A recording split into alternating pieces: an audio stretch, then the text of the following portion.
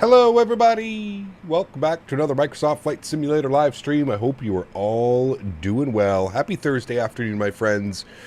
Appreciate everybody being here. Greg, good to see you. AJ, good to see you. Bomb Tech, welcome back. High Tech Hub, good to see you. Red Crafter, welcome back. Captain UK, good to see you. RJ, what's up, my man? Good to see you. Greg Feaster's here. Good to see you. Golf Kilo 4, welcome. Digital, good to see you, my man. Thank you again for getting these routes for us, Digital. Appreciate you, man. Forget which program you use, but it's absolutely fantastic, giving us these classic retro routes. Caleb, good to see you. Leonard Grant, good to see you. Gary P, welcome back. Skyworker, good to see you. 49 Whiskey, good to see you, man. Juggle Stoomp, good to see you. Matthew O, welcome. Samoa Pilot, good to see you. Tyrix, good to see you. Jamie Aviation, we are at your home airport. Strody, good to see you. Chaz, good to see you. James Johnson, welcome back. Captain Icelander, good to see you, man. Welcome back. Hope you're doing well. Lilo Pilot, I did update the frame gen. Yes, thank you. The biggest thing that I've noticed is it doesn't do like any crazy screen popping when you pop between different monitors now. So that's always a good thing. Yes, I did update. It's version 1.0. Miss Washington, Engine Claudia, fly this beauty Lufthansa cargo. Man, such an iconic aircraft. It really sucks that they stopped flying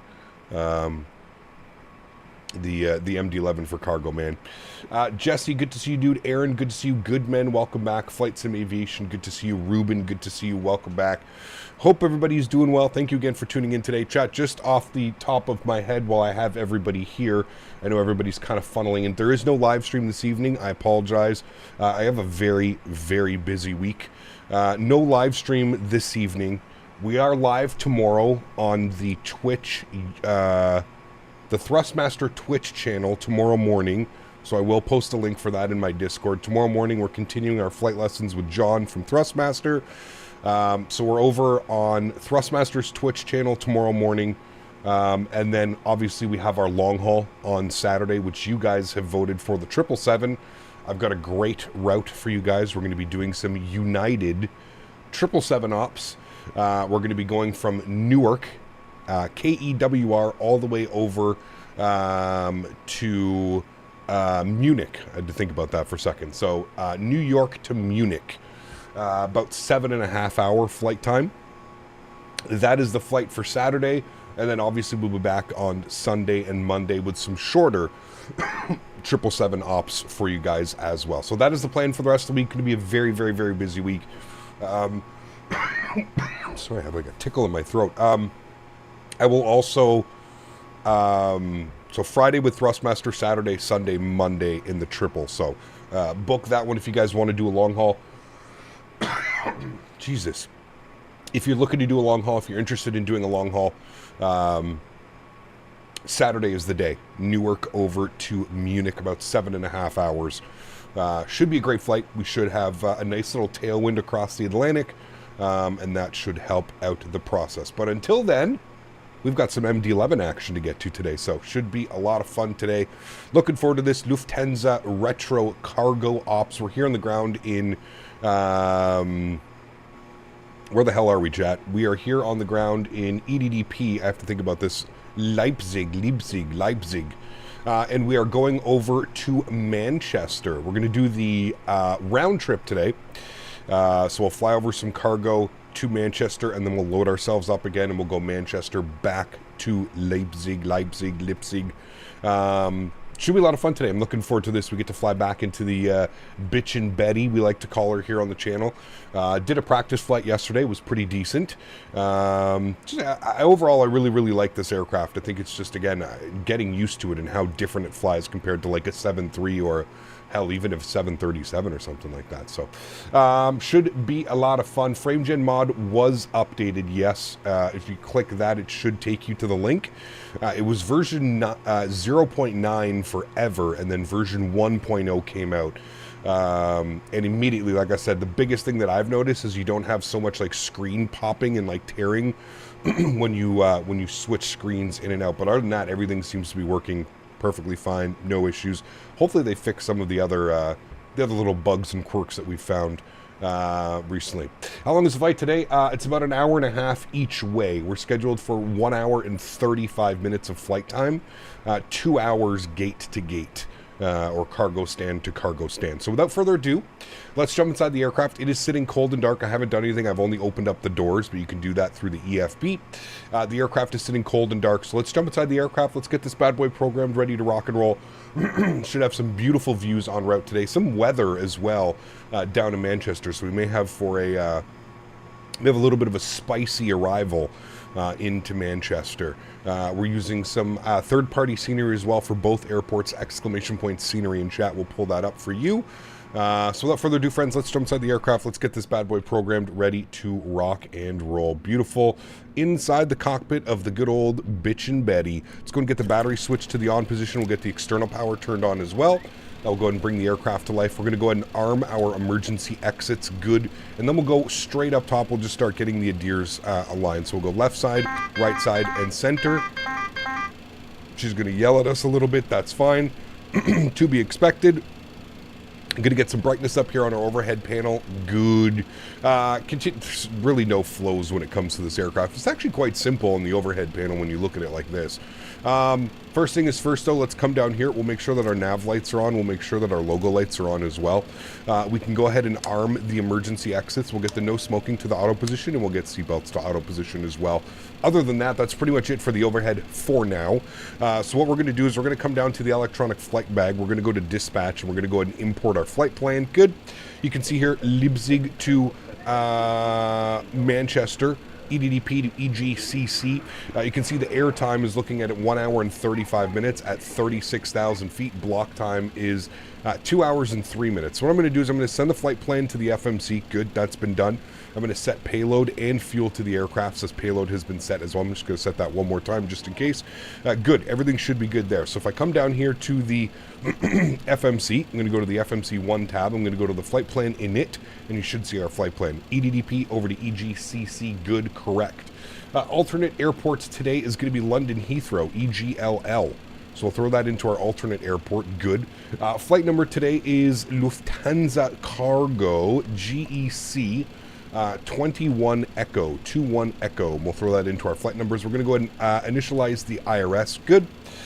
No step climbs today. We're just going to go with one altitude. It's going to be 36,000 feet. Yep. Cost index today, gave it to us over here. Cost index that they want is 69. Come on now, chat. A little bit early for 69s in the week, isn't it? That is set there. Let me go ahead and set our barometric pressure 1016 across the board. Good. That's it for init A page. Let's go to our init B page and we can start plugging in some numbers. So we've got tow weight 213.4, zero fuel weight 190. Again, still boggles my mind that this aircraft is essentially the same weight as the 777. Like the zero fuel weights are so close to the 777. It's pretty crazy. Now we get a little bit more of a tow weight because of the passengers, cargo, and fuel when flying the 777. But yeah, my goodness, man, it amazes me. Just I think people don't understand how big this aircraft is. Absolutely massive. Okay, we'll get hectopascals set on either side, 1016, good. Let me get some floodlights up on this guy here as well. Good, we can see what we're doing. Good, good, good, good, good. Beautiful. Never too early for 69. Hey, I mean, I guess you're probably right. Yeah. Leipzig, so not Leipzig, Leipzig, yes, correct. Init 3 page, or page 3 of 3 of our fuel in it. We're not going to worry about that. That's perfectly fine. If we go to our flight plan page now, we can see our flight plan is in there. Good. Let's go to EDDP. We're going to go to standard instrument departures. Let's grab a quick little look-see and see what the weather's doing down here in Leipzig. 350 at 11. So we're going to depart on 26. I think that makes sense. 26 left is going to be our departure today. 26 degrees, QNH 1016. So we got that as well. Yeah. Cool. Everything looks good there. I'm happy with that. But it's going to be a little bit of a long taxi. We're going to go all the way down Tango and then out for departure. Cool. So we are going to be on, according to SimBrief, the... You can't make this up, Chad. 69 on our cost index. And look at what our departure is. It's the Penny 1 Sierra departure, but what does this look like it spells? Oh, chat. I think sometimes we're a little bit too young. On the penis departure, chat, with a 69 cost index. Nice. 26 left. The penis departure, good. And we'll go ahead and insert that. I'm probably going to get demonetized from YouTube. Let's scroll down here. We're going to go look at the arrival into Manchester. Going to go to the star. You can't make this up, Chad. I swear.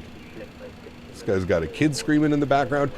Weather here in Manchester. Winds are 080 at 3 knots. Are they going in? Do they ever land on the 5s in Manchester? I mean, 080 at 3. Let's pull up flight radar and see exactly what's going on. Honestly, they're probably still landing 2-3 because of flows and stuff like that. Let's go show on map. Let's see what they're doing. No, they are. Wait. Yeah, they are. Holy shit. They are arriving on 05 right. They're arriving 05 right, and they're departing 5 left. Okay, wow, I wasn't expecting that. Very, I guess, rare maybe for those of you that live in Manchester. Is this rare? Every single time I've flown into Manchester, we've been arriving on 23 right, 23 right, 23 right, 23 right, 23 right.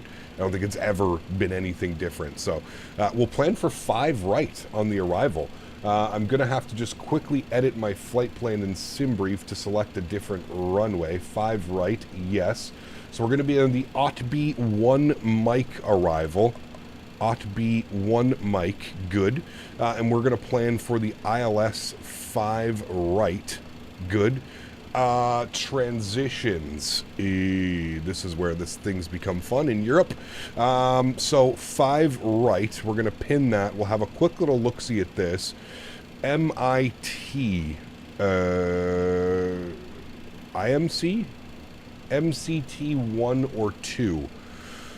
Procedures, arrivals, approaches, no, arrivals, 5 right. And we need to find the,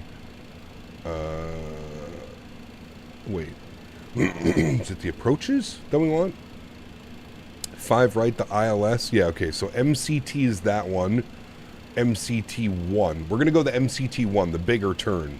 So MCT 1, so it's essentially a, okay, I see what's going on. It's a procedural turn out of the air, out of runway 23, and then procedural turn out and in. Okay. We'll go and insert that.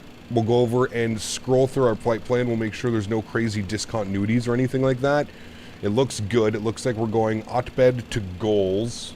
What did we change it to? Close you, edit you. Which one are we on now? The OTB 1 mic. Here, OTB. Oh no, it is there. Okay, sorry, cancel. The OTB 1 mic. So it's going to take us to Burney. I see Pole Hill. And then it should take us to Burney.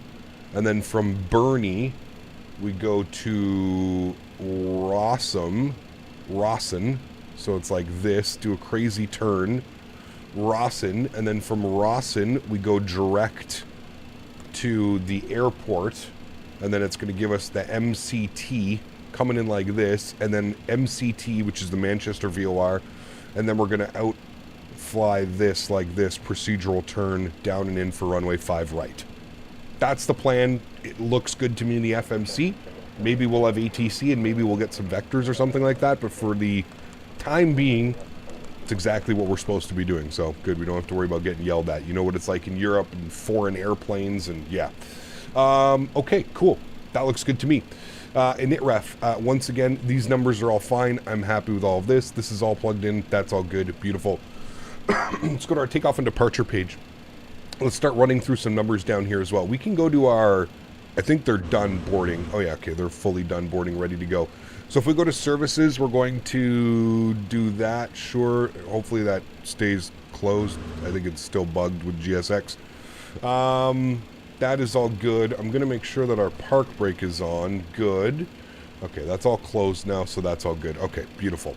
Let's go ahead and spool up the APU while we're sitting here and waiting for all of this. And then we'll come down here and we'll go to our performance numbers. We are departing on runway 26 left, correct. We'll go ahead and get the live weather, 350 at 11, so 1 knot headwind, 10 knot crosswind, should be an interesting departure. 26 degrees, 1016 on the hectopascales. Takeoff weight we'll get now, 213.4, good. We're going with a flex setting. Anti-ice none, flaps optimum, we'll see what they give us. Packs will be on, and we'll go ahead and calculate our V-speeds. Good, 34, 48, 60. 34, 48, 60. I honestly probably should have done this last, actually, because I'm pretty sure now it's going to make me redo that. We're going to the flex of 59. Seems to be the most common flex temp of this aircraft. Packs will be on, and we're going with flaps 24.2 on our flaps. Good. Stabilizer trim will be 5.1. Slope, we've got 0.4 and a headwind of 1. So 0.4/1 into that bad boy. And the outside air temperature today was 26 degrees Celsius this evening. Pretty warm night. And then we just have to verify the speeds. Looks like they've changed slightly, and we've got those ones. All right, cool, sweet. Everything looks good there to me. I'm happy with that. APU is on and available. Let's go and remove the external power. We'll go ahead and get the red beacon light on. We'll come down here. We'll go to our services. We'll go and disconnect the GPU. We'll remove the wheel chocks. We'll go to GSX. We'll go ahead and prepare for pushback and departure. Does not look like we have any ATC here today. Who's this? This is Langen radar, this is Copenhagen control, and this is Milano radar. So no ATC, unfortunately. So we'll be lazy pilots. We're just going to bug up our cruise altitude today, chat. 34,000? Thought it was 36. Apparently he wants 34,000. I'm just going to change that quickly. 340 is what it's calling for now on the flight plan. So we've got that in there. Okay, good. 34,000 is set. Runway heading will be 260, so we'll bug up 260 on the runway heading, there or abouts. Good. And then our V2 speed was 160, so we'll bug up 160 as well for our V2 speed. How good? Everything is looking good to me. Upstairs, we're all set and good up there. Seatbelt sign can go on. Red beacon light is on as well, and all of the doors are closed. We should be ready to go here, chat. Ready to rock and roll. V2 is 162? 160. 160. Oh, you're just saying 169. It would have been good if it was. Gotcha. It's a vectored approach? Yes, it looks like it is. Igor, what's up, man? Good to see you, dude. You don't have to do a procedure? Well, I mean, if there's nobody online, we're still going to do a procedural turn just because it's going to make the aircraft fly a little bit better for the approach, right? I can vector myself in, sure, but just in case there's control online or anything like that, we're going to leave the approach like that and we'll deal with it. 5.1 on our stab trim. We've got that set. Good. Engine ignition not armed. Yep, that's fine. We'll do that now. Engine ignition A is on. We've got the tug pulling up to the aircraft. Good. We're going to go nose left. Release parking brakes, please. Good. Let's release the park brakes. Commencing push. Good. I'm going to put our squawk as 1,000 as they usually tend to do that here in Europe. I'm going to go TA only and I'm going to turn this on. Good. We're ready for engine start. Sounds are up. Spool up engine number 3, shall we, friends? Pull our little bouton. Yes. I'm going to go FMC and you're going to be on the flight plan page for you. Thank you. And again, looking for about 15% N2 before we introduce fuel. Here comes 15%. We'll introduce fuel now. Give a nice little wing view. No more 69s, we're British. Nice. Real nice.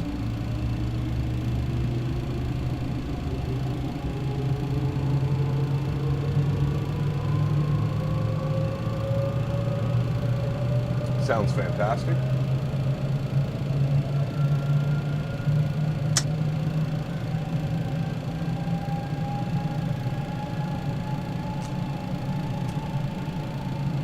No night stream tonight, Motion, no. I'm live tomorrow morning with Thrustmaster on their Twitch channel, so I'll post that. Did you see that Planet Coaster 2 got announced today? I did not. That should be kind of cool. Planet Coaster 2. Alright, let's pull up engine number 1. Pull our button.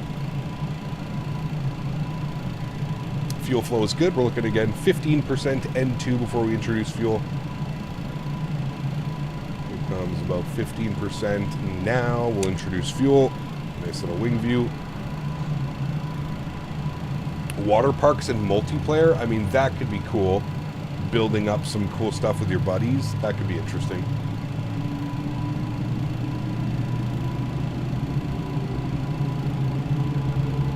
Yeah, the engine sounds are really good with this aircraft. Especially the startup and shutdown sounds, yeah. Bring back After Darks. Well, we have our Thursday evening streams. It's very rare that we miss a Thursday evening stream. Like I said, it's just for me, like the rest of the week is just insanely busy. That's why we have no stream this evening. I've just got a bunch of prep stuff that I have to do for tomorrow's stream with Thrustmaster in the afternoon, or morning afternoon. Okay, auto brakes can go over to RTO. Let's go ahead and spool up engine number 2 on the back. The wing textures look poor. I mean, They looked fine to me, man. Could they use maybe a little bit of work? Sure. I don't know. They look perfectly fine to me, man. I don't know. I swear some people just like to nitpick and like there's like, I don't know, man. I fly from the cockpit. I don't fly from the wing view. So like, albeit wing views are cool for like, yeah, like when you're starting up the airplane, but like, as long as like this part of the airplane looks good, that's really all that I give a shit about, man. I really am not, I'm not too concerned about what the wing textures look like and stuff like that, man. What's that clicking sound? That's the backup, the backup old school controls. It's very similar like a 737. How much is this plane if you want to buy it? Exclamation point aircraft in chat. And it'll provide you with a link directly to the aircraft. It says 33 is not in. I don't know why it's not. There we go. Okay, maybe because I double hit it. Hope you're having a good day so far. Yoban, I am, man. Thanks for asking. Appreciate you being here, dude. Look good here, Cap. He may have it on a lower res. I don't know, man. I don't know. Like I said, man, some people I just find like to like nitpick just a little bit too much. They're, you know, and I guess to each their own, right? That they can be the own critic. But to me, oh yeah, I don't have to do that. Sorry, I can turn it off, but you don't have to do it. It does it automatically. All right, we've got 3 good engines. Let me just turn down the sound here just a little bit. We need to dial a flap down to 24.2. So let's start scrolling now. 24.2. The other day I had a live my Italian viewers and I was using the Air Canada livery. I felt guilty. Hey, nice, man. We love Air Canada. 24.2. I'm guessing that's probably a little correct right about there. So let's go flaps now. 28.2. And I love how quickly, this is exactly like it is in real life. I love how quickly the flaps come out in this aircraft. It is almost like instantaneously, you know? You should fly Air Force One. No, thank you. No, thank you. I'll let the 12-year-olds on YouTube and Twitch pretend like they can be flying Air Force One. Profile and nav will get armed, and you'll see nav armed and profile armed in your PFD if that's done correctly. Everything else is good. Arm the ground spoilers. 3 good engines. APU is off. Looking great, friends. Let's get our nose light over to taxi. We'll go ahead and release the park brake, and we'll go ahead and start our taxi over to 26 left. So it should look good. Already someone complaining about the aircraft. It's not Monday today. Like I said, dude, everybody's fine. Like, you can have your opinion, right? I'm not saying that his opinion is wrong. For me, I don't understand, like, texturing is one thing. Like, in X-Plane, a lot of the wings, like, if you look at, like, the TOLUS, for example, like, the TOLUS aircraft, the actual, like, modeling of the wing looks off. The fairings look off. It's very, like, the wing doesn't look normal. That's when I start to have, like, a little bit of, like, a, you know what I mean? But as far as, like, texturing and stuff like that go, I feel like that's just a personal opinion, honestly. And I'm not too concerned. As long as the wing looks like the wing does in real life, and it doesn't have, like, weird-ass shit going on, then I'm usually okay with it. Texturing, like I said, man, not the biggest deal for me. As long as the texturing up in the cockpit, where I spend 99% of my time, as long as the texturing up here is good, it's really all that I'm concerned about, right? Like I said, everybody's going to have their own things that they worried about. I'm not saying he's wrong, but I'm just saying, you know, for me, I don't fly from this wing view, right? Like, yeah, I go to this wing view every now and then as, like, you know, as we're passing by something or something like that, but other than that, that's the extent of that wing view for me. So yeah, thoughts on the 777 so far? Absolutely love it, Tom. Probably my favorite aircraft. It's just everything about it, man. It's done so well. The flight model, the texturing, the modeling, the engine wobble, the flaps, the flap sound, the wing tips. It's just incredible, man. Yeah, we can see a AN225 parked up here. Very cool.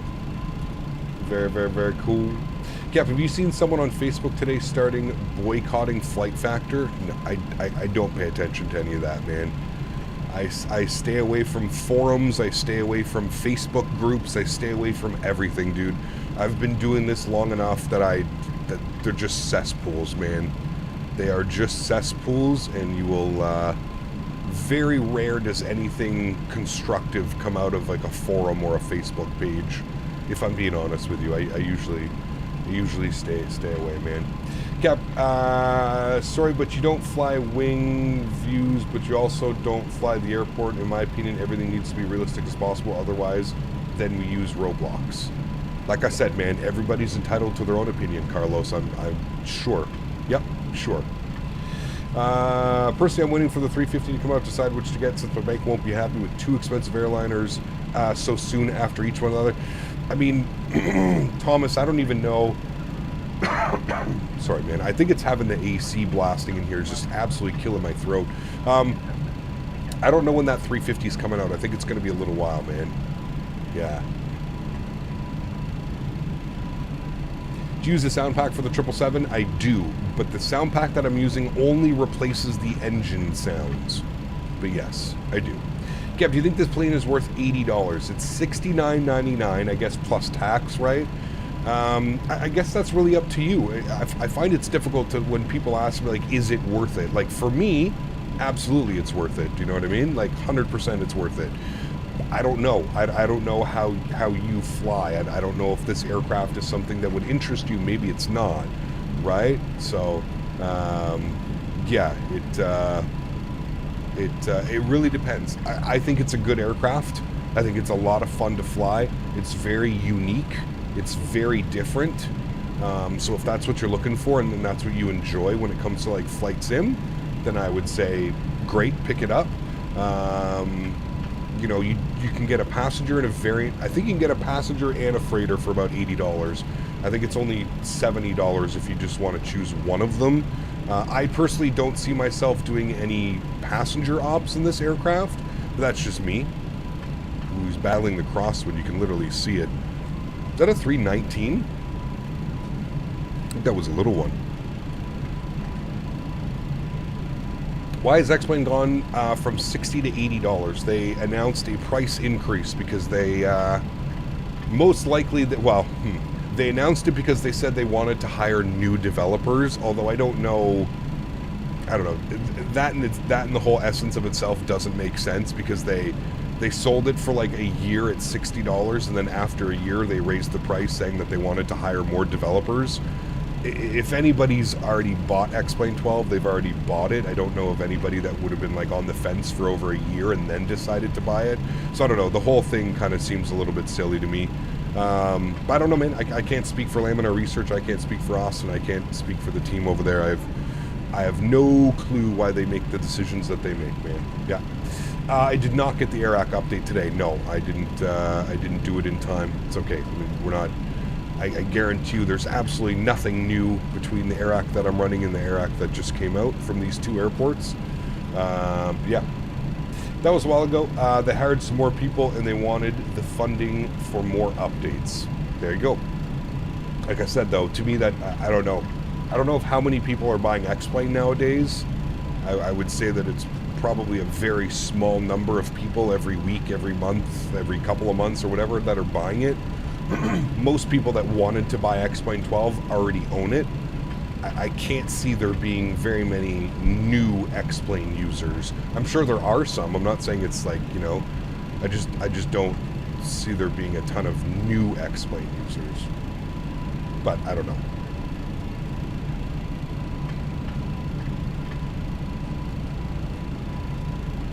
That's good news, Lilo. I mean, if anything, though, aircraft development and simulator development, we know that things can sometimes go a little bit crazy, right? So as much as I would love to believe that everything's on track, I'll believe it when I get my press copy of the 350 and I can start streaming it for you guys. You know what I mean?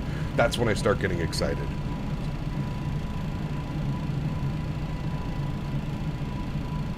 Alrighty. Pulling up to the runway. Everything is looking good. Remember, if you are going to try and turn this aircraft, keep it at about 10 knots. Let's get our landing lights on. Let's get our nose lights on. Let's get our high-intensity strobe lights on. We're good to go. Leipzig traffic, Lufthansa cargo 21 Echo departing 26 left. Leipzig. Still waiting for an A220 in the simulator. We're getting one. Synaptic Simulations. Synaptic Simulations, baby. Sklit, what's up, man? Good to see you, dude. Welcome back. Hope you're doing well. Turn on my head tracker here for lining this bad boy up. Notice it's not like the 777, so I don't have to take it nearly as far. The triple's a little bit weird on the lineup. This one seems to be a little bit easier to kind of line itself up. Talking about Synaptic? Ah, got you. Okay. All right, let's smash down our auto flight button. Good. You can see our takeoff clamp comes. 34,000 is in. Good. Joystick cam goes on. Friends. I'll turn the sounds up. Enjoy the departure. I almost said enjoy the arrival. Enjoy the departure, my friends. Throttles up. Good. Advance them. There they go. Slight nose down pressure.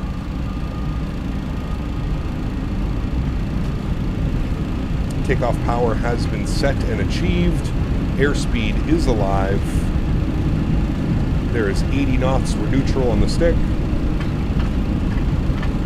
Definitely some crosswind components coming in here, friends. We're going to go into wind. Oh boy, all over the place. There's V1, and there's rotate. Very easy on the nose. Nice and gentle. Nice and gentle. There she goes. Look at that crosswind correction. Beautiful. Positive rate. Gears going up. And we'll pitch for climb.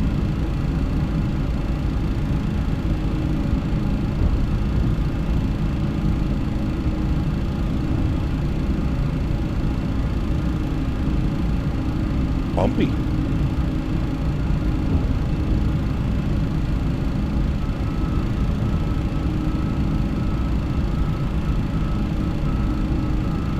Oh, okay. It's just an airplane casually right over here to my left, taking off or doing something. I don't know what he's doing, but sure. You guys see that? Top left? You see that airplane right there?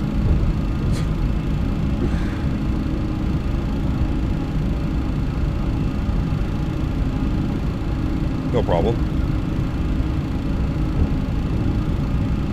We're going right, he's going left.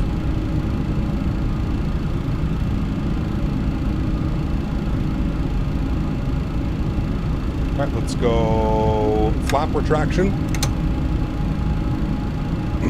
Super bumpy. Departing out of here, like super windy too. Like, holy macaroni. Fighting those winds right now. Normal parallel? Nah, I don't think that was normal. I don't know if like he was on a go-around or something. I didn't hear anybody on comms. Also didn't see anybody on short final, so I'm not quite sure. I did not hear any radio calls. I didn't hear anything like that.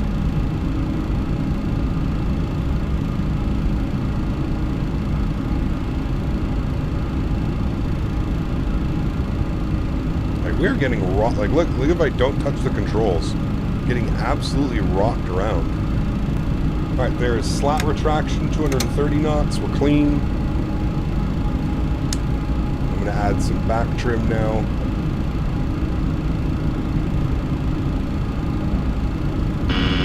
Stabilizer motion. Yep, stabilizer motion. We're pitching for 250 knots. Looking good. We're climbing through 7,000 feet now. 250 on the speed is held. Beautiful. It seems like we got out of that turbulent area or whatever that was there briefly. Cool. We'll engage autopilot once again. Bring you guys back up into the flight deck. Wonderful. Looking good. Eduardo, what's up, man? Good to see you, dude. Welcome back. Hope you're doing well. Happy Thursday afternoon to you, my friend. Right, let's go ahead and increase that. Good. Climbing through 9,000 now. Let's go to the overhead. We'll kill the... Just didn't mean to do that, sorry. We'll kill the nose lights. We'll kill the logo lights. And as we're passing through 10,000 feet here in a moment, there's 10,000 feet. We'll go ahead and... landing lights come off and seatbelt signs over to auto. There we have it. Beautiful. Are you going on vacation? When would I be going on vacation? And when did I ever mention I would be going on vacation? You know, I have excellent 12, but I feel like buying an A220, so that would be a good compromise. Yeah, there's I think there's a freeware A220 in development for X-Plane. I have no clue if it'll be good or not. And then there's one in development as well from the same guy, Hot Start. Hot Start's doing an A220 as well. Trav, what's up, my man? Good to see you, dude. Welcome back. Hope you're doing well. It's been in development since 2021. I mean, that means absolutely nothing, TSC. I think it's X-Craft that's making it, right? They make okay. Their Embraer is okay. Yeah, I don't know, man. It's free. I guess that's all that matters, right? For a lot of the people out there, but X Works. Oh, those are the guys that made the 340 out of the default 330, isn't it? It is Thursday, Nismo. Good to see you, man. Good afternoon, Captain. Hope you're okay. Are we going? Where are we going the second stream later? Jackson, no stream later, man, tonight. I am live tomorrow morning on the Thrustmaster Twitch channel, which I'll be posting in my Discord, and then we have a big long haul on Saturday, and then Sunday and Monday. So there's no live stream this evening, unfortunately. There's some things that I have to get prepped and ready to go for my stream tomorrow morning with Thrustmaster. Free is not always good. I'd rather pay and get a good quality, just my opinion. Yeah, I don't mind freeware projects. You know, if you look at it, especially for X-Plane, I mean, the Zebo mod, right? Arguably one of the best freeware airplanes ever made. So, I'm not against freeware, but yeah, I mean, you know, look at the amount of freeware projects that have been, you know, been made for Microsoft, and they've kind of just fizzled out and they're not even a thing anymore, you know what I mean? And you would think, like, you know, even like donationware or something, right? Because that's what freeware is essentially, right? It's just donationware. You're just getting, you know, you buy a coffee or whatever it is, you know what I mean? Screenshots are easy to, I could give me a couple hours, 777, and I can go and get some screenshots for you as well, man. Screenshots mean absolutely nothing, especially when it comes to like a high fidelity aircraft like an A220. That's all about system depth and flight model, and that's really all that matters. Screenshots mean absolutely nothing. So what's tomorrow's stream? Tomorrow we're continuing our flight lessons with John. So we're teaching John from Thrustmaster, who prior to this year had absolutely zero knowledge when it came to flight sim. We're teaching him how to fly. So we've got our next lesson as well. So the X-Craft E-Jets are the best rendition of an E-Jet. Yeah, I mean, that's not really speaking much, Flightline, if I'm being honest with you. You know, there's no good quality E-Jet. So to say you make the best E-Jet, you know. So, yeah. What aircraft do you guys we're right now trading pilot. We're doing like all of the flight lessons within like Microsoft Flight Simulator. So we've been taking them up on like doing some of the flight lessons, doing some of the cool things.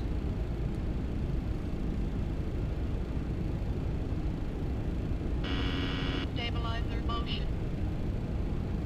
It is, Andre. I mean, that initial pull, the initial lift of the nose, it's quite light. But yeah, then getting it like airborne after that, it can definitely, it'll definitely get you, man. Auto brake goes off. Good. Excuse me. And we'll disarm the ground spoilers as well. Beautiful. Minecraft streams, $5 says, hello, sir. It's Captain Carolina on my second account. How are you today? I've passed my ATP written, and now I'm certified airline pilot. Yes, thank you for the $5 donation. Thank you for the Discord messages. Appreciate you. I don't know why you can't log in on your normal account. You were here the other day under your normal account. That's weird. Thank you very much, man, for the $5. Appreciate you, and congratulations on your ATP written exam. Cap, what's up? Been a while. Thoughts on the 777? Still haven't watched anything since it came out. Pierce, it's incredible, man. Absolutely incredible. Beautiful, beautiful, beautiful aircraft, man. Really is. Gamer Boy, welcome back. Hope you're doing well. Is this better than the Mad Dog add-on? I mean, I don't know. I guess it depends what you're looking for, Hergy. I'm not the biggest fan of the Mad Dog, the Leonardo Mad Dog MD-80. I prefer this, but that's Hello, me. sir. It's CPT Carolina on my second account. How are you today? I have passed my ATP written and I am now a certified airline pilot. Congratulations, my friend. Next step is getting hired by the big boys. Congratulations, man. Wish you all the best in your endeavors, dude. Thank you again for the 5 bones.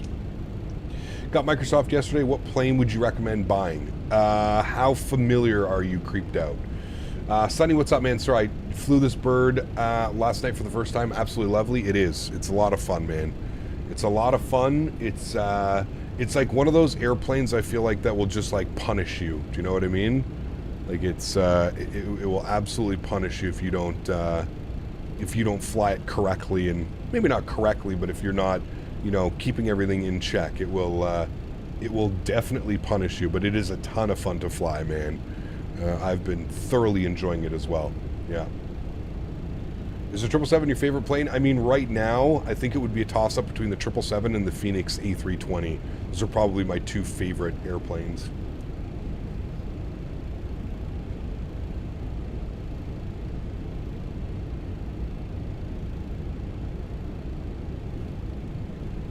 What is min profile in feats and FMS?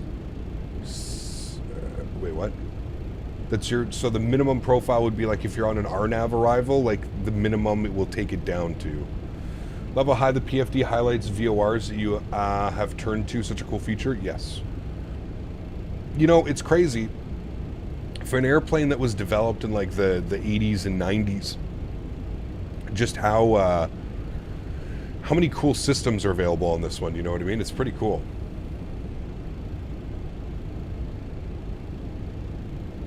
I have no clue what that is, Hergy, but congratulations. Climbing a 360, nice. Which do you prefer more, Airbus or Boeing? Depends. I don't really have a preference, to be honest with you. I love flying both. I love that I get to, you know, I love that I get to fly both aircraft. I don't know if I'd have like an actual preference.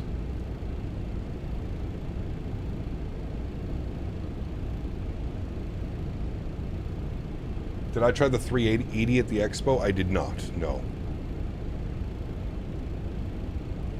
I did not. He's talking about a strip club in GTA? Is that what it's called? Nice, okay. Yeah, not familiar with that. Too bad it got kneecapped by the A300. Yeah, it's pretty crazy, pretty crazy. Do you know if there's any medium haul aircraft in the works? Tisserman, if you can think of any airplane, it's probably in the works right now, and it's probably been announced. I mean, just off the top of my head, man, we've got an A220, a 737 MAX, 3 versions, really, if you think about it. We've got the iFly MAX, we've got the PMDG MAX, and we've got a Sobos MAX that will be coming with Microsoft 2024. We've got a Q400, we've got a 7.5, a 7.6, a 787. I mean, you think of it. You name me the airplane, Tisserman, and I'll be able to tell you yes or no. All those great features, them done. Real pilots complain about the model not looking good. Again, man, like I said, I don't have a problem with that. That comes down to personal preference, right? If somebody's going to say, oh, the wing doesn't look good, or, you know, could it use like some texturing? Sure, absolutely. But like, I honestly don't think that the aircraft looks bad in any retrospect. The aircraft looks old, it looks dirty, it looks used, and it looks abused. I mean, this is exactly how I would picture an MD-11 looking in this day and age, with it being like 30, 40 years old. Do you know what I mean? So, what do you think about the 727? 727 could be cool. I don't know how much I would fly it. Those are like super rare nowadays. They're not really flowing all that much. Yeah, I don't know.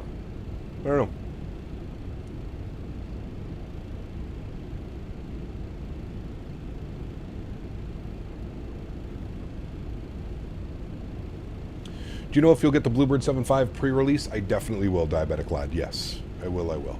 Yeah.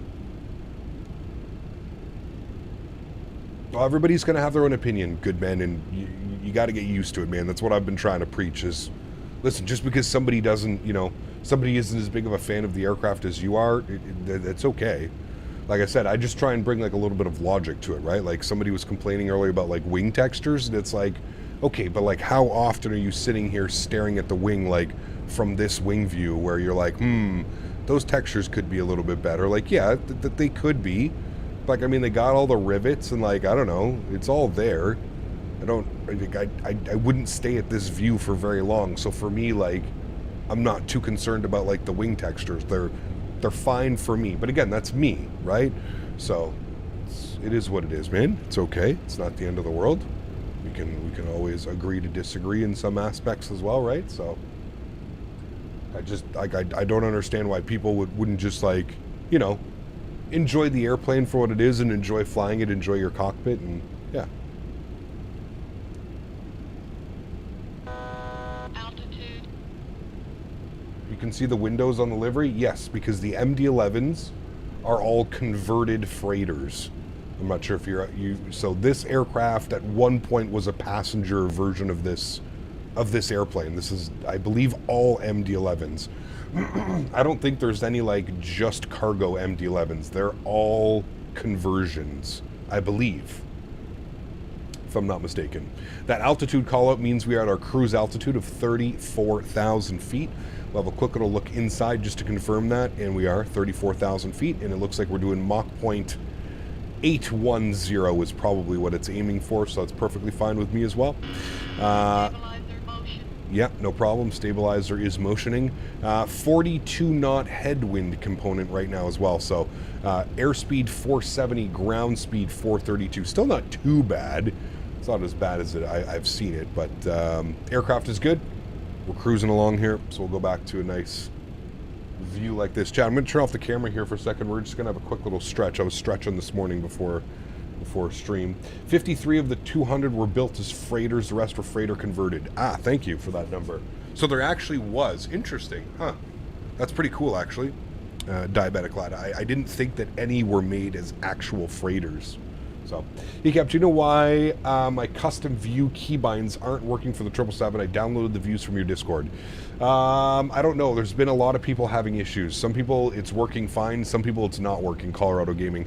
I don't really know. I don't know if you can find an answer anywhere, but yeah. Ecap, is there an estimated price tag for the AnyBuilds 350? No, I have no clue, man. Even if there was one, I would have no clue, dude. I'm sorry.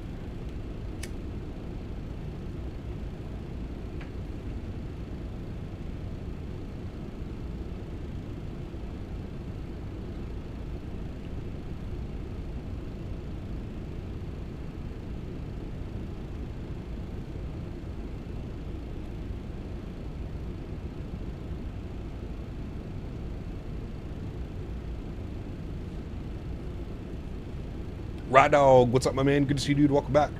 Can the visual be improved? Absolutely. Does that make the plane unflyable? Absolutely not. TFDi will improve over time. Of course. I mean, that's like one of, you know, when all these airplanes come out, man. I mean, look at the 777, right? The 777 is a perfect example of that. The aircraft came out, what, how long ago? Maybe 2 weeks ago, and it's already received like 3 or 4 pretty big updates. You know what I mean? These airplanes will only get better with time. That's the beauty of it, right? It's not like you're buying an airplane and it's never going to get updated. It's never going to get fixed. This version is already on version 1.01, so they've already pushed a major update. I'm sure they're working on another update as well. So yeah, what plane are you looking forward to the most? Oh man, right now, probably it's a toss-up between 3 airplanes. The Bluebird 7.5, the Majestic Q400, and the Synaptic A220. I think those are like the 3 ones that I'm mainly looking forward to. Then you gotta sprinkle in the Bluebird 7.6, the AnyBuilds A350. I mean, shit, dude, the list can go on and on and on and on. You know. I'm really looking forward to having a 737 MAX to fly as well. A lot of airlines are operating the MAX line of aircraft, so. Can I just copy and paste my camera config file from the freighter to the passenger? Yes, correct, right on. When the 7.4 comes out, hopefully before that heat death of the sun, it's going to be hard not to do EHAM to St. Martin. Yep, absolutely. Imagine optimization on the E220 or the E250. Wait, what?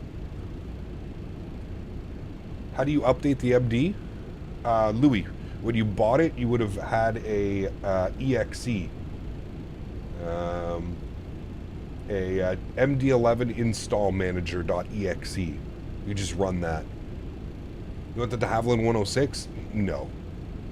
Q400 is going to be incredible, man. I just mainly want to fly, like, my logic behind loving the Q400, well, I love the Q400 being that I'm Canadian and we fly it all the time up here. But yeah. Have you had noticed any episodes of ND stuttering or lagging? No, can't say I have. Would you fly the Koch? I don't know anything about the Koch, maybe, but I don't know. I don't really know. Porter ops out of Boston? Yep. Even Porter down to like Newark and stuff, man. LaGuardia, Newark.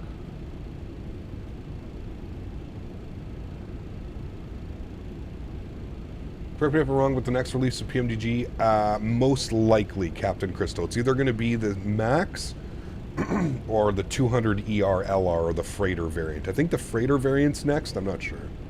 Yeah, it's a Chinese A220. I know about it, but I don't know like anything about it, obviously, right?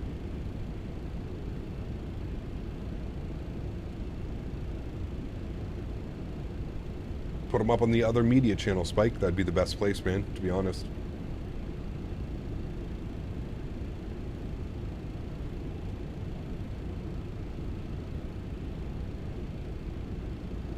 Yep, where do you get the KLM livery that you previously used? The one for the 777, Felix? It's on flightsim.to.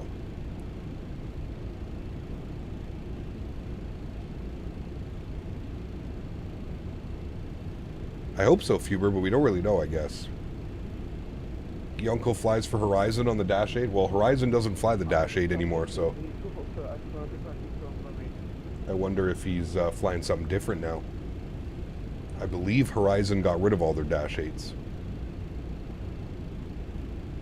Did you see Sam Chewy? I don't watch Sam Chewy, man. No, sorry, dude. Sam Chewy is one of those content creators. Listen, I'm not like biased to like content creators or stuff like that, but yeah. Sam Chewy is one of those content creators I cannot watch. His videos just, they look so fake and perfectly, you know, just so awkwardly weird. I can't watch it. No. Not for me, man.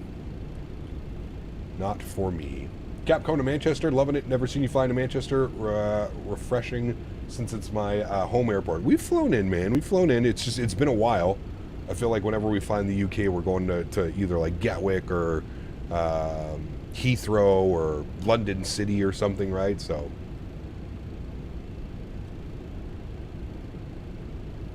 he got to fly the cockpit. Yep.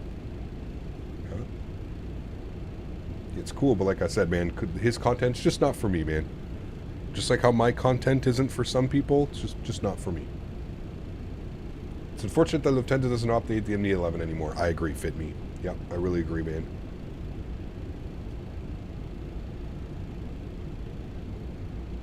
It's a cool-ass aircraft, man. Only dashes I see around PDX these days are Porter. Yeah, I don't think Horizon flies it anymore. I believe they're already all gone. The Dash aren't too common here in the US, so it's refreshing to see it while one flying out. Yeah, well, who do we have? I mean, in the US, you're only going to have Porter flying them down and Air Canada Jazz. And even then, like, I'm pretty sure they're only operating, like, into, like, Boston, New York, and some other areas like that.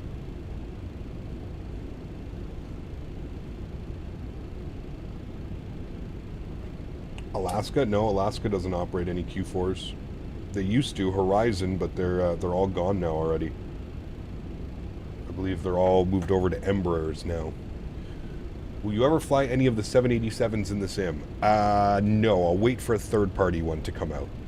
Now that I've got the 777, there's no need to go fly the default or modded 787s. Has anyone heard about CTAF on VATSIM? Yes, it's only in North America, though. Fit me.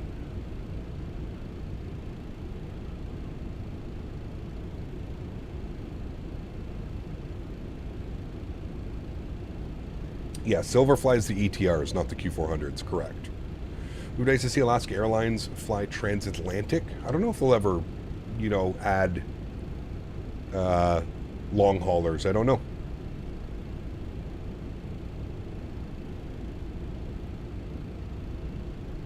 Like Simply Aviation, great to down earth reviews and very informative. There you go. I like watching Noel Phillips. Noel Phillips. There's a couple like real world guys that I enjoy watching, but honestly not too many. But B2 the Gamer, what's up, man? Good to see you, dude. Welcome back. Does Alaska even have planes capable of transatlantic? They've got the Max 8s, I think, don't they? The Max 8s and Max 9s. I mean, those could do it, but I don't think they do it. Jeb Brooks is good. Yeah, Jeb's okay. Who are my top 3 Twitch creators? I don't spend enough time on Twitch, Tend. I'm sorry, dude.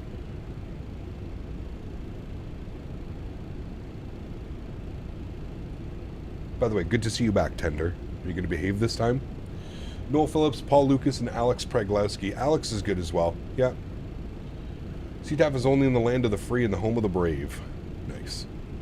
Didn't they have A321s? They got rid of them all. They got rid of all their A321s and A321 Neos that they got from the Virgin America.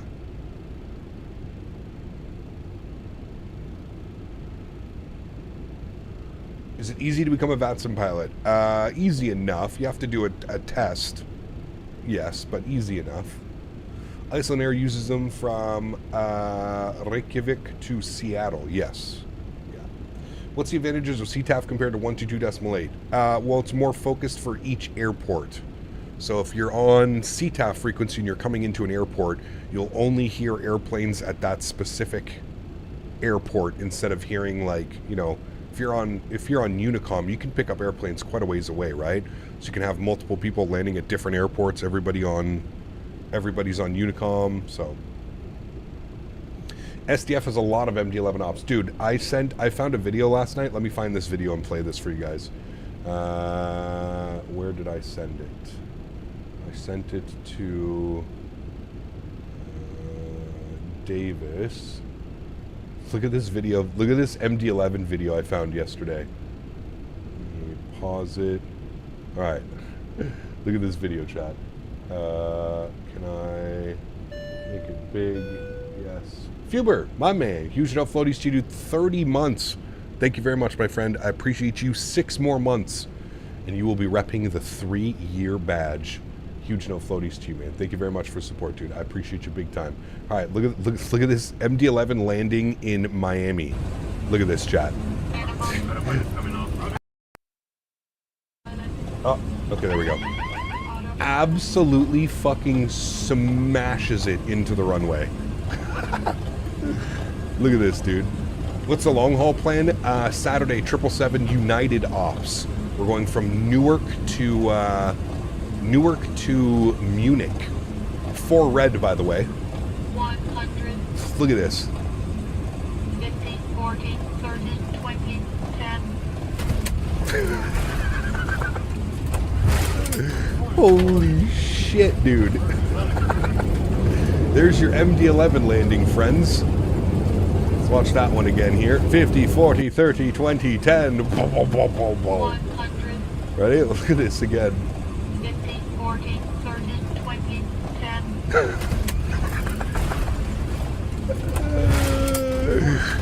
Holy shit, dude. Spoilers deployed.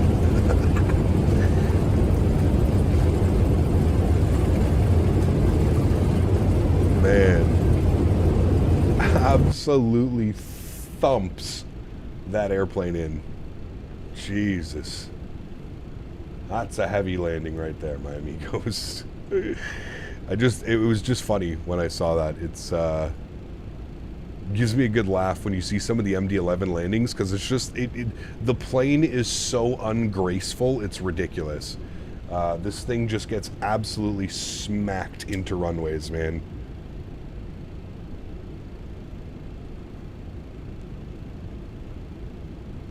Stretch right now is Tropicana cookies, right on.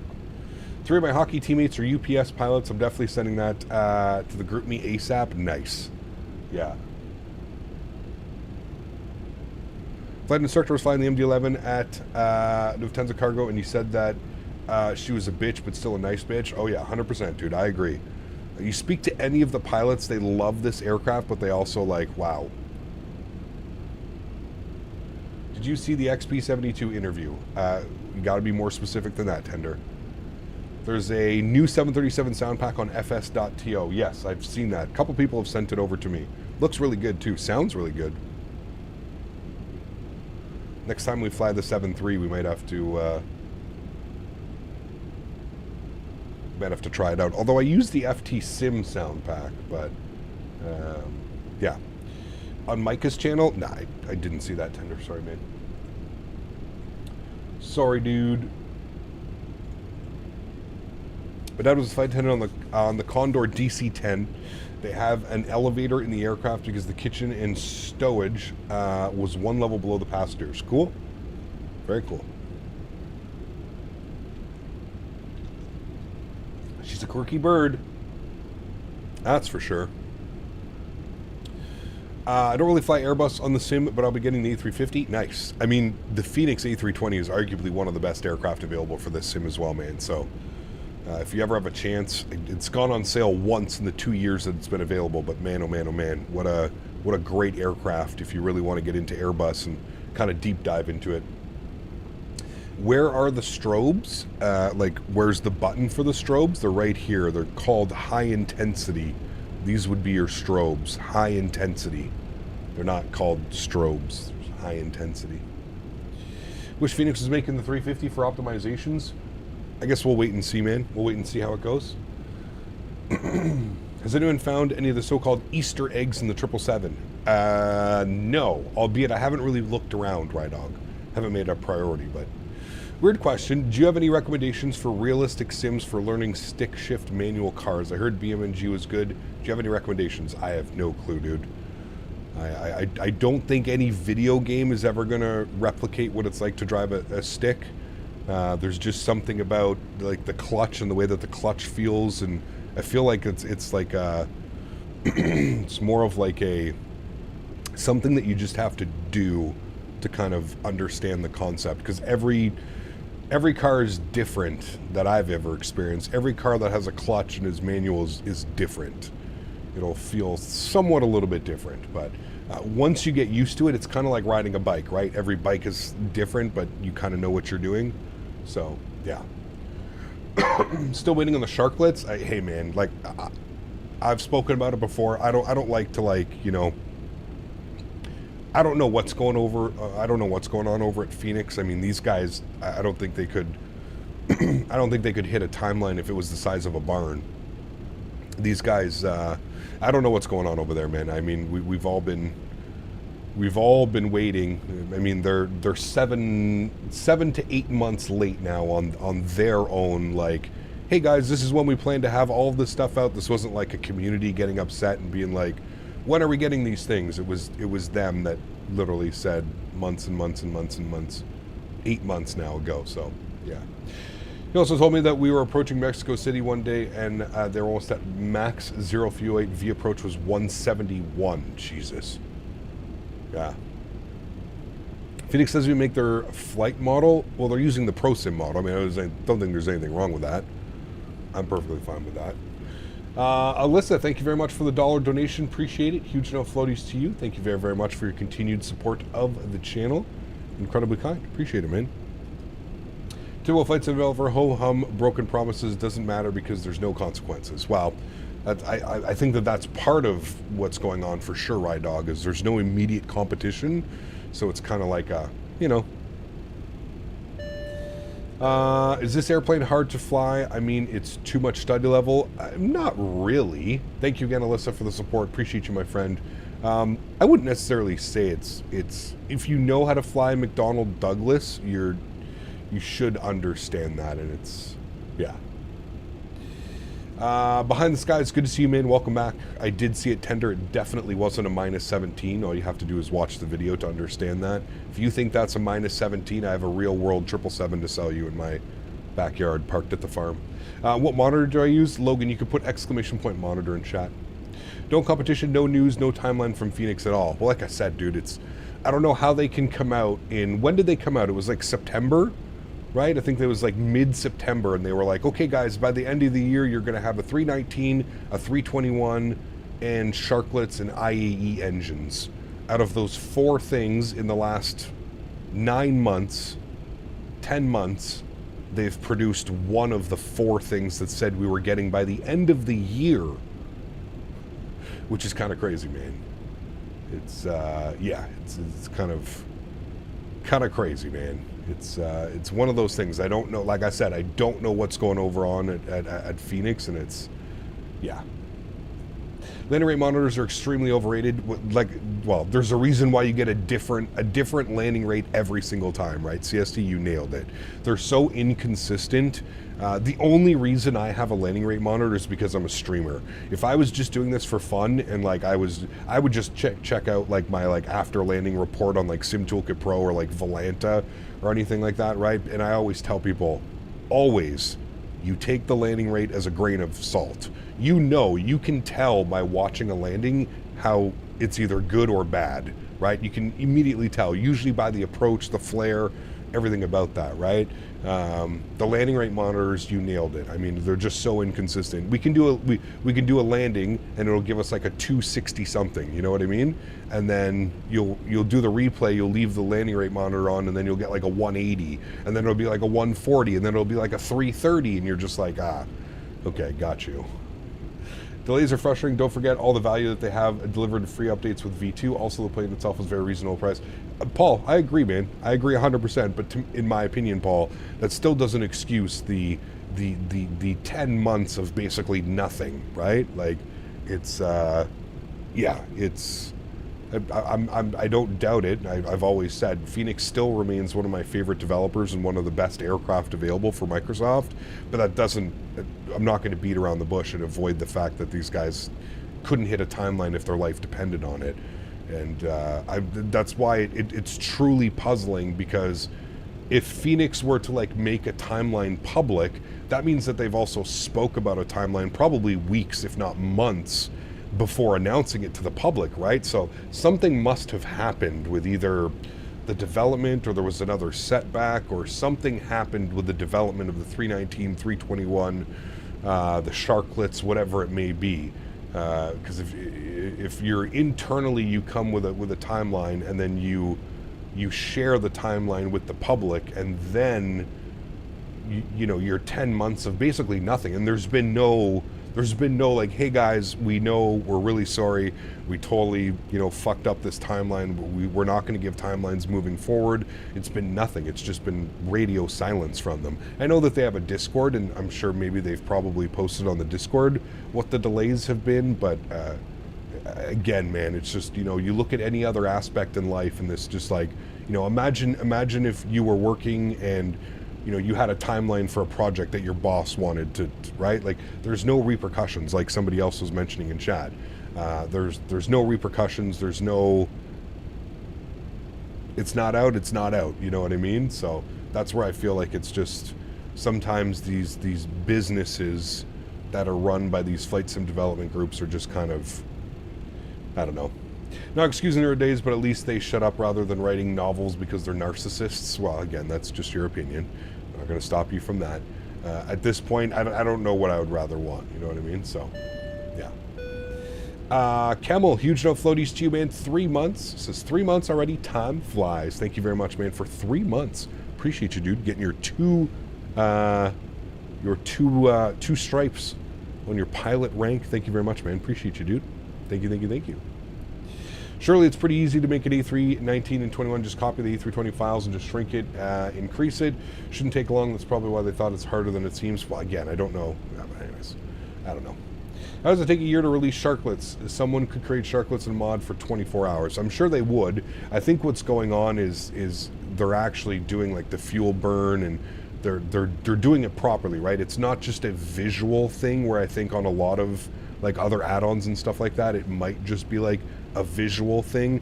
I think Phoenix, like, you're actually going to see like better fuel burn and fuel stuff when it comes to the Sharklets and stuff. But I don't know what it comes down to when actual development. I don't know. Thank you again, Kemmel. Appreciate you, my friend. Thank you, man. I saw in their Discord was them being salty over people being salty. Might have changed now. Wow, yeah, like I said, man. I could not imagine, dude. I could not imagine being a developer in the Microsoft market, because people just, I don't think people truly understand how long these add-ons take to develop, and I'm completely okay with that, right? Like, I have no problem. You know, what Phoenix should have done and what they should have said was, you know, A319, A321 coming sometime 2024. Cool, thank you, awesome. You know, it was them coming out in like August, September and saying, by the end of the year, you're going to have all of these things. And of course people are going to get upset with that, you know what I mean? Like, that makes complete sense that somebody would get upset about that. I would be upset about that as well, you know what I mean? So, yeah.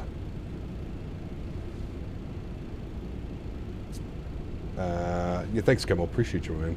Could you imagine taking 2 years for Sharklets? I mean, it's, yeah, I don't know. Give us the visuals and then the fuel burn later as a free update. I don't know, man. When or if it will release, would you fly more of the 319 or 321? I don't know. It's a good question. Probably the 321, just because I think there's more 321s than 319s flying around. But there'd be some pretty cool ops regardless.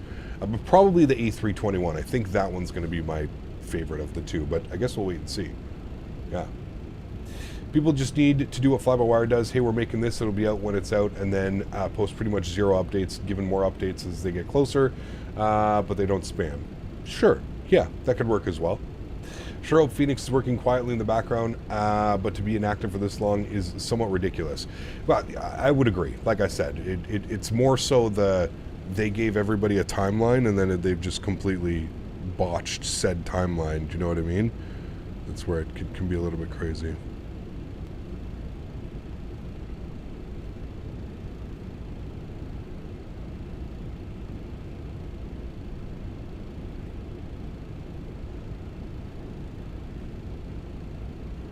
Without malware, yeah.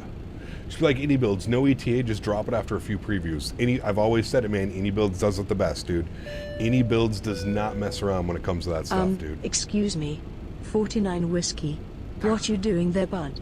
Anyways, CPT Nice. League got his wing FCU, so I'm about to go play with my new toy. Very nice. I think that puts you, what does that put you up to? 108 for the month, Captain Lee? I think that gets you just above 49 whiskey at 108 on the month. You'll have to confirm with me, though. Sorry for making you confirm.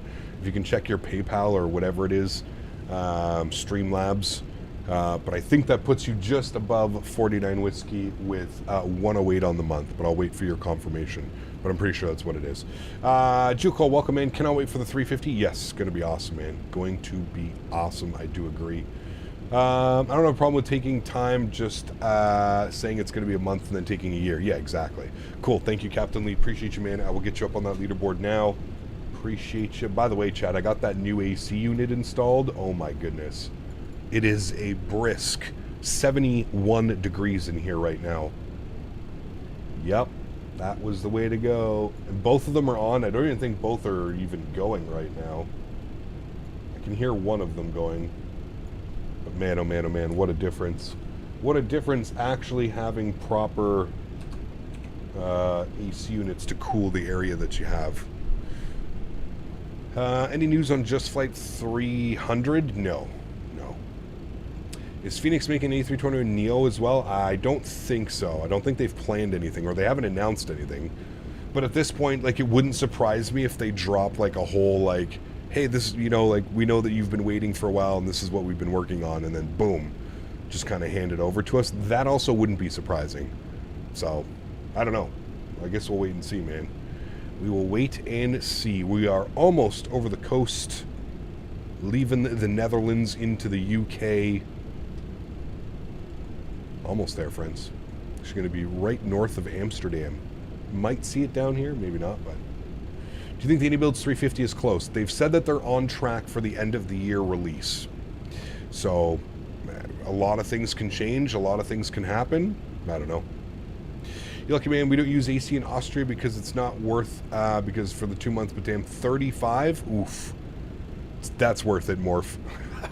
That's worth it, man. Get yourself a window unit or something like that, dude. Yeah. Do we have any ETC in Manchester? Good question, Tanush. I have no clue. I can use this new little tool someone sent me. I think it's called VAT Map or something. Map VAT. What is it called? I have it in my favorites. Favorites. How the hell do I see my favorites? Bookmarks.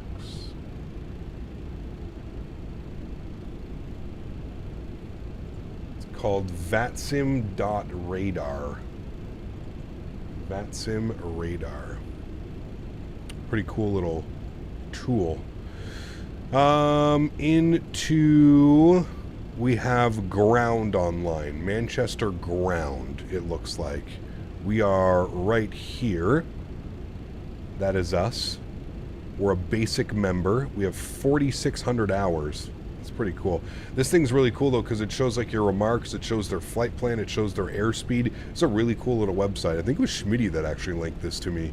vatsim.radar.com. There's our flight plan right there. You can see all our flight plan. But yeah, it's really cool. You can like click on the click right on the airport and you can kind of see.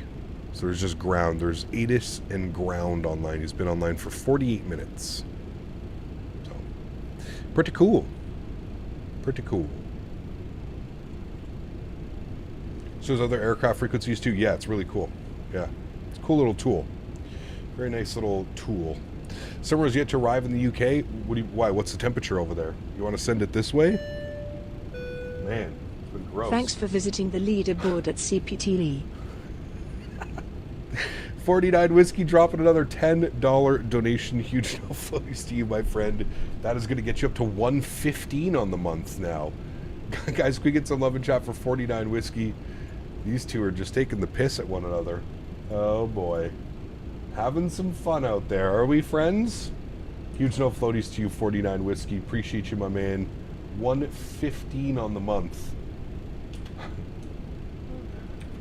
115. Bumping off Captain Lee.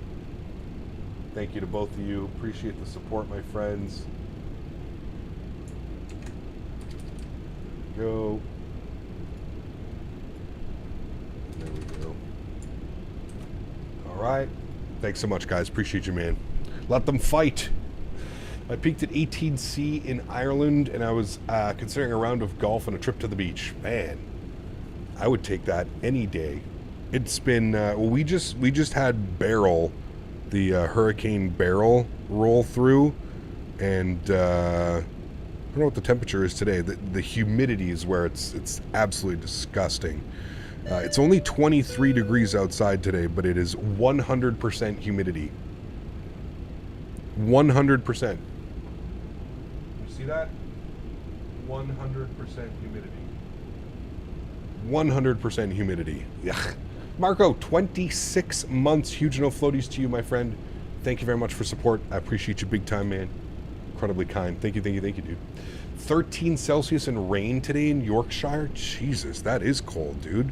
That's like fall weather. You got what graphic settings to use in Microsoft? DeWito, I use high-end preset. Clouds, ultra, trees, and bushes on low. That hurricane made my cruise ship not stop in Jamaica last week. Yeah, I believe it, Caleb. I believe it.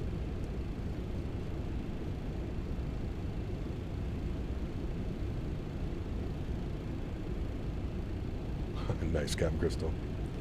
Non-stop rain and 15 degrees in Manchester feels much colder. Yep. I think we've had 3 hot days this summer. Feels like autumn. Yeah, it's going to say it feels like fall. That's like September, October weather for me. Did you just leave the Netherlands? We did. Yeah, we did. There's the coast behind us. We did. And if we look at our wonderful PFD, you can see top of descent is about 130 miles, 120 miles, somewhere off into the distance. Getting close. Ever been to Amsterdam IRL? I have, when I was 17 or 18. Yeah, when I graduated high school. Went with a buddy of mine and we went on a Kentucky tour. 40 Celsius summers, they said, we get every year, must be late. Man. Caps, you get a private pilot's license, I'm sure you would really enjoy it. Yeah, I have to be careful. THC, Alyssa, right? Can't be smoking THC and flying airplanes, unfortunately.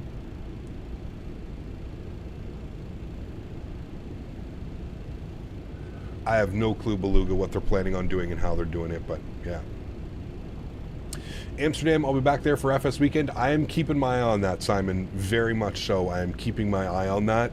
I've got some Aeroplan points built up now, Simon, and I may splurge a little bit and use my Aeroplan points and go to Amsterdam for 4 or 5 days. Should be awesome. Tom, no stream tonight, man. Unfortunately, we have a really busy next couple of days. I have a stream tomorrow morning on the Thrustmaster Twitch channel.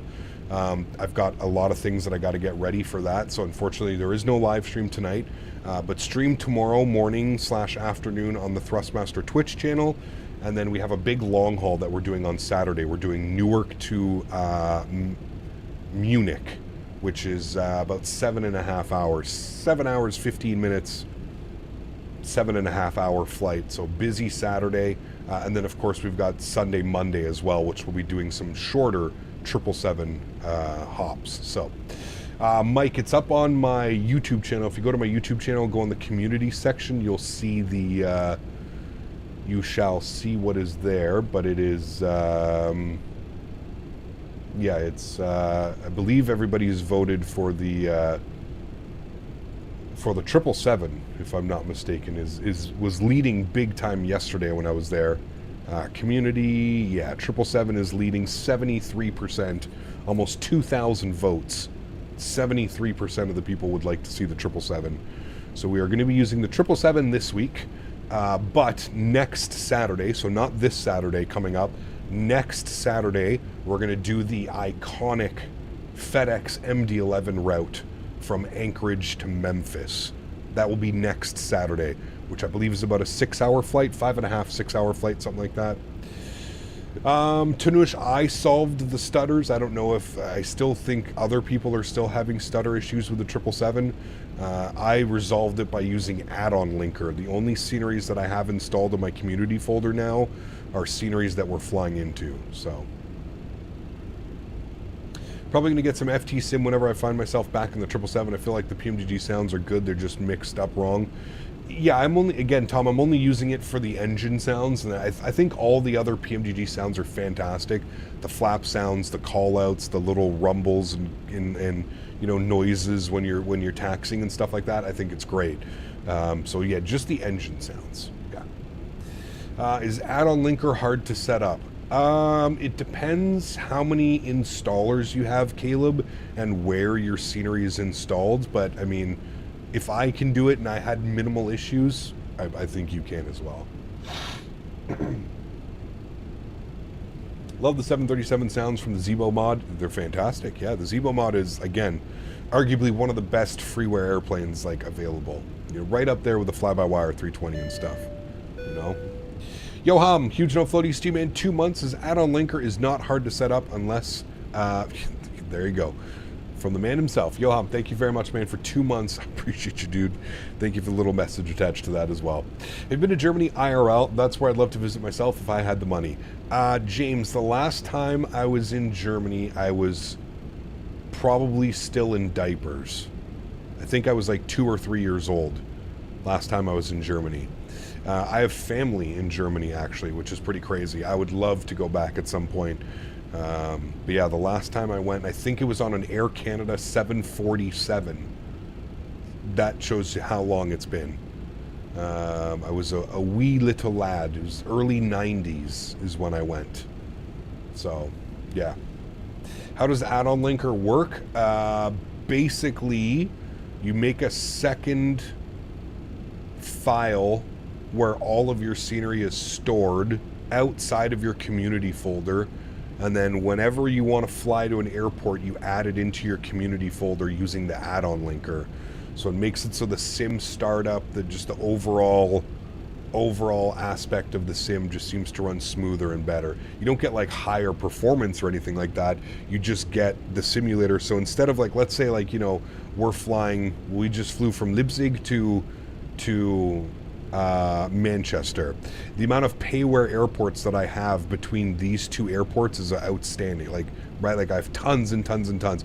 Instead of the simulator having to load all of those sceneries and kind of degrade performance, it only has to really load in the two airports. So this one and this one, those are the only two installed airports right now. So that's kind of the benefits of using add-on linker. It's just the overall performance is much better. We should probably check out the FMS V2 Spike. I'm still waiting for it to get RNAVs, man. As soon as it's got RNAV capabilities and support, that's when I'll probably take a look back at the fly-by-wire A320neo. It still doesn't have RNAV capabilities, and I mean, when half of the departures and arrivals are RNAVs now, it yeah, kind of like Lufthansa flies from Toronto. Sure. I don't even know what we're talking about. It's the same sounds as FSX P3D version, which were good, but they jacked up the levels. The engines are way too loud. Got you. Okay. Setting up the installer is definitely a chore. I want subfolders for aircraft scenery, utilities, real-world ops, but FSDT, INI, Aerosoft 1, Contrail, it gets complex quick. You are correct, Kept Quiet. I do agree. Yeah.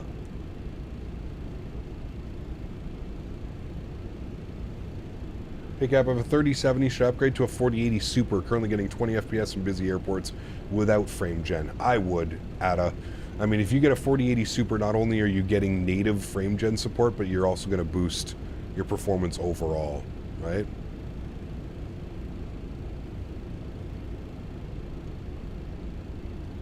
What livery are you doing for the 777? On Saturday, we're going to be flying United. We're going to do the new United... the newer United, the blue one, baby blue or whatever the hell it's called.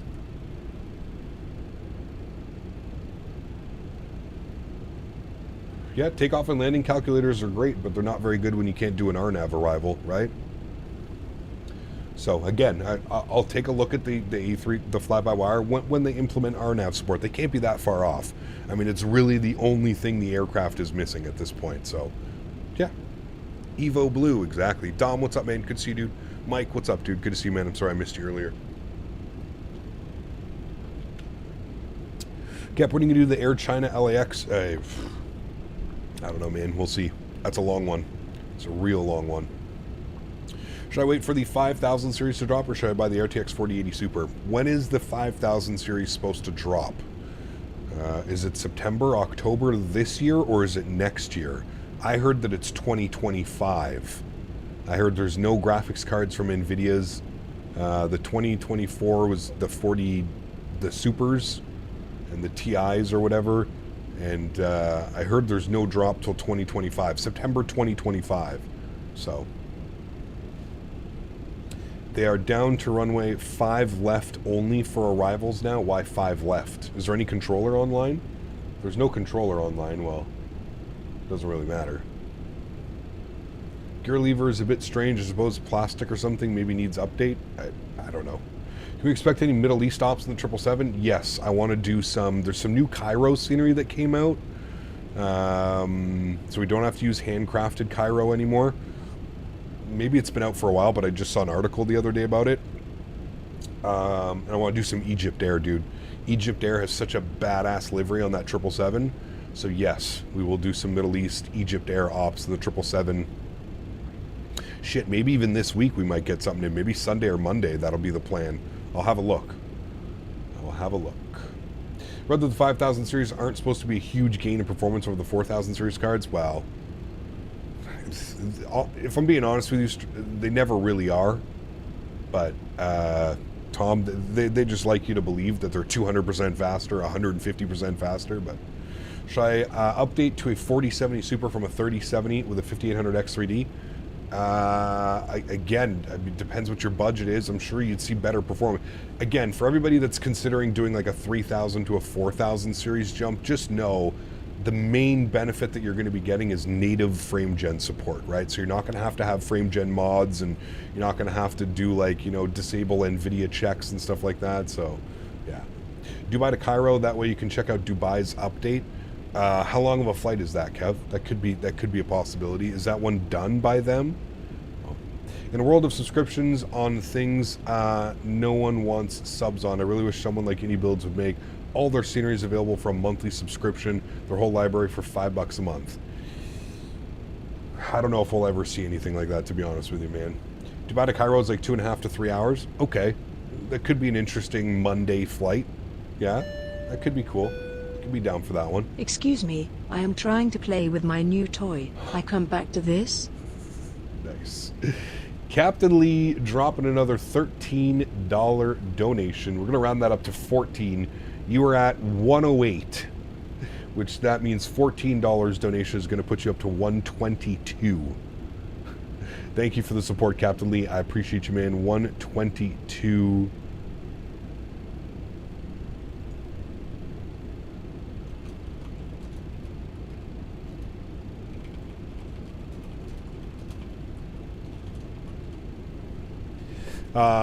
Captain Lee, thank you very much for support, man. I appreciate you, dude. Incredibly kind. Thank you. Like 3 to 4 hours, kind of like a transcon. Kind of, yeah. I mean, we could definitely do that on Sunday or Monday. I agree. That could be some fun flights. Now, do they actually operate that, or do they operate that in like one of the smaller planes, or do they actually take the triple? It'd be cool if they actually took the triple on that as well. Captain Lee, thank you very much again, my friend. I appreciate you, dude. Incredibly kind. 122 on the month. I will get you up here. 122. And now you guys have bumped Matthew off the leaderboard.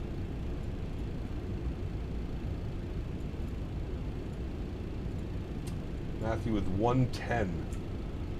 Trying to remember that. There we go. Leaderboard is updated. Appreciate you guys, man. Thank you very, very much again for the support.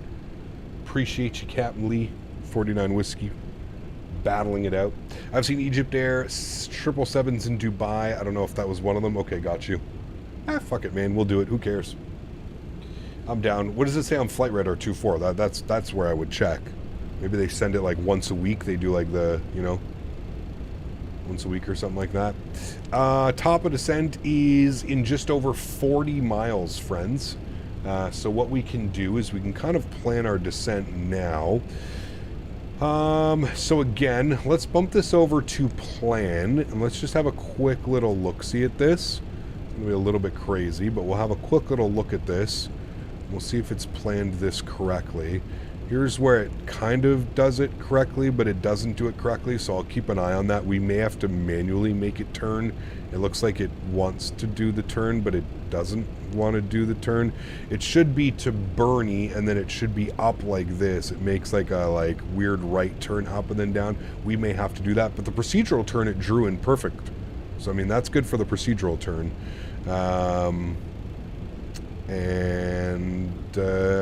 Yeah. Everything looks good there. Okay. Let's go to map, and we will look at our charts, and we'll see what altitudes we need here. I see 7,000 feet, 230 knots at Rawson. That's what we're going to do. 7,000 feet. Altitude. 7,000 feet is getting bugged up. There's 7,000. Good. You can see the profile is armed to 7,000, so that's good. We won't start descending until we reach our top of descent, which again was in about 40 miles or so, maybe just a bit less than 40 miles. And we're looking good. Cool. The avionics seemed A310-ish in this aircraft. Yeah, kind of. I honestly feel that this one may even be a little bit more advanced. This is more kind of like Boeing style. You don't have to do anything, you know, like in the A300, you have to like set the altitude, then pull the knob, and then it'll start the descent, and yeah. We're going to have to put the download files from flightsim.to in order to get it to work, just in the community folder or in the 777 liveries folder. So Felix, they're P2P files. If you're unfamiliar, go to the PMDG YouTube channel. They're P2P files, so you're going to download it. Then you need to take that and put that onto your desktop or like into your downloads folder, and then open up the PMDG Ops Center and then install from P2P file. There's, yeah. Egypt Air does the flight in a 777. Perfect. Then that's what we will do this weekend. Like I said, either Sunday or Monday. That's the plan that we'll do then. Where do I have to put the download file? Sorry, I got that one. Just check FlightAware. They take the 777 on that route. Perfect.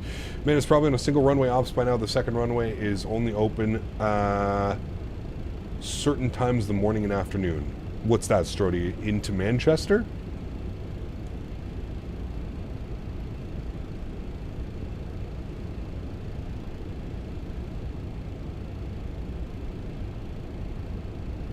Tail swap, exactly. Exactly. Happens all the time in real life, right, chat? Kaplan Icelander coming in with the 750 Icelandic. I appreciate you, man. Incredibly kind. Huge no floaties to you, dude. Thank you very, very much for your support. I really do appreciate it. Thank you, buddy.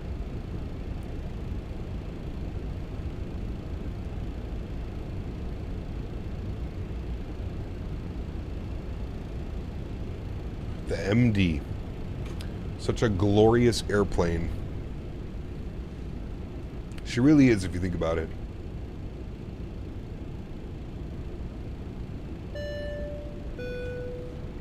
And I heard, as it were, the noise of thunder, one of the four beasts saying, "Come and see," and I saw, and behold, a white MD-11.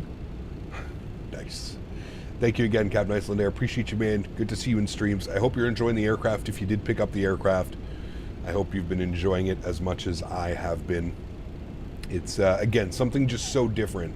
I think that's why I really like this airplane, is just it's so different than any of the other planes that we have out right now. So, you took your CPL in Canada in 2009. Very cool. Very, very, very cool. Back when it was probably a lot more affordable than it is now. Last I checked, for a 172 rental, it was $230 or $240 an hour. With fuel, I believe. $240 an hour, I think is what it is. When the Horizon 787-10 comes out, will you plan to fly it? Probably not, man. Not unless they've done something with the flight model and they've completely changed how that thing flies. That's my biggest pet peeve and my gripe with these modded and default 787s, is they all just fly like shit, man. Like, go fly the PMDG 777 and then go and try and fly the modded or the default 787, and you're going to be like, oh boy. Oh boy. Coyote, my man, says, oh, my streak is still going on. 15 months. Appreciate you, dude. Huge no floaties to you. Thank you, thank you, seeing thank you, you man. at Expo. Miss you already. XOXO. Cherry and glitter from Vegas. If only there was a cherry and a glitter from Vegas. Thank you very much, my friend. I appreciate you. Huge no floaties, buddy. I hope you're doing well, man. Guys, let's get some love and chat for a very funny character. Dropping the $25 dono. Cherry and glitter. Nice. Did you use that the first time you donated? Really want a sneaky PMDG 787. Kind of surprises me that PMDG has never done a 787. Honestly. Very, very, very surprised that we have never had one. Samoa Pilot, what's up, man? Good to see you, dude. Welcome back. Hope you're doing well. We should be starting our descent any second here, chat. You're going to see the nose tip on over, and we're going to be on our way down. You can see we're passing it right now. There she goes. There is the descent into Manchester. Flying the 777 into Denver. Nice. We need to... yeah, we're going to do some Denver ops in that United triple soon as well. Yeah. Waiting for the 777 freighter for some FedEx flights to Alaska. Yeah, it's going to be some good ones, man. Some Aerologic and some cool-ass flights that it opens up, dude. I really want to get into more like Europe to like Asia when the 777 freighter comes out. I want to do some of those long hauls. Those long hauls I'm not very familiar with. But like I want to do some like Kuala Lumpur to like London, and like I know we could probably do that on like the Malaysia 777 right now, but there's some cool like airports out in Asia that I would love to visit, like when some of the freighter stuff comes out. Be badass, man. Maximilian, 44 months. Incredible, man. Huge no floaties to you. This is a pleasure to support the channel. Keep it up, Cap. Thanks so much, man. Appreciate you, dude. Thank you for the kind words, and thank you for 44 months as a business class member. Incredibly kind, man. Thank you, buddy. We need some A&A hops. That will happen as well, yes. Actually, you know what, Captain Lee? If you could get together, if you want to get together like a couple days, maybe this week we can do them. Maybe on Sunday. Maybe that's a great thing to do after our long haul on Saturday. Captain Lee, if you can get together like 2 flights, if you want to send it to me on Discord or something, that you think would be really good for the 777 in Japan, let me know. And maybe on Sunday we can do some domestic 777 ops in Japan. If you're interested and you have time, just send me over a couple flights that you think would be really cool. Short flights in Japan where they actually take the 777, like, you know, Nagasaki to, like, Tokyo or something, you know? Monsta, what's up, man? Good to see you, dude. Welcome back. Hope you're doing well. Let's see. PMDG 787 would be fantastic, but for now, I'm very much looking forward to the Queen. Yes. Yes. Alan, thank you for your subscription, man. Appreciate you, dude. I want to take the MD-11 on a journey. FedEx does Memphis, Seattle, Anchorage, ZGGG. WF Sceneries does a nice ZGGG. Where's ZGGG? Try and say that fast 3 times. How do I pick my routes? A lot of the time I use Flight Radar 2.4. For these retro ops, it was actually Digital Merc in chat. He's got a program. I forget what it's called, but you can get old school routes. So this was like a real Lufthansa Cargo MD-11 route. So it's pretty cool. Delhi to Mumbai is only an hour and a half flight in an Air India 777. Ooh, that could be a good one too. Damn, okay. All right. Flight Sim Dispatch is a program you can use to get old routes with old planes. Okay, got you. Yeah.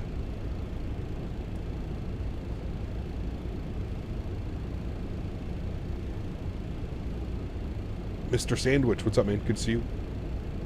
So PMDG is still releasing a 737 MAX, correct? Yes. Yes, we will have 3 of them, George. Yeah. We'll have the PMDG MAX 8. We'll have the iFly MAX 8 and 9 or whatever they plan on doing. And then we're going to have the Asobo. Now, I don't mean this in any disrespectful way, but I obviously think that the iFly and the PMDG versions of the aircraft are going to be better than the Asobo version.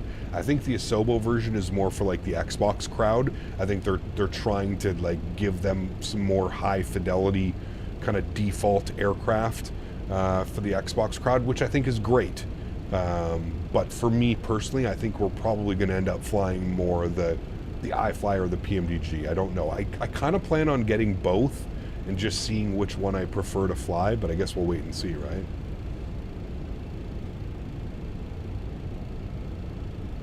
Wonder how this will land on a sloped runway.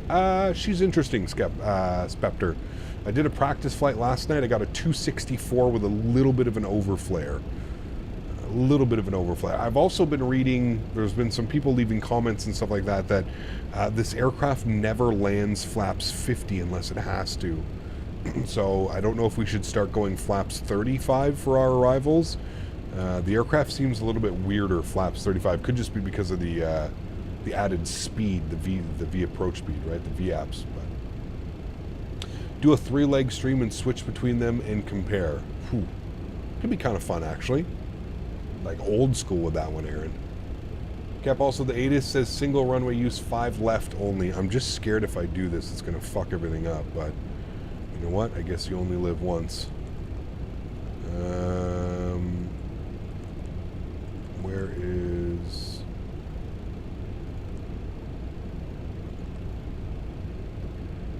okay, we want that one, but we want 5 left.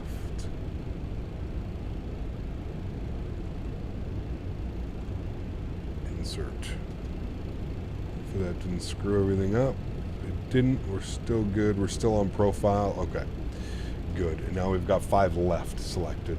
All right, I'll send you some stuff for Japan ops. Does it have to be the 300? Well, yeah, we want to fly the 777.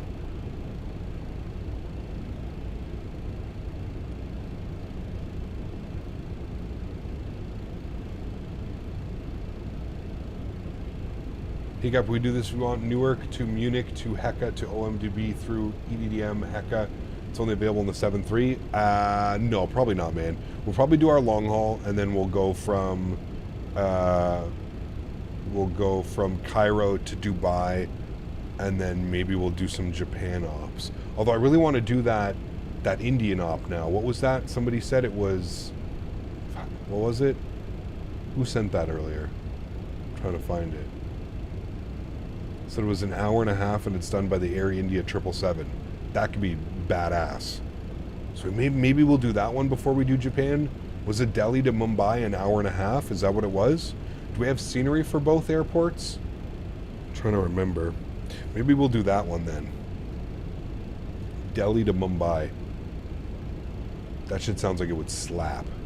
And an Air India 777. That would be good. Mumbai is done by AnyBuilds. I think they just have Mumbai City, don't they, Tanush? The airport's not done by AnyBuilds, is it?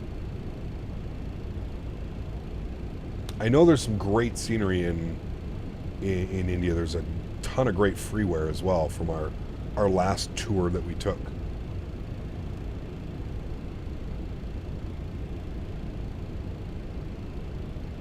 The airport's done by AnyBuilds? Damn, okay. Where the hell have I been? That means I definitely have it. So the MSK Productions VABB. Is that for Delhi or is that for Mumbai? Okay, so here's what we're going to do. Saturday, we're going to do Newark to Munich, which is about 7.5 hours. Sunday, we will do Cairo to Dubai. And then Monday, we will do Delhi to Mumbai. It's only sold on the AnyBuild store. MSK is the Deb. VABB is Mumbai. Okay. And what Delhi do you suggest getting, Kev? Is there one for Delhi as well, or is it just a freeware? JB, what's up, man? Welcome back. Hope we're doing well. All right, so that's the plan this week then. I'm glad that we just settled that one. How about JFK to LaGuardia in the 777? We got to do it in the 777, John. That's the only way to do it, man. It's got to be done in the 777. Coming through 17,000 feet now. Let's go ahead and get you on. Logo lights can go on. Freeware Delhi is pretty good, but doesn't have the new runway. Freeway or feel there? I think you know what your answer is. Ugh. Okay, I'll have a look. I think I have the freeware Delhi from the last time we did the India tour. So I'll see if it's been updated, or we'll just use that one. Probably wouldn't buy a feel there, especially an airport that we only fly into like maybe once or twice a year. Going RNAV into 3-4 into Dublin. Man, I love this plane. Nice.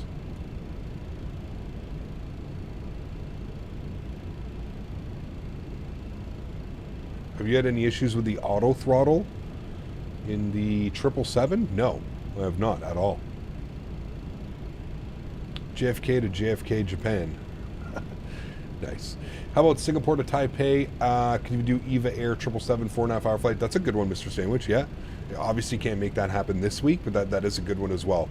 Like I said, man, I really want to start with the 777 out. I really want to start like doing some more Asia ops and stuff like that, flying around that part of the world, because there's some really cool 777 ops, man, and there's some stunning scenery over in Asia and Singapore and all that, man. Didn't somebody release like Maldives too, like the Maldives International Airport and stuff? Yeah. Do you consider a different city than Delhi? There's plenty of short hops in India over there too. I think you should save this for a proper India tour. Maybe. I just really want to do like that Delhi to Mumbai, like they said, an 1.5-hour flight each way. That's perfect. That's literally like what it is today, almost. And to finish off our Monday, that would be really good. And because it's actually done in the Air India 777, which would be really cool as well. So the fact that they actually do it in the 777, and it's like a decently short route, Delhi to Mumbai, and we get to check off, a little bit of an India tour. We can still go back and do some more stuff, but we get that, at least we say we've gone and flown in India over the past year.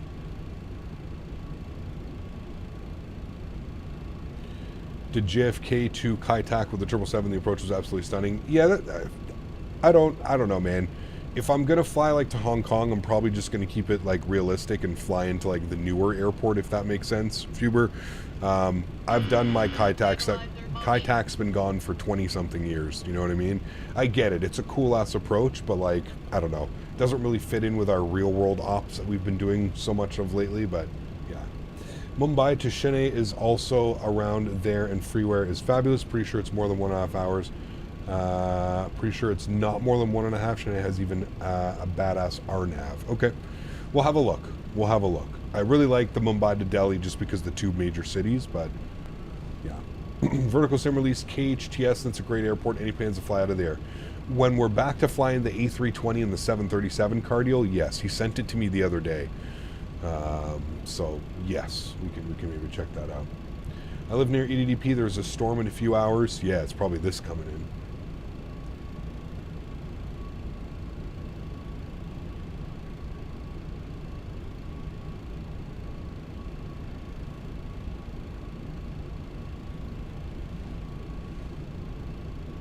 Thai 777 Bangkok to Phuket.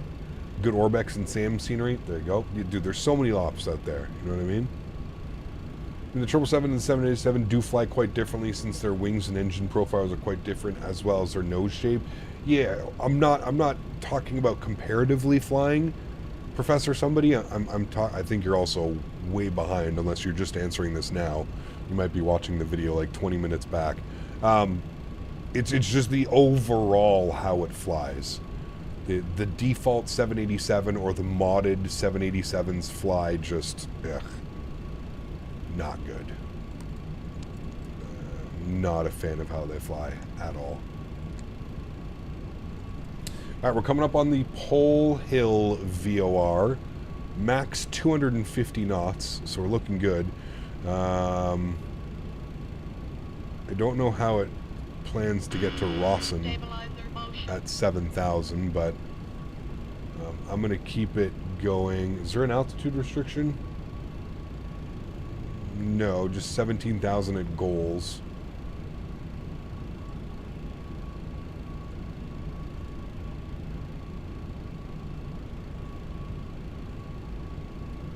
Lufthansa. About to go into the soup. This big old lufty girl she is. I am going to keep the descent going, please. Thank you.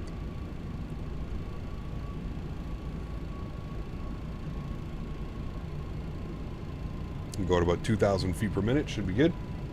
Does the Legion have their maxes yet? I believe they have one of them. One. There's somebody was doing some plane spotting, I think in Clearwater, and it landed in Clearwater. Tokyo to Okinawa is about 2 hours one way in a 777. That one would be really cool. Yeah. That could be a really fun day.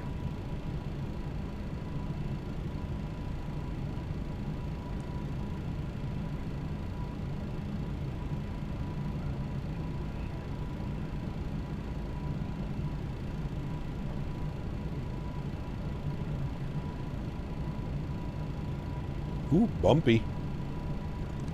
She bumpy, chat. See the wing flexing out there? Bobbing around. Love the wing flex on this aircraft. That's actually some pretty decent turbulence out there as well. Got you set up for new Cheetos, Kagoshima, Hiroshima, but yeah, you're golden for a few days flying in Japan. Got you. Okinawa and Tokyo, not bad. Okay. Good. We'll have a look-see. We shall have a look-see. Alright, so we need to overfly, then right turn down and in, which the, pardon me, the aircraft is not doing. 267 on the heading. 267. We're going to go heading. 267. The aircraft didn't draw this in correctly. We're gonna really shallow this out now.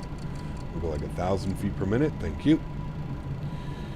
And we're through 10,000 feet, so we're gonna get our landing lights on. We're also getting absolutely mucked around. That's good. That's good. Okay. She real bumpy out there. Ooh, she real bumpy out there, chat. Hang on. Hang on, friends. Hang on. At least we're flying cargo, right? Jeez. Really getting rocked around. Sheesh. Alright, 9,000 feet, good. I think it was 7,000 feet at Rossum, 230 knots. So let's slow it down. 230. Pull it. Good. Sounds back up for the arrival. And we're going to fly it out to Bernie, and then again right turn. I'm not quite sure what the aircraft was trying to, like, you can see it's doing this like weird, instead of like going here and then down on, and I don't think it's just this aircraft, by the way. I think that this is the way that the AirAC is done for this airport, because I've had issues flying into here on almost every airplane that I've flown, especially something like this. 500 feet per minute. Down to 1,000. Sorry, down to 7,000. Damn, we are getting absolutely hammered around in these clouds. Just cargo. This is a good light chop. Yeah, a good light chop. We gonna die? I don't think so. But definitely bumpy. Cap, the Air India flight Mumbai to Delhi is A15777. The Mumbai to Delhi is also 777. Awesome. Great news. Like I said, that's what we're going to plan for Monday. We're going to do that flight on Monday. Okay, we are flying direct to here, and then we're going to make a whole, like, 180 almost. 240. 44 airport not found. Yeah. Here goes 7,000 feet. We're not going to descend past 7,000 feet until Rawson. And then Rawson, we need to unpin that. We need to go to charts. We need to get 5 left. And you can see that it's basically a backtrack and then out and like that. Little weird procedural turn. Welcome to Europe, friends. Welcome to Europe. Okay, let's start that right turn. Like to 172, but it needs to be this way.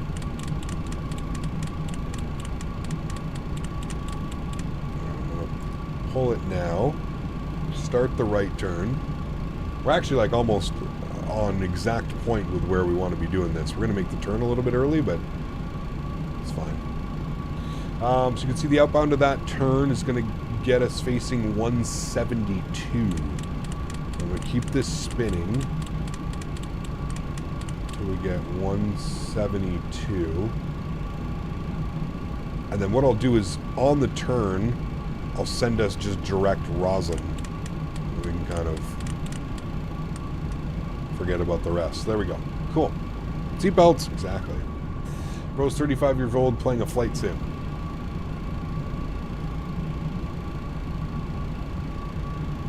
Yet you're subscribed to the channel and you got a problem with that, my man? Want to talk about it, dude? What do you do for a living? What do you do, man? Why don't you fill us in how cool you are and how awesome your life is? Love to hear it. Look at the yoke. Yeah, she's working, man. It's bumpy as hell out there. I think part of that is the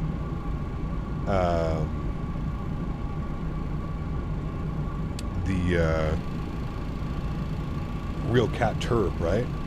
It's always a good one, man. You're a physiotherapist? Yeah, I bet you are, my man. I bet you are. Because that's what physiotherapists do at Thursday afternoon, 2 o'clock in the afternoon. They come in to harass people that are live streaming. Good job, man. Have a great life, dude. All right, let's go direct Rawson. We'll insert that. Good. And then we'll go back to nav track. Good. That's exactly what we wanted. Got rid of that weird-ass turn, but look, we ended up doing that weird-ass turn anyways, so that's good. I wonder why the aircrafts don't draw that in correctly. I wonder if it's like 2 waypoints, 3 waypoints too close to one another. And it kind of gets like confused and it goes like all weird and shit. They go into flight sim streams for a living, right? Yeah, correct. Yeah. I'm a stay-at-home truck driver. Nice. Very cool. Man, I've been doing this so long, dude. Like, nothing surprises me anymore. People really do have like sad, pathetic lives, man. Their life is so shitty that they gotta go and like, you know, try and make everybody else's lives feel shitty, you know. It's always a good time, man. Always a good time. I'm an underwater ceramic technician. Dishwasher to be exact. Nice. Nice. All right. I'm assuming we're probably not going to descend quite yet because we do have to make some procedural turns when we get down there. So I'm thinking we fly the rest of the flight plan, and then closer to the airport, we'll start to descend to 3,000. It just seems like such an odd thing because they're going to have, I don't know, dude. I don't know. Maybe I just go back onto profile down to 3,000. No, profile. Altitude. Maybe we just go profile 3,000, we let it do its thing. But like, it feels weird to me that like people are also going to be on this approach, but we're also flying, like we're flying like a back course procedural, like weird shit. Like, aren't there going to be people on the approach coming in and our airplanes are going to be like basically the same altitude? Like, I don't know, man. It just feels weird, these weird approaches. Without any ATC online, these approaches feel real weird.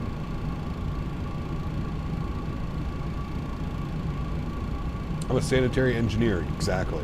I'm a reserve 777 waiting to be pushed back out of the gate.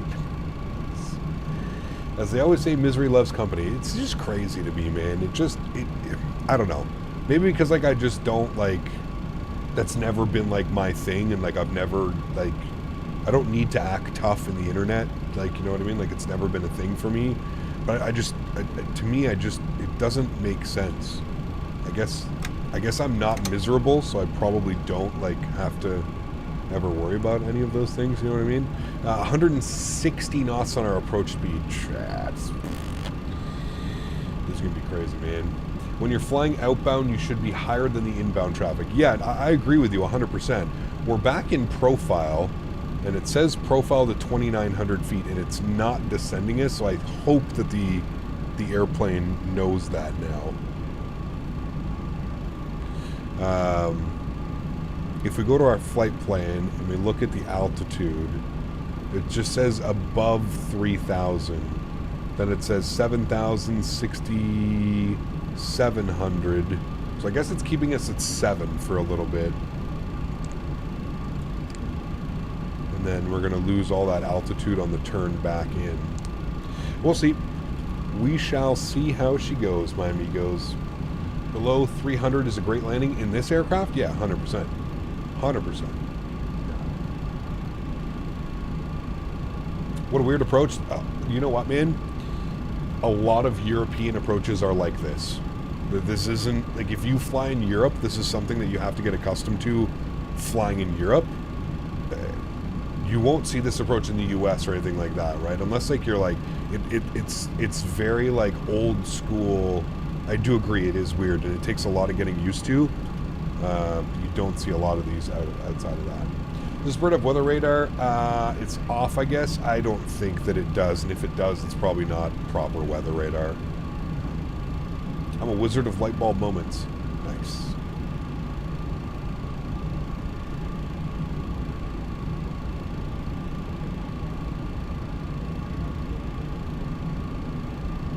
Yeah, absolutely. Intro near here. You're not wrong, man. You are not wrong at all, my amigo. At all.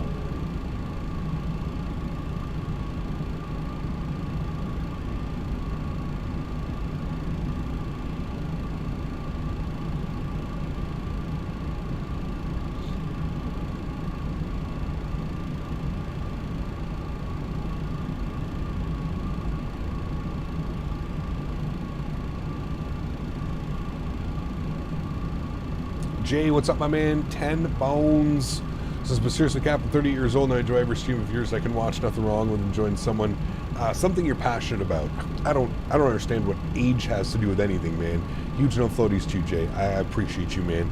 Guy acts like not every professional streamer that he sees is in, like, they're like 30s.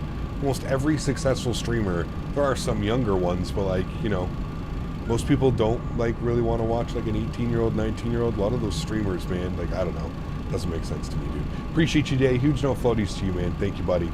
Incredibly kind. And we got Alyssa as well, dropping another $1 donation. Thank you very much, Alyssa, as well. I appreciate you. That is incredibly kind. Thank you, guys. Appreciate the support.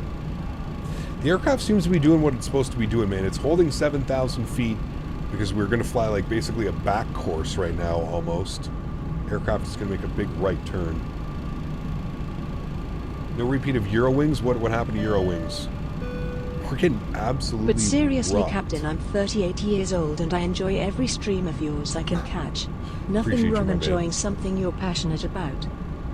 Thank you, dude. Appreciate you, buddy. Owls is here. Good to see you, man.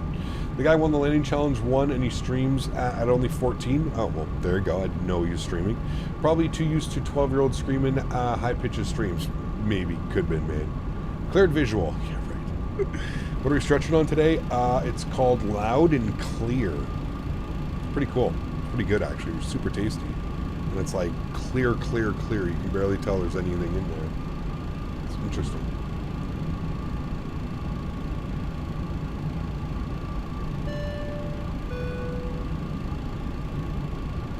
Thank you again, Alyssa. I appreciate you, man. Captain Jarrett, welcome back. It has been a while. Hope you're doing well.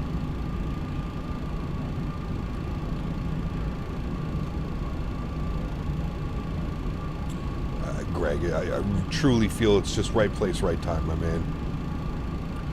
I work hard and I do my best to have a consistent schedule and have offer a place where people can come and hang out and feel safe and enjoy their time. But yeah, thank you, man. Look at the winds though, chat. The winds are almost blowing right down the runway. 070 at 5 knots. 2,700 feet overcast, so we should break through overcast, no problem. 14 degrees, QNH 1019. The only thing we haven't done is minimum. 412 on the Barrow. 412. Barrow minimums.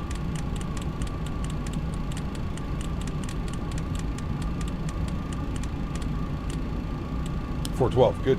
Is this the first leg? It is. Yeah, long one today. I'm 49 and a half, and I love the flight simming. My uncle is 74 years old, plays video games too. There you go, James. That's it, man. Like I said, dude, it boggles my mind sometimes, some of the things that you see in chat, but it is what it is, man. What are you going to do, right? What are you going to do? What's your altitude? You're on an iPhone. We're currently at 7,000 feet. We should be descending here any second, but we're getting absolutely hammered by the winds and weather outside. Just been an absolute bump fest. What happened? Just some troll in chat, dude. We're just making fun of him. He was making fun of me for being 35 years old and streaming. To which I responded, "What do you do?" And he came back with, I don't even fucking remember what he said. Something physiotherapist. And I said, yeah, because this is what physiotherapists do in their off time, right? They come into flight sim streams and they tell people, holy macaroni, can we get out of this? Okay, there we go. Out of the cloud, a little bit of a break there. Sounds like a vacation would help you. Listen, hey Tender, you're pushing your buttons here too, man. How many accounts have I banned from you, and I haven't banned this account?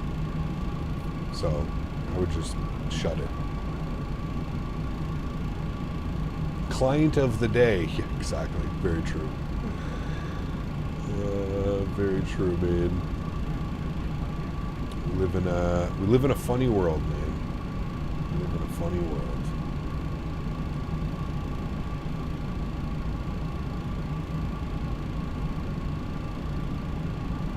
Curious to see what the airplane's doing right now. It's definitely not doing what it's supposed to be doing. Definitely should be on a right turn.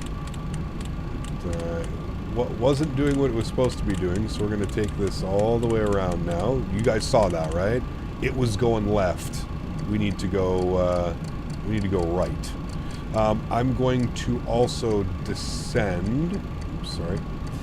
I'm going to descend now as well, because we need to get back on this glide path, because now we're going to be a little bit out of whack. No, it's just because people are on the internet too much. That's all it is. It's because I physically can't, put my hand through the screen and smack them. That's fine. Appreciate it, Karl. Thank you, man.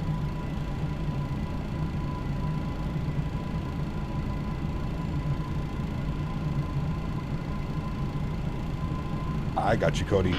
Listen, dude, Stabilizer motion. these guys do not bug me whatsoever, man. I can promise you. There's never been a second in my life that I've been streaming and I've been like, you know what, man? That guy was right on the internet, man. I should stop streaming. Please don't ever worry about that, man. Don't you worry, dude. I've got thick skin. I've been doing this for a long time. These guys do not discourage me whatsoever, my friend. Do not discourage me whatsoever. I remember the nav data acting up on the Frankfurt approach as well. For you or for me? You're right, it kind of did in the Frankfurt approach. It gave us weird turns, right? I do remember that, actually. Yeah, it was giving us some funky ass turns. I'm going to give us a little bit of a better intercept. Let's go like 020, just to make the intercept that much easier. Glide slope's alive. We're looking good. Speed's 210. I feel like we're at good speed as well. And we're going to intercept here. We are currently 15 and a half miles out from the airport on a pretty decent intercept heading. What I'm going to do is I'm going to start the descent just a little bit easier. We still have ground online, which is on 121855. So I'll get that pre-programmed, ready to go. Alright, let's go ahead and land. Should cap localizer. There's localizer. And then I'll shallow the descent out here a little bit. Shallow the descent to like 500 feet per minute, and then we should capture glide slope. Says land armed, so we should capture glide slope here in a second. And then we'll be good to go. We'll bump our auto brakes to medium. Ground spoilers can get armed. And here comes glide slope, so we're now on glide slope, so that's good. 12 miles out.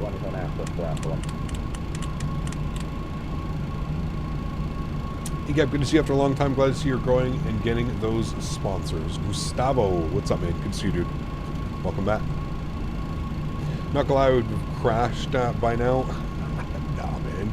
Just, you know, follow your flight instruments. That's all it is, man. You got your charts up, too.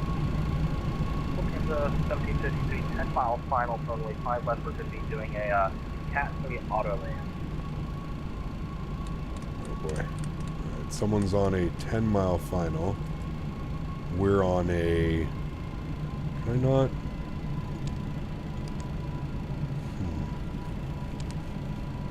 Okay, I don't see him on TCAS. I'm going to slow up as best as I can.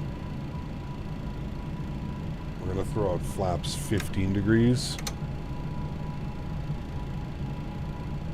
I'm going to slow it all the way down, chat. We're going to go a little bit early here. 170 and we'll set it. Let's go gear down. Be a nice view of the gear coming down. Beauty. Click traffic on the map thing to see the traffic. Oh, this thing here. Oh, fuck. Where is that? That's a guy. Right? 2500. I'm just going to disconnect. I don't want to screw up his approach. He's like under me doing an auto land. We're going to go flaps 28 degrees. I'm just going to disconnect. It's fine. And our V approach speed was 160. Let's go flaps 30, which will be our landing flaps, and we're going to go 60, and we're going to punch that in. Good. 160 is in. Let's go upstairs. We'll make sure all the lights are on. Everything looks good there. I'm happy with that. Lights are armed. Good. Everything's good there. Beautiful. Cool. Friends, enjoy the arrival. No, that was somebody else on the approach. Again, no controllers online and people coming in from different angles and shit like that. It can get a little bit wild, man. Get a little bit crazy. All right, we're coming up on 1,500 feet. It's obviously a little bit bumpy, as you can see still. That's all good. We got landing rate out. We're looking good, friends. All right, cool. Gear is down. Seatbelts are on. Auto brake is set. Ground spoilers are armed. Got a little green message here, which means we're good to go. Cool. My airplane. Autopilot. Enjoy the arrival, friends.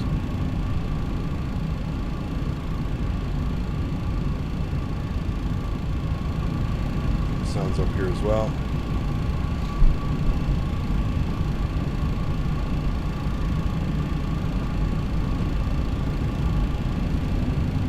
Definitely bumpy. Trying to correct. You can see how much it's just bumping everywhere. But our main thing here is we just want glide slope here. 2 white, 2 red, all the way down.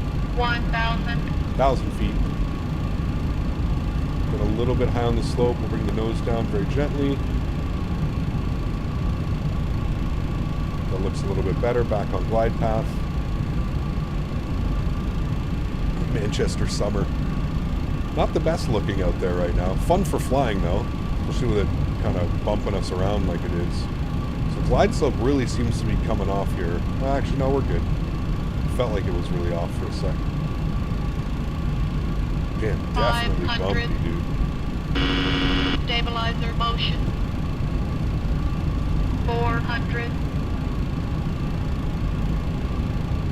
Minimum. Continue, looking good. 300.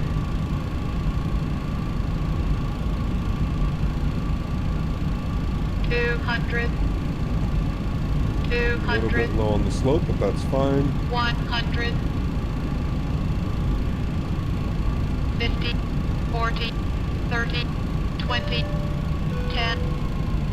Let it settle, let it settle, let it settle. Good. Nose down gently, reversers are out. Maintain center line. Beautiful. Decelerating.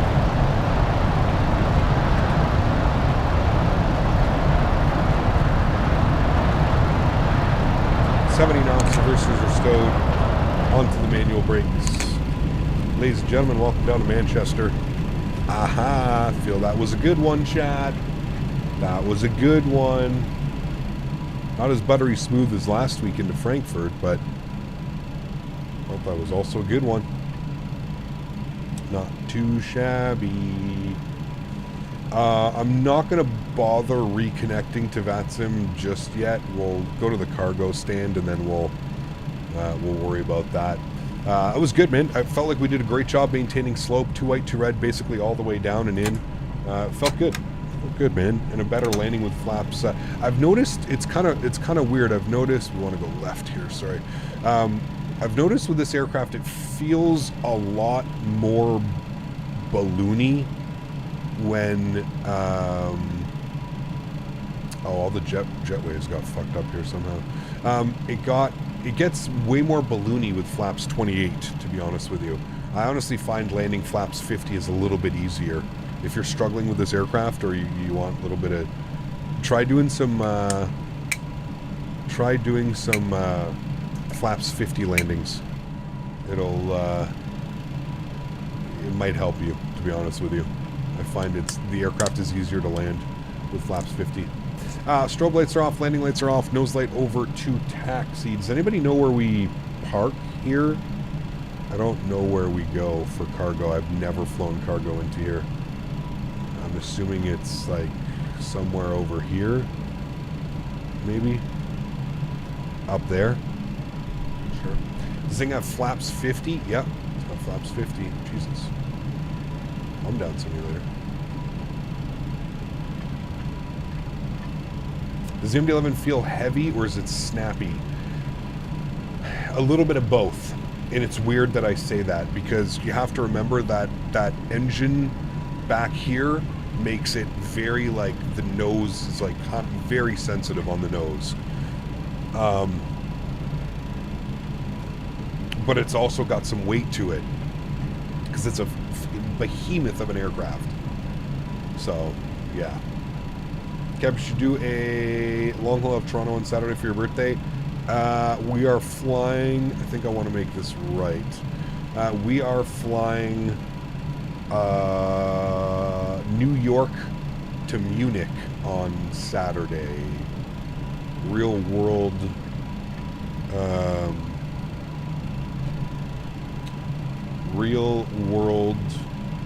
United Ops. Sorry, man. But if you tune in, we'll say, make sure you give you a happy birthday. You have to change the sensitivities, correct? For what, sorry? You can change the sensitivities of this aircraft. I suggest changing them. Yes. Absolutely. Don't have dinner or family for the wife on Saturday? No. Why is Saturday special? For the MD-11, that's what I've read, I guess. What's that? The sensitivities? Yeah, you're going to want to change the sensitivities. That's for sure. That is for sure. Let's power up the APU. TFDi recommends it. I haven't bought it. Oh, absolutely. Yeah. I would also recommend it 100%. I think we're going this way. No, we'll go this way. Next one. You have sensitivities at minus 55. I don't mess with the sensitivities all that much. I just mess with the reactivity. The reactivity to me is the big one, the main difference.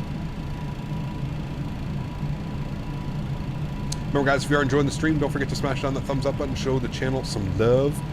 We are doing the return flight. We're getting ready here. We're going to be turning ourselves around, and we'll be getting ready to do the return flight. Should be a little bit shorter on the return, just because we should have a little bit of a tailwind helping push us along. But yeah, I think the weather is still 350 at 6, so it's actually calming down in Leipzig. Matthew, no stream tonight, man. We've got an insane couple of days coming up, so no stream tonight. I am live tomorrow. Sorry, let me think here for a second. What's this? 671? Can I find parking? Gate. 67. Can I find 67? Yes. No stream tonight. I have a stream tomorrow morning with I have a stream tomorrow morning with Thrustmaster on their Twitch channel. We have a long haul on Saturday, and then pretty long flights on Sunday, Monday as well. And I have a million things to do out at the farm. So unfortunately, no live stream tonight, man. As much as I would like to go live, there's no live stream tonight, and but we will be live, like I said, tomorrow afternoon on the Thrustmaster Twitch channel, and then we will also be live Saturday, Sunday, Monday. So, you have a farm? I do. Yeah. Like we don't grow crops or anything. It's got a bunch of horses and animals on it.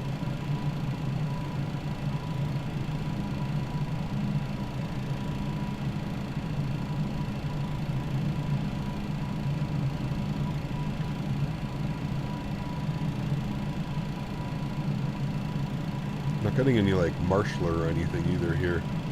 We'll just have to do our best, or we go outside and cheat, chat. What do we say? Yep, let's go outside and cheat it. We're gonna go right about. We'll go to this one right here. Good. Park brake is on. Upstairs, APU is on and available. Engines number 3, 1, and 2 are all in the off position.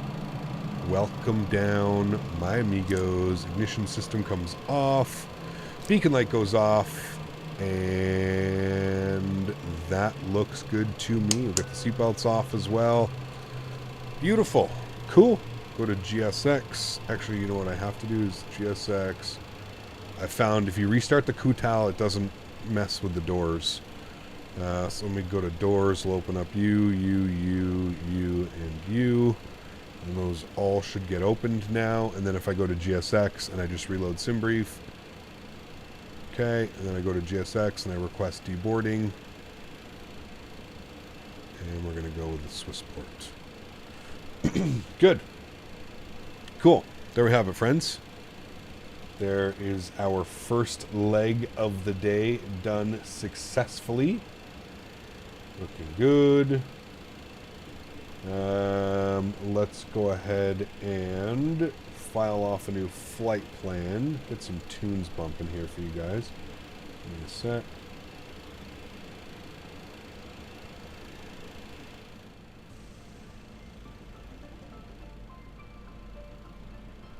All right, cool.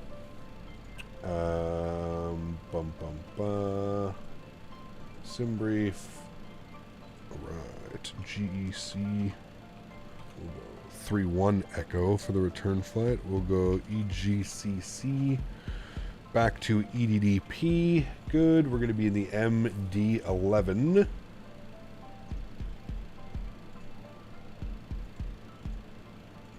Good. No passengers because it's cargo. And it's going to depart 5 left, arrive 26 left. Nope, crew is staying on board. Good. Generate that. That's right. I'd like to zoom in just a little bit on that for you. There we go. Good. All right, cool. An hour and 20 minutes on the return flight. So it's saying about 15 minutes shorter, which is decent. That'll always help on the flight time. Filing off my flight plan now. So we're going to go 33,000 feet for the return flight. File that off. Good. We'll connect. Good. All right, cool. Give me a second.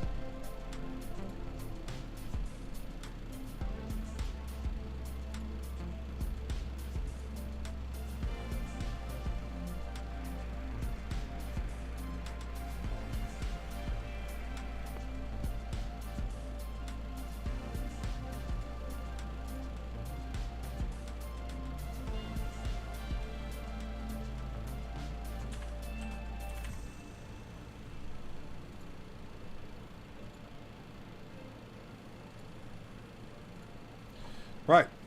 Wonderful. All set and done there. New call sign should be updated up top for you guys. And we shall go ready to go. What do you think of The Boys? It's a decent show. I kind of lost... Traffic speed with 442. I kind of lost interest, to be honest with you. I kind of lost interest because it took them so long to get this last season out that I don't know. Maybe I'll go back to it, but I've just, yeah.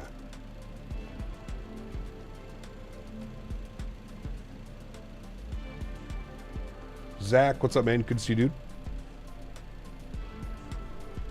Yeah, I feel bad for the ground controller. He was probably on to get us to go to the gate, and then we just end up logging off.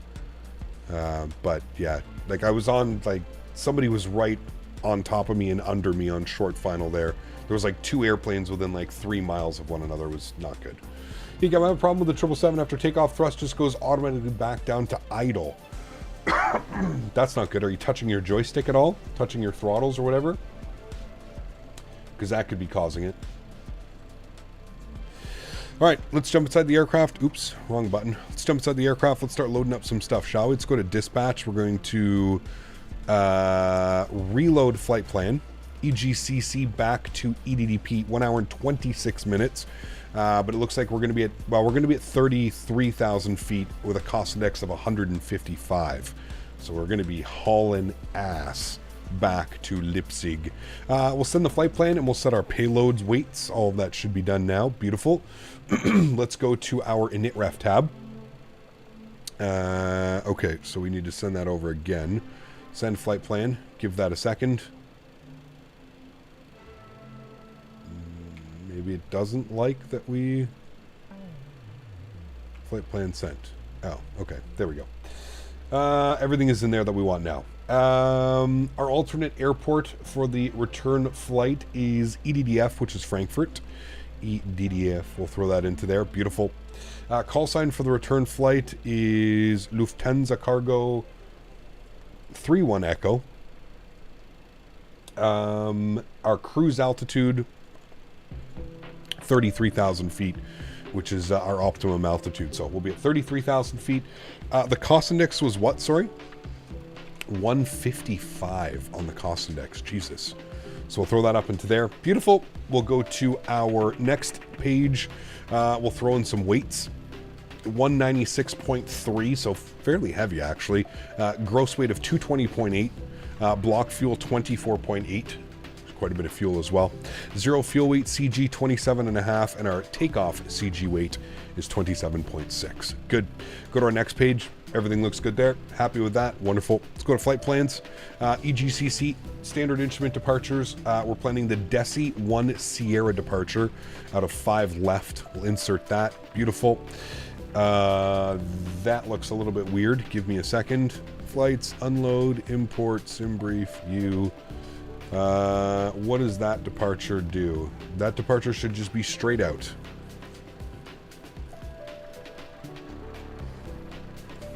Okay.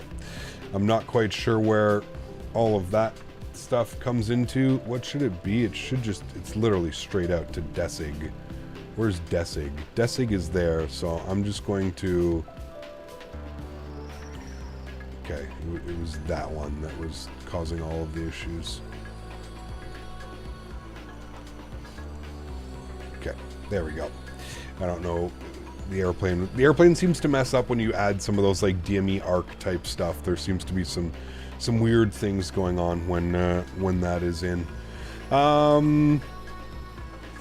Okay, everything is looking good there for the arrival into man, what a long flight plan. Holy macaroni. Into Leipzig. We'll go to the Star. We're going to be on the Koji 1 Victor. Koji 1 Victor. There it is. And we're planning for the ILS 26 left. Let's have a look at this here. The Koji takes us all the way down here. And then if we go to the arrivals,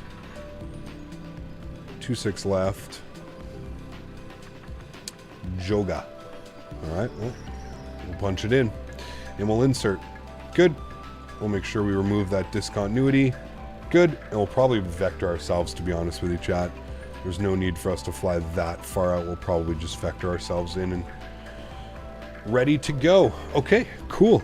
That is all done. That's looking good. Let's go to our takeoff and departure controls. Are they done? They are. All right, let me go GSX. Let me restart the Kutal script. GSX. Second.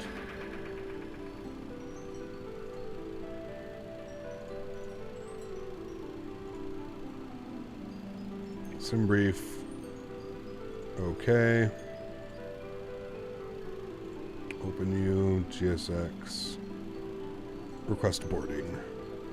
Alright, all the doors should be back open. We'll go Swissport again. Good. Let's go to performance tools. Get this bad boy in a turnaround. Why aren't you flying on VATSIM? I am flying on VATSIM. Let's get the live weather information. Good. 1019. Should already be set from the arrival in. Yes, 1019. Good. Takeoff weight 229,797. Very heavy. Flex. Good. Anti-ice none. Flaps optimum. Packs on. Let's go ahead and calculate our V speeds. 39, 50, 62. Actually, you know what? Let's leave those blank for now. 59 on the flex temp and 24.3. 59 on the flex. 24.3 on the flap. Slope is 0.4 up, and then our headwind is 4. So 0.4/4. Good. Outside air temperature is 14 degrees, so 14C. A little bit chilly. And our V speed's 35, 50, 62. 35, 60, 50, 62. So kind of close. We'll punch all those in now. Good. And that is it. Departure is ready to rock and roll. The aircraft is essentially good to go. We are now just waiting for the boarding to finish. But there we go, chat. Essentially turned around. We had a nice parallel approach going. What do you mean, Jurassic? Thinking about it, the 777X is literally the 787 cockpit, so 787 pilots will easily adjust to the 777. Correct. Yes. Absolutely. Absolutely.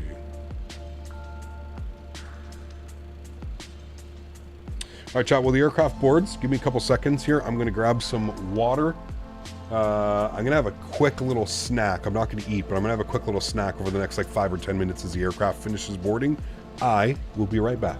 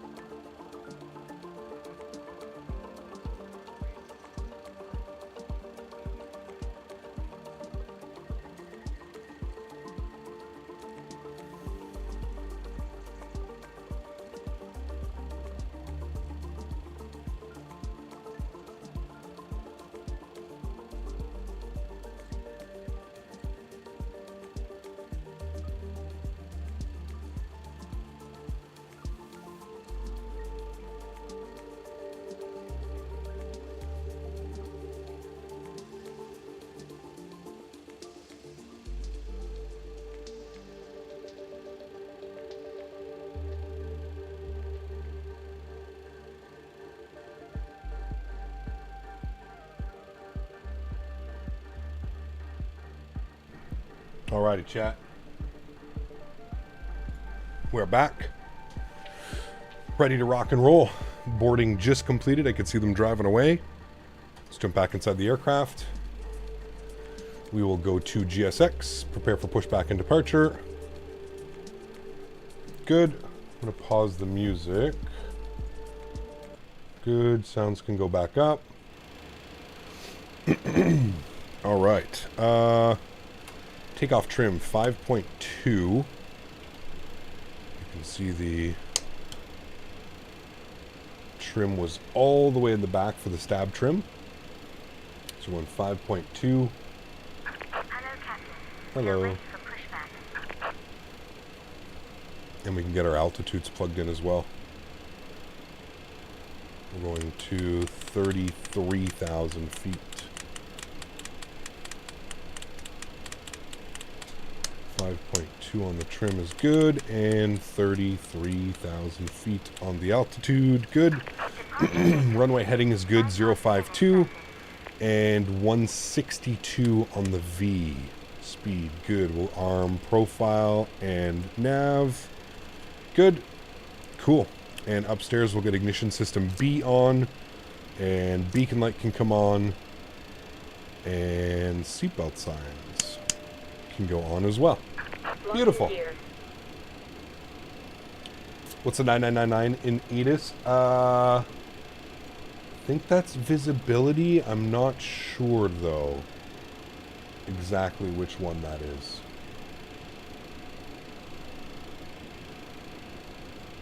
Not sure.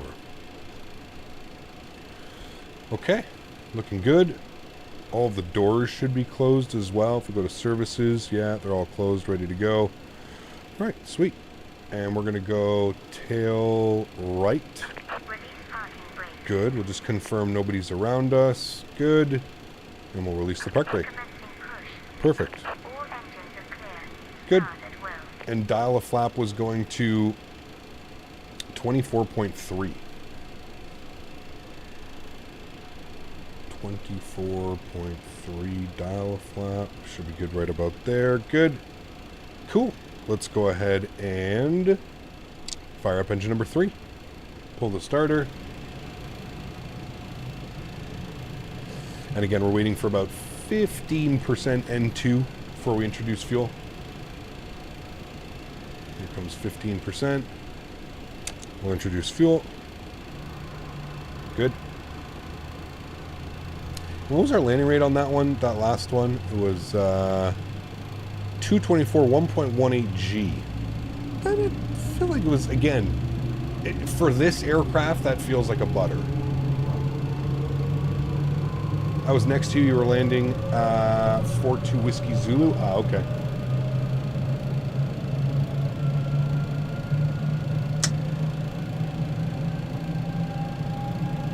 Sounds like a good start on engine number 3. Right,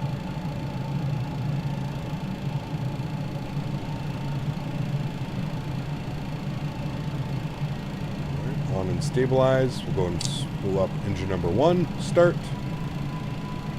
Fuel off. Again, 15% N2. We'll introduce fuel. Thank you, Karl. Appreciate it, man.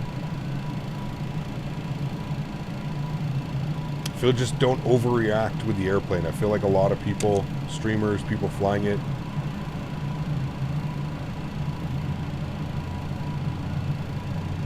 introduce fuel engine number 1. The aircraft's a lot of fun to fly, man. I think like once you figure it out, really a lot of fun to fly.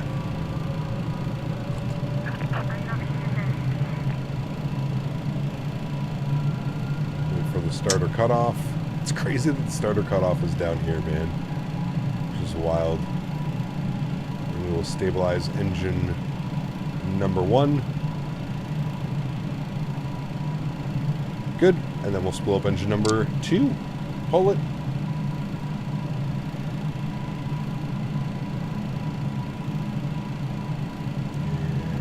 Start valve is open. Good. Fuel off. 15%. We'll introduce fuel.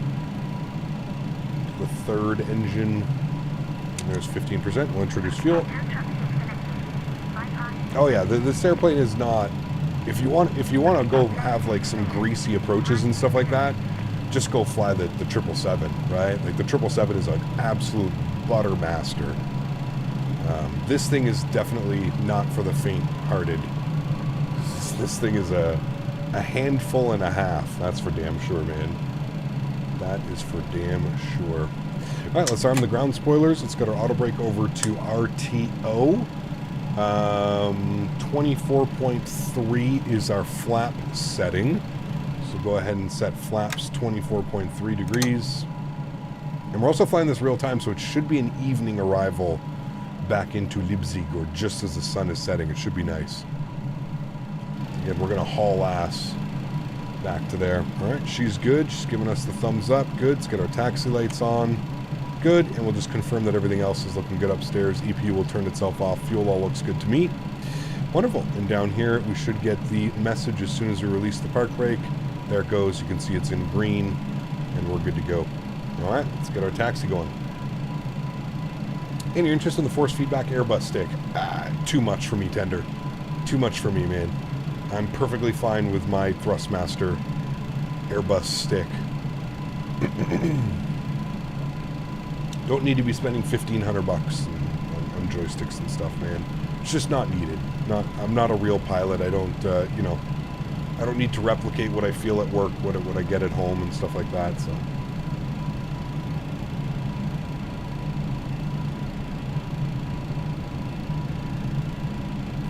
Decap, how's the FPS in this bird? I only got the 777 currently from the new plane and thinking about getting the MD. Good, man. I mean, I would say performance is great.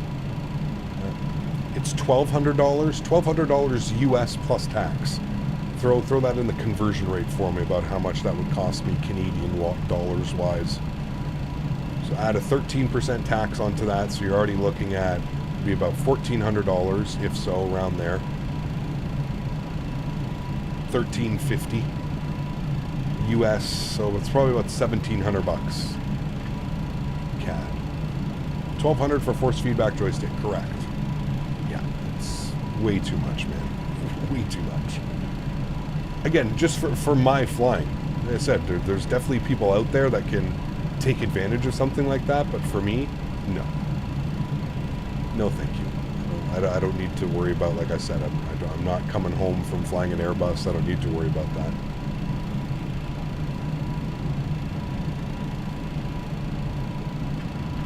Yeah, absolutely. Like I said, those products are designed for a very specific person. You know, they're designed for the real-world pilot that wants to go home and practice and stay sharp and stay current. And it's also for the people that, you know, I guess have the money and want to take that realism, quote-unquote realism, to the fullest, if you will. All right, we're making our way down to 5 left for departure. We're on Delta. We're going to make a right turn on Bravo, which then turns to Alpha. And then we're going to take like Alpha Golf. We don't have to go all the way down to Alpha 1. Huge runway, 10,000 feet. So at Alpha Golf, we should be good for our departure out. Most planes actually, I think, take right where that EasyJet is in front of us, which is Bravo, I believe. Look, I'm good to see your stream. Can you help with the most tips to fix a little bit of stutters in the sim? A lot of it just has, like, how many things do you have installed in the sim, you know? I've never used either, Tender. I have no clue, man. I would be the right person to ask. Also, people want to become a pilot. Really nice to get the deal. The field. Yeah, absolutely, man. If you're willing to spend that kind of cash, sure. Absolutely, man.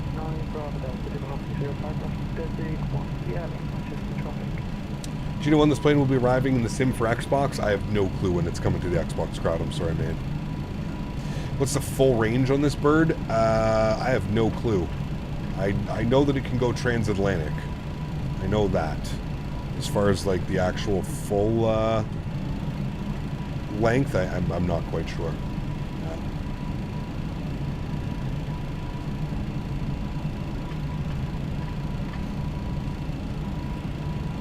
I really like this aircraft. I have a lot of fun flying it, man.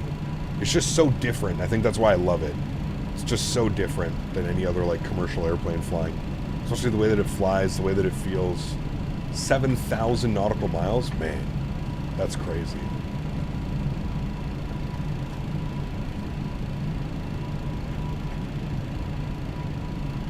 Like I said, Goodman, it's definitely designed for a specific crowd. It's not for the everyday, like, just regular flight sim user that just fires up Microsoft and wants to go flying and enjoy their Phoenix or something like that, right? It's very much designed for a specific person. Nothing wrong with that. Nothing wrong with that at all. You know what? Let's take Alpha Foxtrot here. That'll be the easiest Alpha Foxtrot for us today. And I don't see anybody on final, which means that we're going to line up and wait. Manchester traffic, Lufthansa cargo through and Echo lining up runway 5 left. Manchester. Alright, let's get our landing lights on, nose light to takeoff, high intensity strobe lights come on, and because it is nighttime, we'll get our runway turnoffs on as well.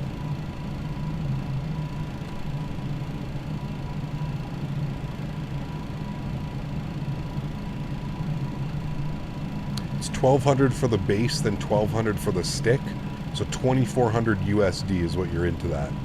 Yeah, that's crazy, dude. Most people's computers don't even cost $2,400, let alone one single peripheral. Then you have to think about adding a throttle. What are you going to do for a throttle? You're going to buy a $3,000 joystick and then have like a $50 throttle? Probably not. V1 must be rich. I mean, the guy's a real world captain, dude. He's making six figures. So, yeah, you know, like I said, it's very much for a specific group of people. It's what I've been saying all along. It's exactly what I believe. It's for a very specific group of people, man.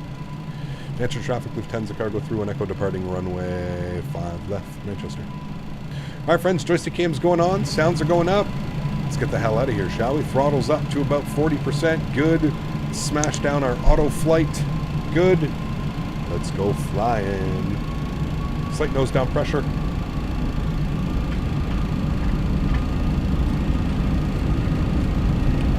Nope. Little dip in the runway there. Takeoff power set. Airspeed is alive. We're through 80 knots. We're neutral.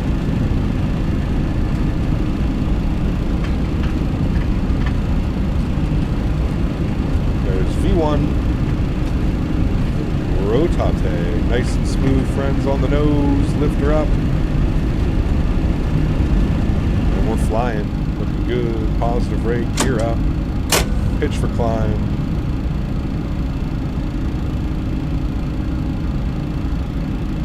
Immediately start getting rocked around again. It's going to be a bumpy departure, chat. Hang on. Especially up through these clouds.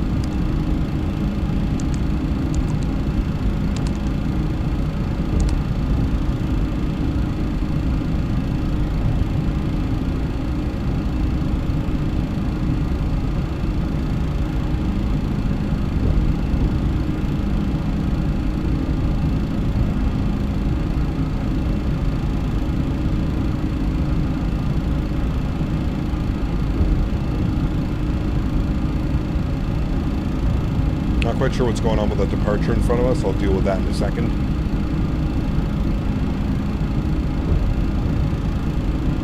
Alright, climb power's coming in. Let's go flap retracted.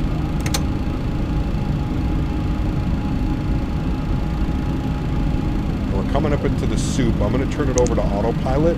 Bring you guys back up into the flight deck. There's no point in flying a straight out departure.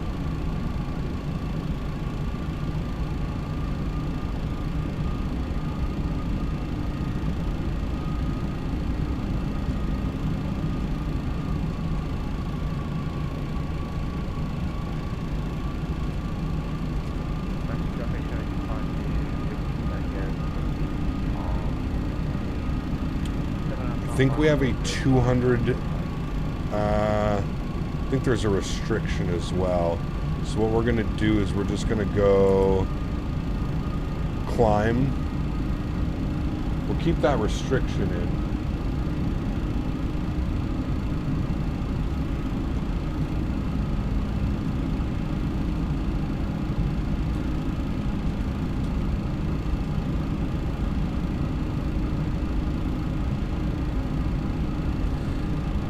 Okay, we do have the 200 knot restriction till...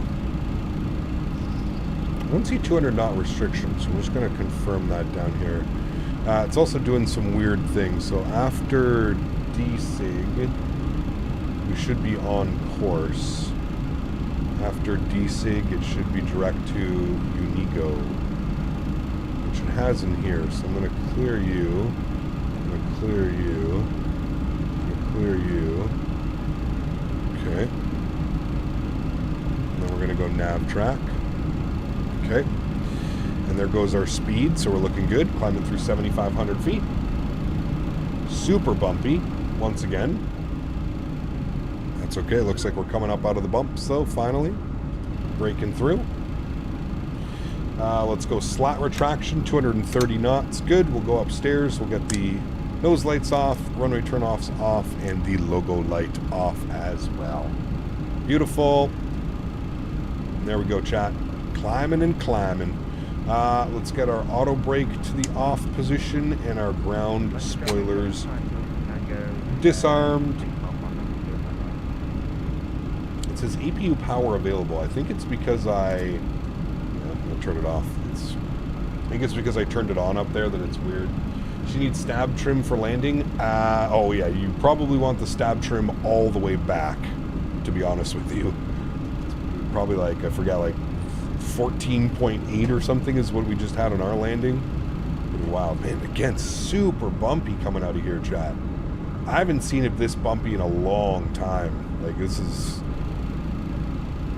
weather here is gnarly, man.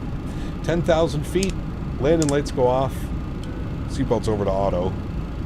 Nobody on board, so we're just keeping the seatbelts on auto.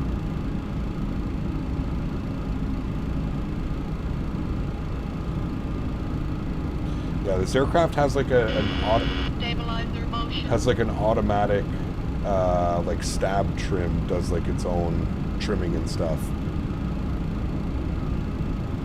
Right, we're increasing our speed to 310 knots for the climb. My packages are getting sick. It's okay. Seems to be clearing up. The higher we get up above these clouds, seems to be getting a little bit better. Tom Hanks can be seated back there. Never say never. True. True. Where did they crash again? Like, it was in somewhere in, like, the South Pacific, wasn't it? Alright, there we go. That's a little bit of a better flight plan. And now we are out and on our way, friends. Good. Just part of Memphis to Vegas, some Allegiant Mad Dog ops. Ooh, nice. The classic Mad Dog. I like it. Get which CPU to use, Ryzen or Intel? For my gaming PC, I have an Intel. For my stream PC, I have a Ryzen. Go with, you know, whatever's in your budget and whatever is... I always do a little bit of comparison before you do it, right? Check the statistics and see which works better. I believe a 7800X3D is still... The Ryzen 7 7800X3D is still the best CPU for gaming, but I could be wrong. The 14900K may also overtake that now. I don't know.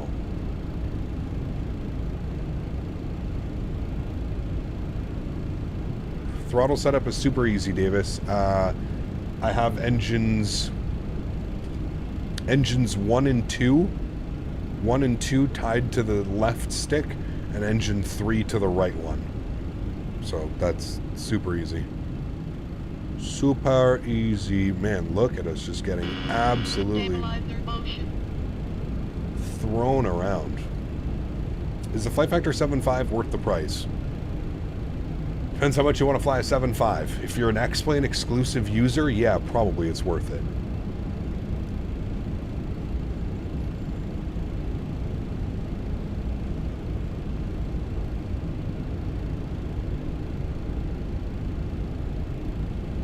I think the textures need a little bit of work, Lemon, but they're not that bad, man. I don't know, dude. I mean, it's not like any builds or Phoenix level of detail, that's for sure. But, yeah. I mean, it can only get better, right? It can only get better, man. I love the wing flex on this aircraft, though. They did an incredible job with it. It just looks so good. Jaden, what's up, man? Good to see you, dude. Welcome back. Hope you're doing well.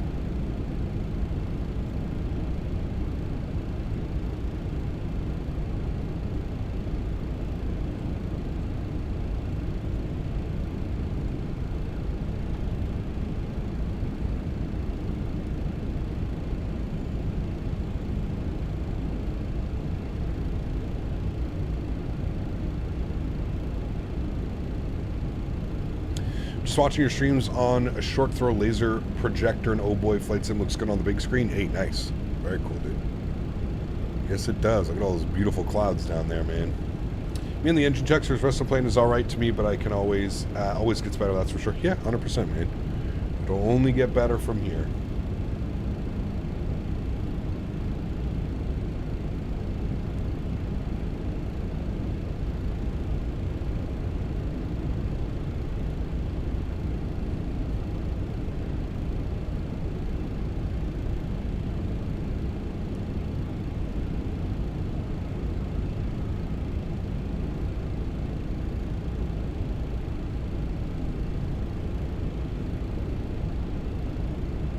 We just get 14 generations, 14900K with a 4090, but everything, only a little bit of stuttering during taxi. Yeah, I don't know. How many things do you have in your community folder, Viper? I mean, that's the only really thing that I've done and I've changed completely was the community folder. Is I'm now running, I am now running add-on linker, and I only install the sceneries on add-on linker that I'm flying into for that day. Cap, do you use FS Realistic to see the turbulence? No, the default simulator, pardon me, should have turbulence as well. But like to make it more like, yeah, well, FS Realistic does have an option for turbulence. I think I have some movement turned on. Where is it? General turbulence. Yeah, I have like the shaking sounds and some movement turned on, but that doesn't.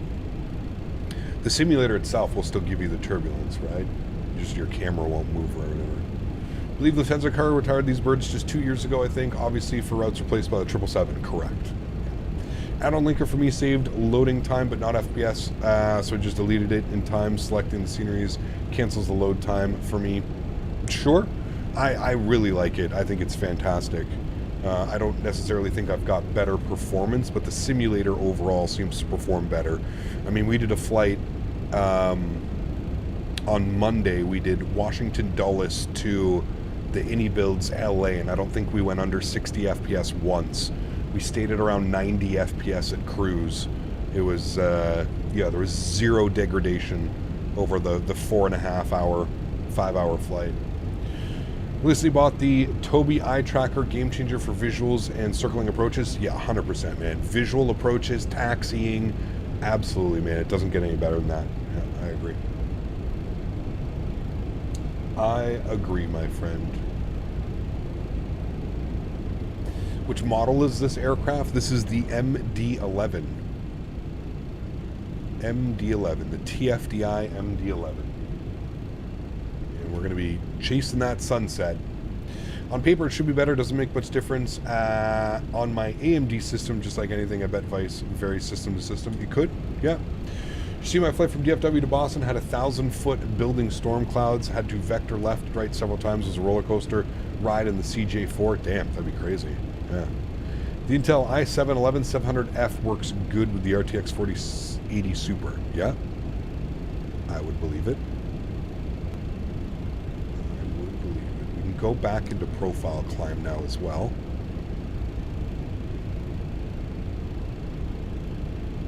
As we are climbing just above 26,000 feet. Looking good. Nice little tailwind pushing us along as well. Airspeed 453, ground speed 470. And climbing. That ground speed will probably top off close to about 500 knots on the ground speed. Especially when we make that left turn here as well. Should be a good one, my amigos.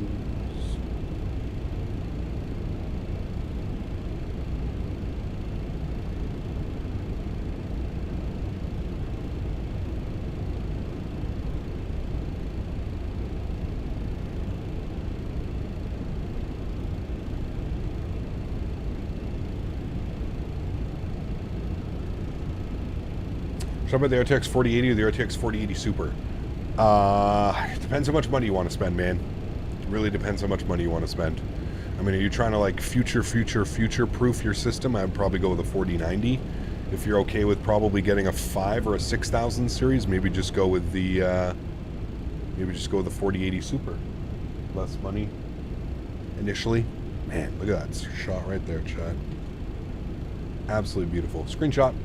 Any tips on how to start in VATSIM? Really want to try it, but nervous as hell. You know what, man? Being nervous is completely normal.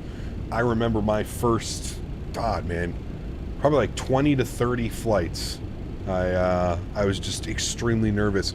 The only thing that I can suggest, Millaroo, for the first couple times that you're on VATSIM, fly an aircraft that you're extremely comfortable with.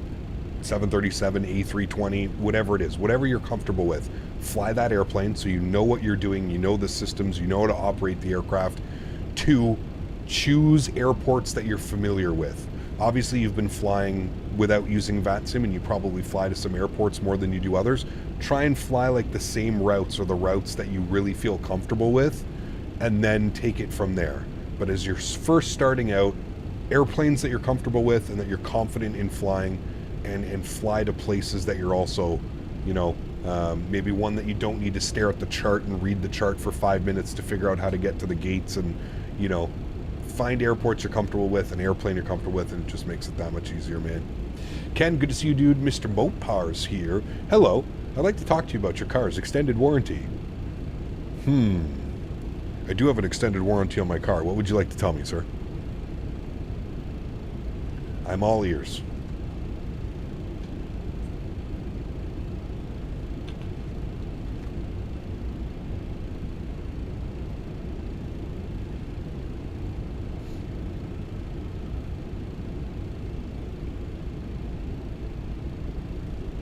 I think we're reaching cruise altitude and speed here in a sec. Passing through 31,000, sorry, coming up to 31,500. We are very close. Look at this thing, man. It's still climbing at 1,800 feet per minute. Like it's nothing. Like it's nothing. Love it. And we're above 5,000 knots on our ground speed as well, so we're going. Never mind, it says here that your car's a Toyota. You're all good. Good to go. Take damn good care of that thing too, man. Update is out for the 777 as version 2.0.37 at the current time of this post. There are no patch notes released. So did the update just come out, Lilo Pilot? Is that what you're saying? Don't we have to reinstall the sound pack if that happened? The Corolla trapping babes since only a few short years ago. Altitude. Still glad you got rid of the Acura? Oh, man. Yeah, what was it? Every 2 to 3 weeks I was calling you with a new problem. Mopar, I snapped the axle. Mopar, but there's fucking oil everywhere. Mopar, can you look at this? Mopar, what's this sound? Mopar, what's that sound? Mopar, can you diagnose this over a video on Discord? I mean, to be fair, you were pretty damn accurate. Every time I was like, Mopar, what's wrong with my car? You were like, it's either this or this, and it was one of those two things. So you're damn accurate for being my Discord mechanic. Cap, we shouldn't have taken the 777 out of JFK. What do you mean? How come when I hit the gas it redlines? What is VTEC? Please explain. Chat, stretch. Everybody stretch it out today. Thank you, played X-11 for 500 hours and 3 days ago. I switched to Microsoft on my way to Lanarka from Athens, and the 320 will get the PMGG 73 as a plane I'm most familiar with. There you go, man. Nothing wrong with that at all. Jaden, huge no floaties to you, man. Welcome back to business class. Good to have you back, my friend. Appreciate you. Longtime member of the channel. Thank you very much for your continued support, man. Good to see you back. Welcome, welcome, welcome, man. We're doing some Lufthansa cargo today. Getting ready for another busy weekend in the 777, let me tell you. I've been having so much fun over the last couple weeks flying the 777, doing these long hauls. It's been a lot of fun, man. It's been a lot of fun.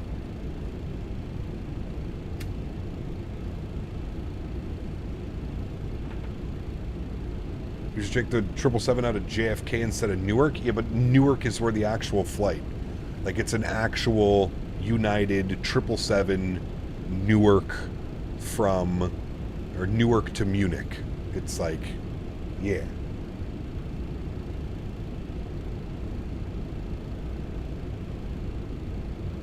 It doesn't get any better than that.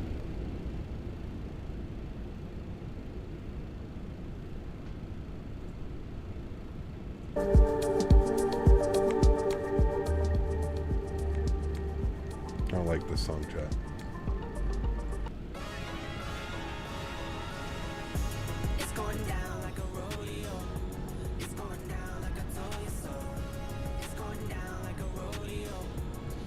Is that the Saturday flight? Yes. Newark to Munich.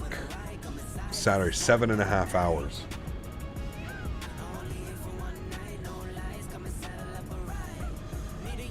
How are the radio panels from Logitech? I've got the yoke and the throttle, thinking about buying the panels. The radio panel's fantastic. That's really the only one I would use. Not only that, Millaroo, it would also help tremendously on VATSIM. You can switch frequencies without having to, like, you know, one of the worst things is when you're on VATSIM and you gotta scroll down here and you gotta like mess around with this and stuff like that. Nah, man, it's so simple to just switch frequencies, and yeah, can highly recommend the radio stack. Bootleg rap.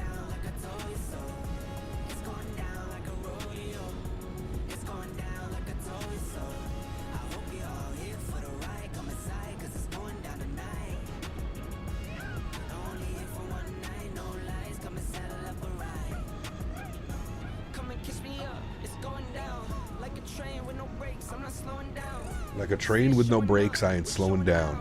Let's go. I'm a lunatic.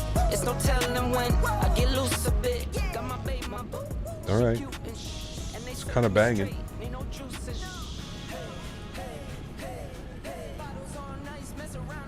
you ever listen to NCS?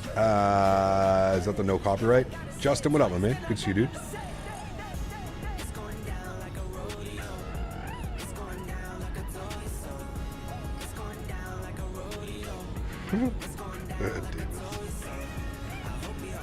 You'd hear the Get Dangerous. Maybe we'll bring it back.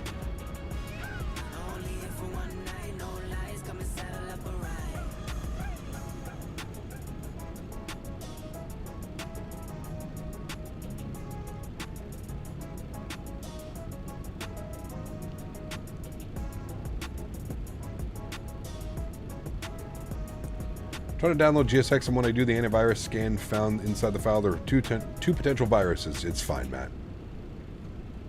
I mean, as long as you bought a legitimate copy of GSX.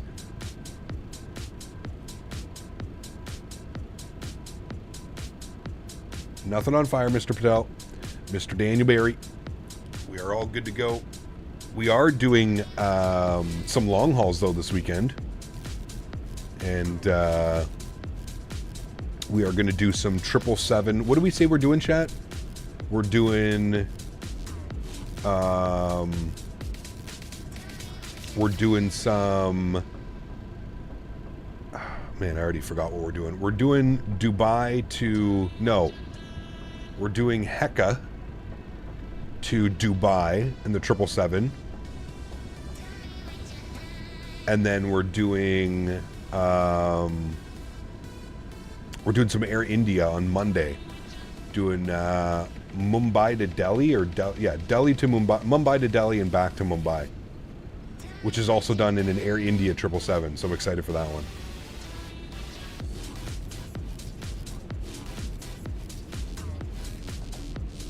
We're going Cairo to Dubai on Sunday. New York to Munich on Saturday, which is a long one, 7.5 hours. Yeah, you're fine, Matt.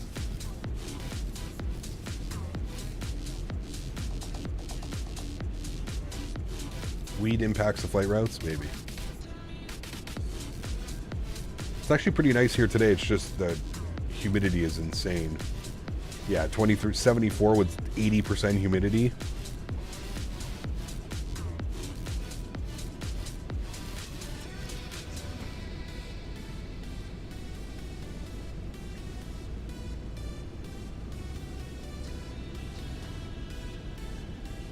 #71 here with 89% humidity.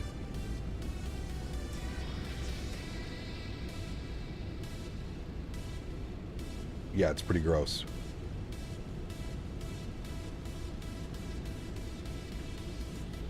Don't fly out of Hecka with the new scenery. It's bad? Is it really that bad? Doesn't look that bad.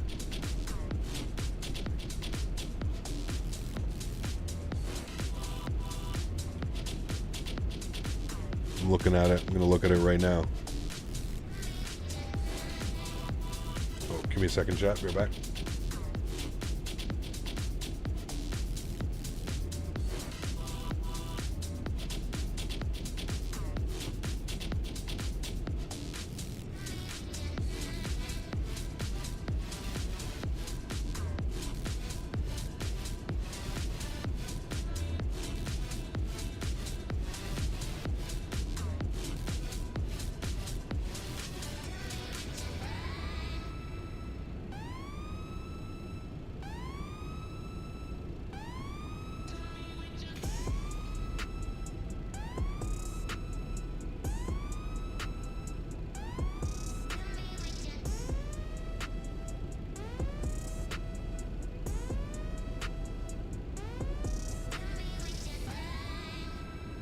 Alright, we're back.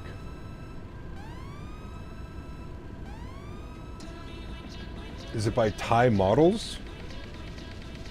Doesn't look that bad.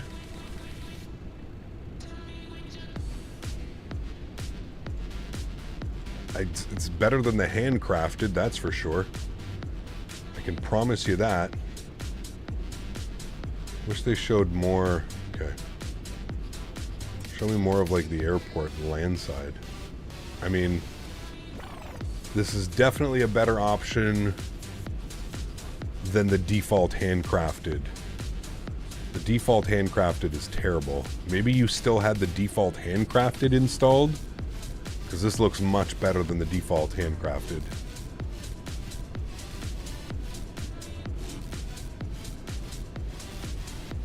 The trailer is a scam? What do you mean? Who made that? Thai Models. Not the best, but not the worst. Have a delivery, chat.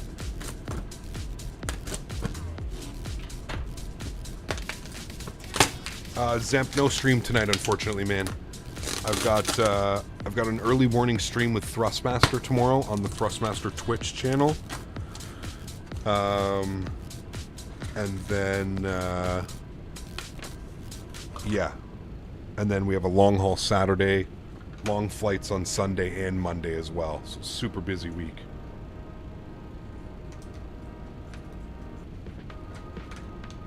Chat, what day is it?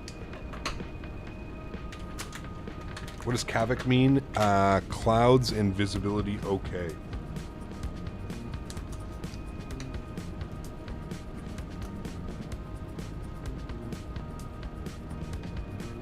Oof. Oof, that stuff's stinky. It's Monday. Might as well be.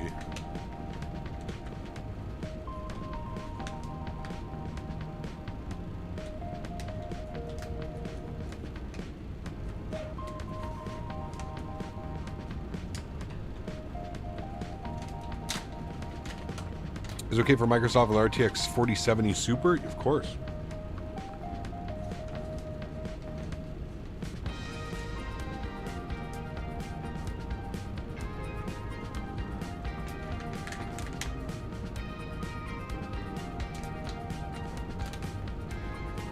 Sticky Meat's got more bud. I do not use Volanta, no. I do not.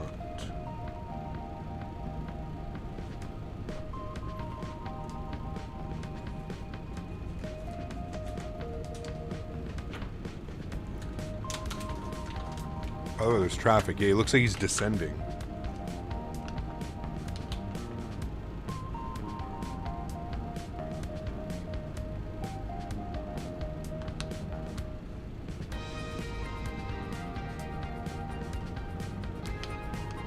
Oof, this stuff's funky.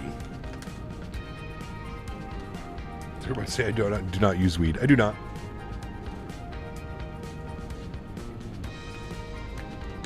I don't know what you're talking about.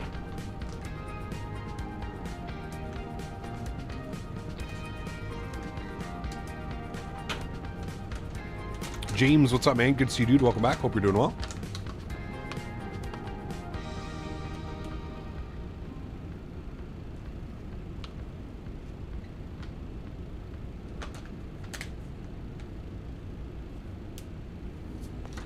It's flowers. Exactly.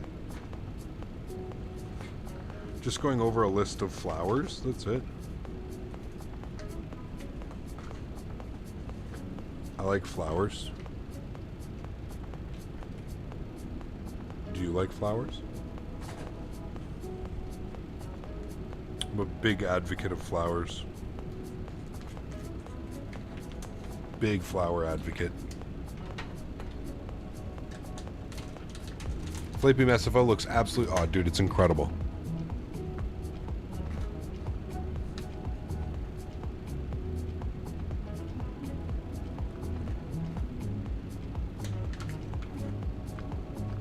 This stuff's interesting.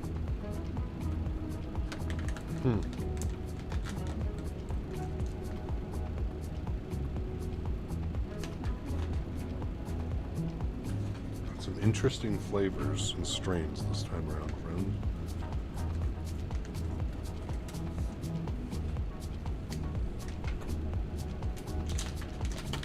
Yeah, we need to do a 777 long haul. We need to do a 777 long haul in or out of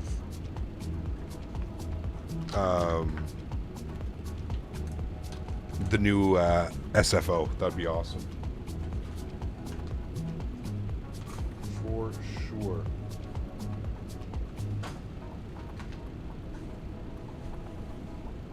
For sure, my amigos. So with that. Welcome back. We still have our crazy ground speed going on, chat. 494. 33,000 feet.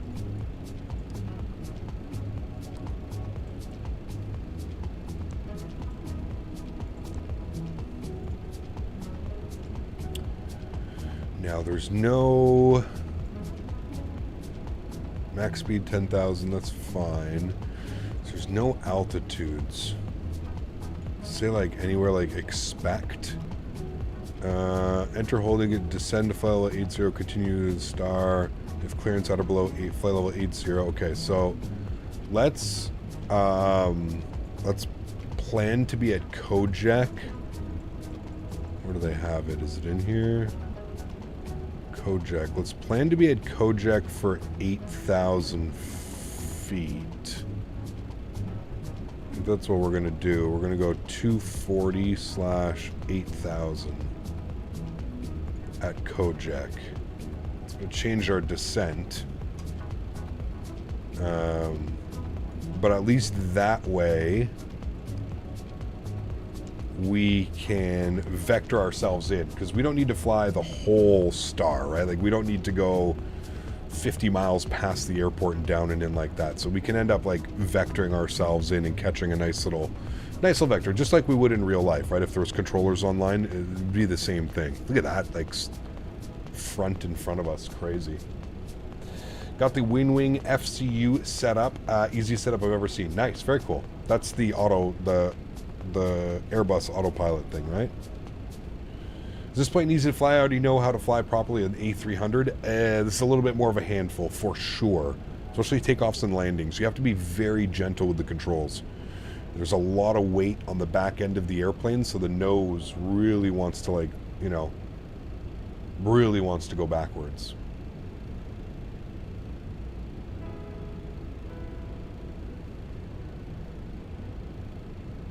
Did you buy the aircraft, or is it an add-on from the Microsoft add-on website? What do you mean, sorry? I got the aircraft as a review product from TFDi.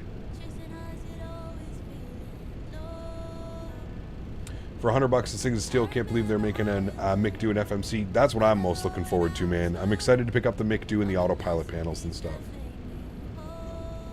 Take care, Mopar. Have a great rest of the day, man.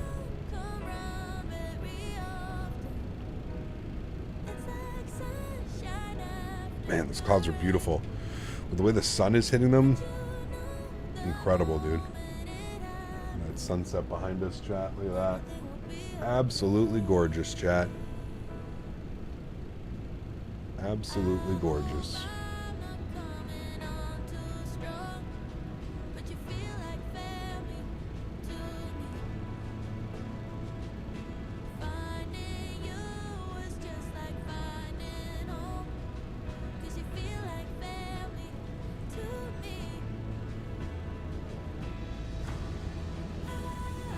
You got any good suggestions to not float the Phoenix 320? The aircraft keeps bubbling on me in touchdown zone, and it causes me to float. No amount of practice doesn't help. Try cutting the power a little bit earlier, JR. Try cutting the power right at about like 30 feet, 20 feet, and just a very slight little flare. You don't need a lot with those Airbuses, man. They don't land with a crazy amount of pitch up. Slight little flare, man. Cut the power at 30 feet, start a flare. The Phoenix especially, it takes a screenshot at 30 feet. So if you don't have any back pressure on the aircraft by like 30 feet, it puts in a lot of down trim, which forces you to flare. So if you have a little bit of back pressure on the aircraft at about 30 feet, you'll notice that it doesn't want to kind of drive you into the ground as quickly.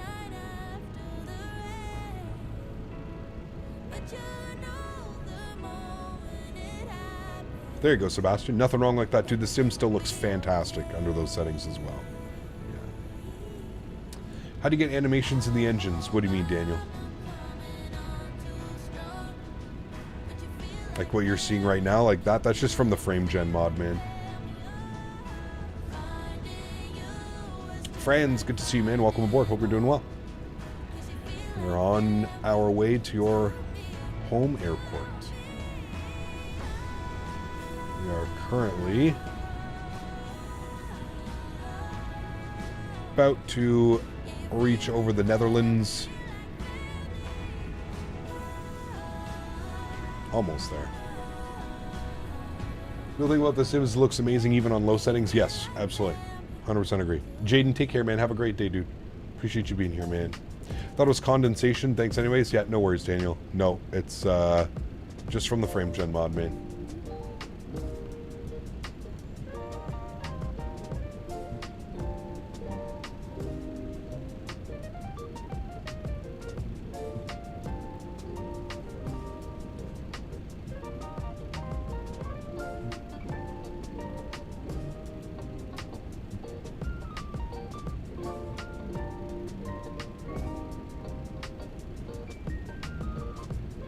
Tomorrow streams at 12?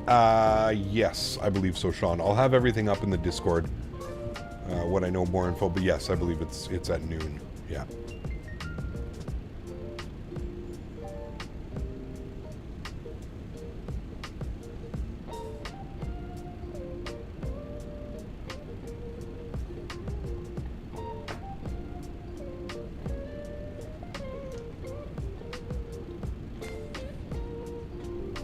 Do I grind the good stuff? What do you mean? Do I partake in the marijuanas?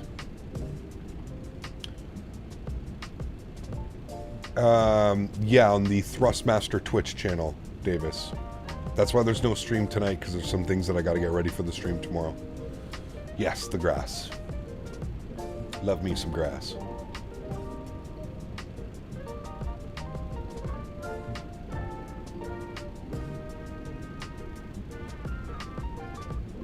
Electric lettuce.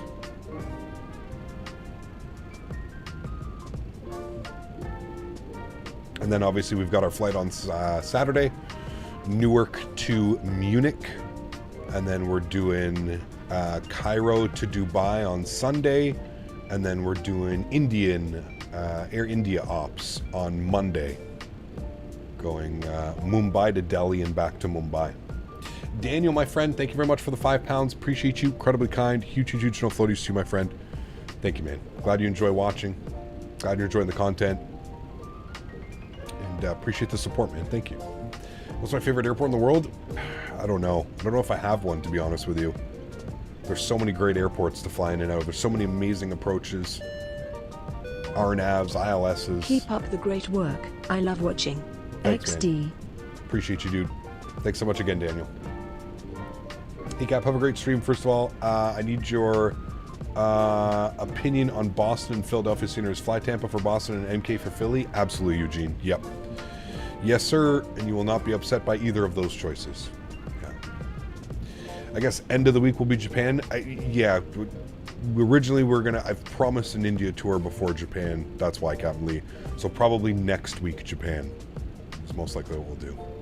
And your favorite is Louisville. Louisville. Is the Navgraph database issue resolved with the PMDG 777? It's Iraq update time again. I mean, it's always been resolved, Johan. You just have to do something with the aircraft. You have to like delete it, because when you're going to go and update the aircraft now, there's an update for the 777 that came out. So once you do the update, you're going to have to probably delete the nav data from the PMDG folder. I forget where it is. I have like the, give me a sec, I will find you the link. Here's the link. You just have to probably delete it here after you update it. Do you know how to do that? Okay, then you're good. Yeah, you'll probably have to do that. But I wasn't having issues with the Navigraph era. Getting good at nailing the pronunciations. Louisville. Louisville. Hey man, we're going to Louisville. Sweet, I'm already in the sim, so I'm ready to get on VATSIM with you guys. It'll be a blast. We may have to hop in the 737 once and do that one. That Kobe circle to land, maybe. Yeah. Back to work for you. Take care, Daniel. Flying to from Heathrow to O'Hare September on a 787. Hey, nice. Very cool, man. Enjoy that. I just flew into O'Hare a couple weeks ago. It was an absolute disaster. There's so much construction going on at that airport. It was, dude, the flight was about an hour and 15 minutes. I think it took us close to about 45 minutes to get to our gate. And that's not even, I'm not even joking. It was that long. Like, it was long. The taxi was so long that they were telling people, like, if you're on this flight to Nashville, they're holding the flight because they know you're here, and like other things. Like the flight attendant was on the PA saying those things.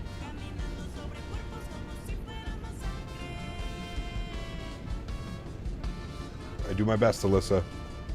Definitely.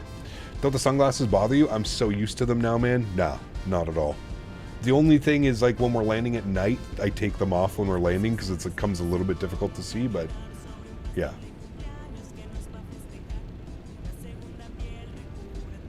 I mean, Salzburg, circle to land, incredible approach. Lowy, circle to land, incredible approach. There's some super cool approaches in the US as well. I mean, landing in San Diego, incredible. Flying into LA, incredible. We did that the other day. Absolutely greased it. If you haven't seen that video, go back to the channel. Check out, we did a flight from Dulles to LA. Super weird Air China flight. It was incredible. I've never seen you without the glasses. Uh-oh. Go up on my my Instagram, my Facebook and stuff. There's pictures up.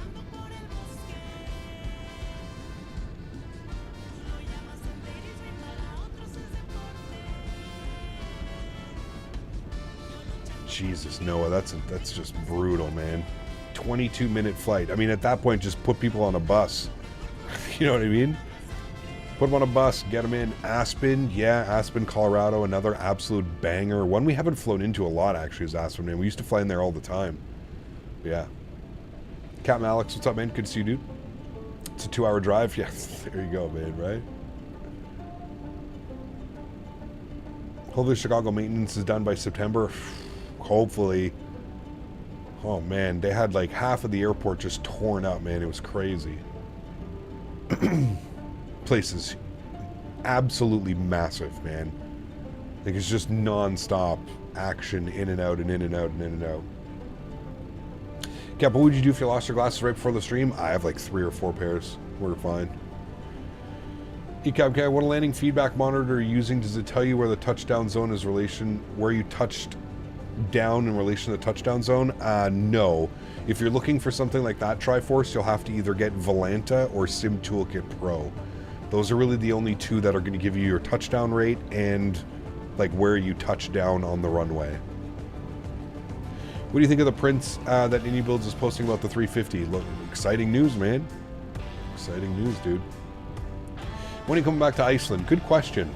We've got, what just dropped? Was it Keflavik V2 or was it the other one? Can't remember. MK Studios just updated one of their sceneries like crazy.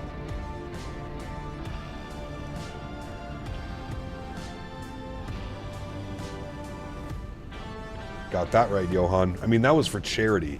It'd probably be even more now that we're just hanging out here on stream. That I did that cheap, man. That was cheap. $1,000 for charity. That was, you know. Actually, I guess I can't really say that. Probably goes against the grain, but $1,000. That was fun, man. That was a really fun stream, though. Any free mods that I recommend? Depends what you're looking for. There's a bunch.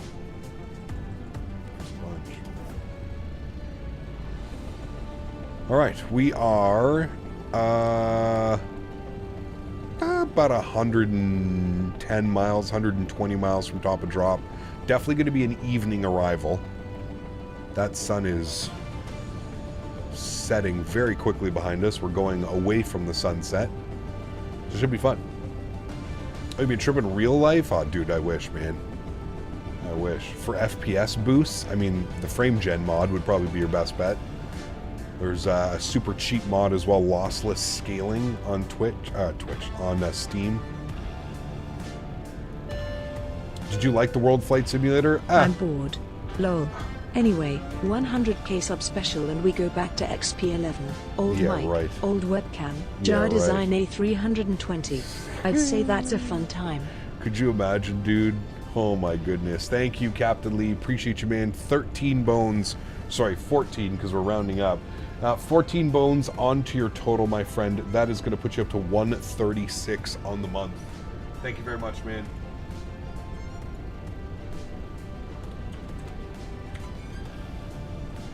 Appreciate you, buddy. Running away with that second spot. Thank you, man.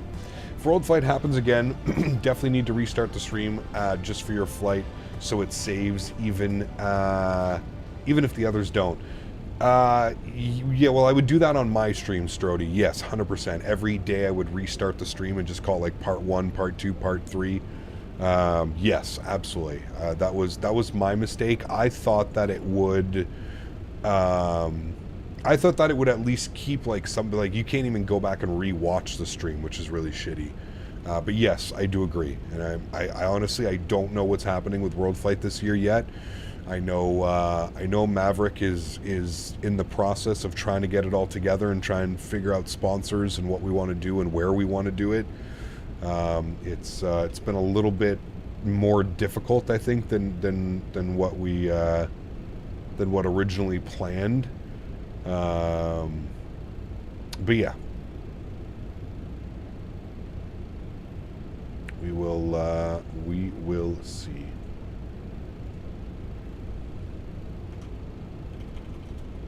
Hopefully, we can figure it out, man. Hopefully. Look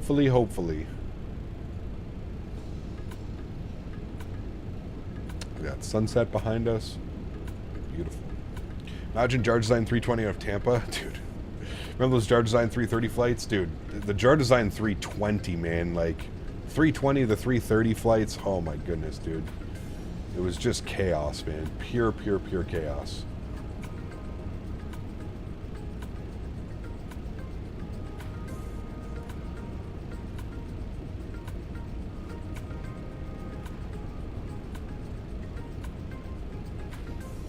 Yeah. What settings do I have to change? Cap, experiencing an issue with the lights on basically every plane. They don't look clean and more... I'm not sure, Louis. I have no clue, man. Maybe it's just your camera angle? I don't know. Remember we were at 15k subs. It's how long I've been here? Dude, it's been a crazy climb, man. It's been a crazy climb. It's been a very slow and steady increase, you know? It's been cool, man. It's been a lot of fun.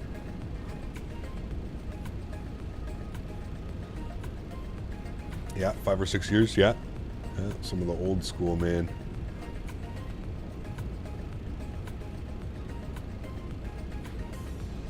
The old school streams. I was like one of the only X-Plane streamers, man. There was like me and it was like Cat Strader and Jeff Faviano as well. Faviano wasn't really streaming it. He was making videos. But it was like me and Cat Strader were like some of the only two like X-Plane streamers. And then a lot of like the P3D guys were using X-Plane and P3D. Yeah, it's crazy, man. Back in the day, dude.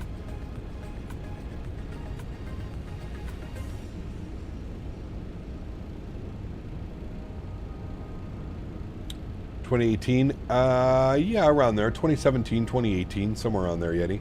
Because, I mean, we all went to the expo together in 2019 and stayed at that house, and we had all known each other for a while since then. So, yeah, 2017, 2018, somewhere around there. Still traumatized with those seatbelt sounds from the jar? Dude.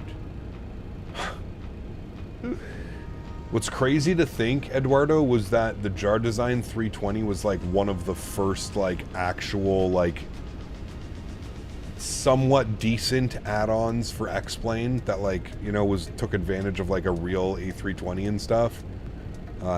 It's just crazy how, like, we look back on it now and we're just like, man, that's not a good product. The flight model, everything about it, dude, the systems, like you said, like, the stuff that would just yell at you and scream at you. Man. Nothing beats the passenger scream sound from the crash.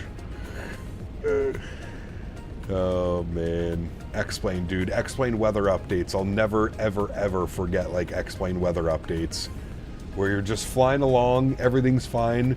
The weather updates, you're in the middle of a thunderstorm, and then it's a race. It's a race to see how fast you can go inside and try and find where your engine anti-ice is and stuff like that. And before you fall out of the sky, it's a race to the clock, man.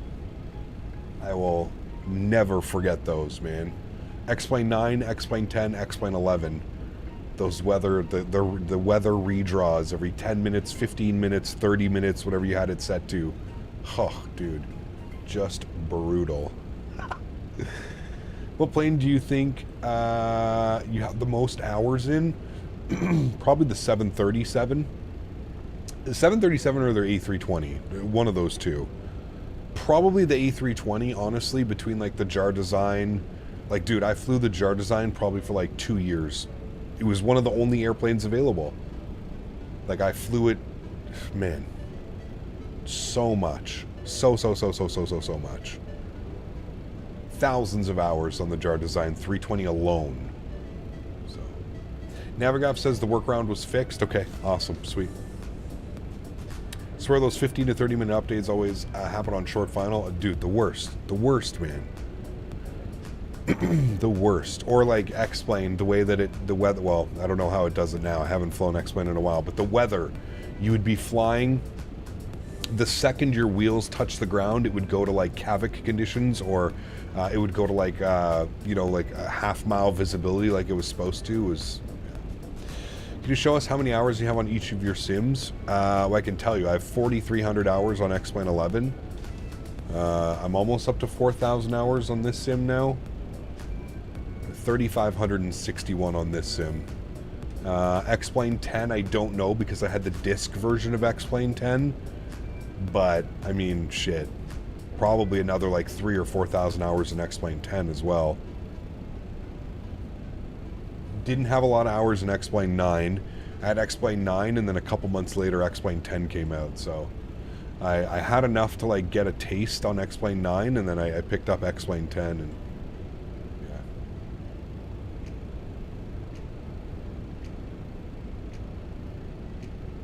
12K hours retired pilot time. Yeah. I mean, we're almost up to 5,000 hours on VATSIM alone, which is pretty crazy if you think about it, man. 5,000 hours. How many days is that? Crazy. Top of descent is about 60 miles away. We'll be getting ready for our descent into Leipzig. 208 days. Crazy. That's just VATSIM hours. Right, Greg? Somehow still saying. You have 1,822 hours in your flight sim. Nice. Very cool.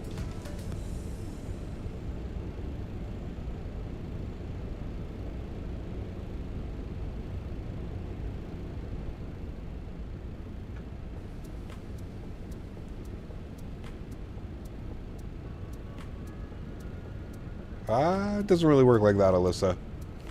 I wish it was that easy. Hey man, I got like 5,000 hours on Flight Sim. Can I just get a license now? Remember I bought X-Men 11 on disc in my PC, didn't have a disc insert. Oh, dude, same for me, man. Sean, when I originally got X-Plane 10, I went from a laptop to like my first desktop, and the desktop didn't have a disk drive, so I had to buy one of those external disk drives that you have to plug into like the front of your computer, and it just sits there as a disk drive. It used to give me problems all the time, man. I used to get the message all the time from X-Plane 10, like disk, you know, like the insert disk problem. Used to get it all the time, man. Respawn 787, great name. Good to have you on board, man. Welcome. Thank you for your support. Thank you for the subscription. Welcome, welcome, man. You have those wonderful hours, and you aren't a pilot? Correct. Yeah. Hey, Cap, long time no see. Lux, good to see you, man. Welcome back. Hope you're doing well, buddy. If you hit the desk too hard, it disconnects. Yeah, exactly. Oh, man. Did he really, Greg? Probably did it as a joke. Yeah, there's not too many people who like our good friend JT right now.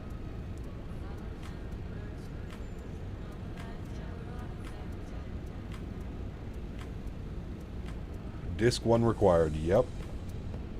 And like, how about installing anything, dude? You had to put all 8, just to like install like one part of the world, you had to go through the process of putting all 8 discs in. You remember that?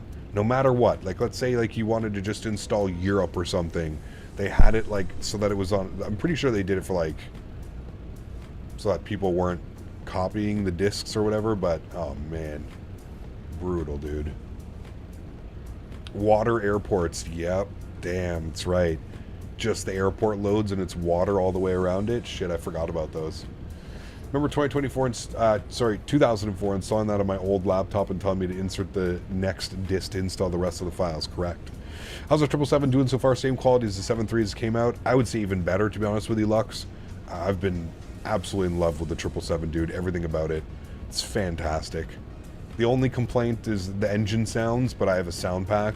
I have the FT Sim sounds, and it's perfectly fine. I mean, that's happened to us a couple times. I remember, like, back in our X-Plane 10 stream days, we would go flying somewhere, and it would just be like, ortho tile not found. And, like, we'd go and we'd land at an airport, and it was just in the middle of, like, water. It's happened before, man. Probably more than once, to be honest with you. Got the immersion pack for the 777, and boy, baby, it's even more awesome. Nice, glad you enjoy it, man.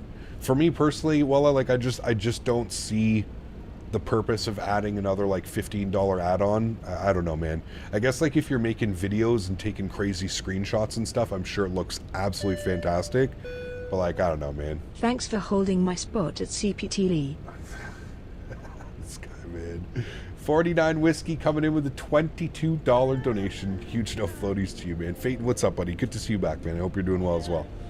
Huge no floaties to you, 49 Whiskey. Thank you, man. I appreciate you, dude. 22 smackaroons onto you, my friend. 137 on the month. That, you're just playing with people at this point, man. Just playing with people at this point. 137 just to bump Captain Lee for the dollar. I absolutely love it. This is a we haven't seen a war like this in a while, man. This is funny, dude. Thank you for the support, buddy. Appreciate you, 49 Whiskey. Guys, get some love in chat for 49 Whiskey having some fun today in chat. Maybe at Captain Lee's expense. Thank you, man. Appreciate you, buddy. Thursday night stream? No night stream tonight, man, unfortunately. We are, excuse me. I don't think so. This guy, man. Dropping the $14 donation, says, I don't think so. Putting up to $150 for the month. Now we got, Jesus. Now we're playing musical donations once again. $150 for Captain Lee, which is also going to get him top spot away from Jetstar. Captain Lee, top spot. Let me cut out Jetstar. There you are, man. Huge no floaties to you, Cap Lee. He was still lurking, 49 Whiskey. He was still lurking. You thought you caught him, maybe he'd already left. All right, there we go. New leaderboard lineup. Captain Lee, Thank you very much for support, man. Appreciate you, buddy. Guys are crazy, man. Guys are crazy.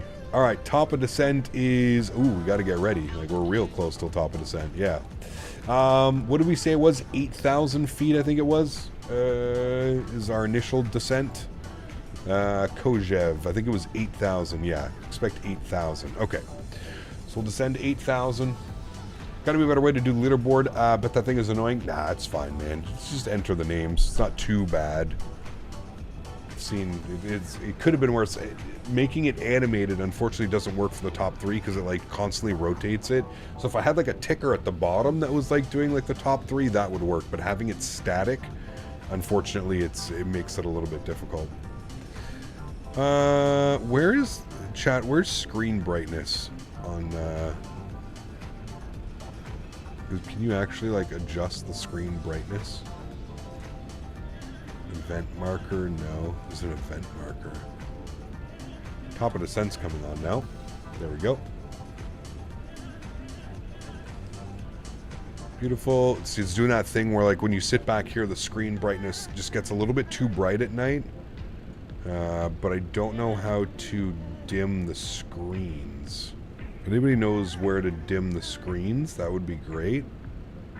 I don't know where to dim the plane, dim the screens in this aircraft. EFIS source, that's the EFIS source. That's all the other ones. Flight directors, approaches, nah. How did you learn how to fly? I mean, my grandfather was really into like flight sim. He like got me like the basics, but like learning how to like fly like commercial aircraft and do like proper approaches and stuff like that, that came just from all watching streams, man.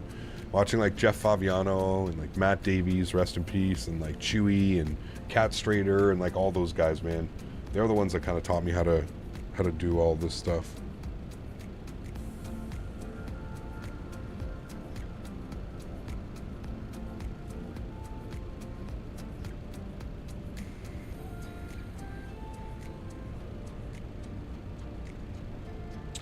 Matt Davies, it's been a while. The knob below the thrust levers. Where? Here? Wait, these ones? Oh, no fucking way.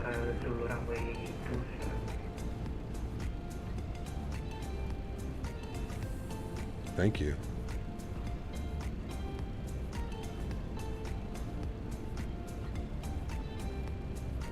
I had no clue. What an odd spot for that. But that's so much better. Thank you. Now I can actually see my altitudes and my speeds.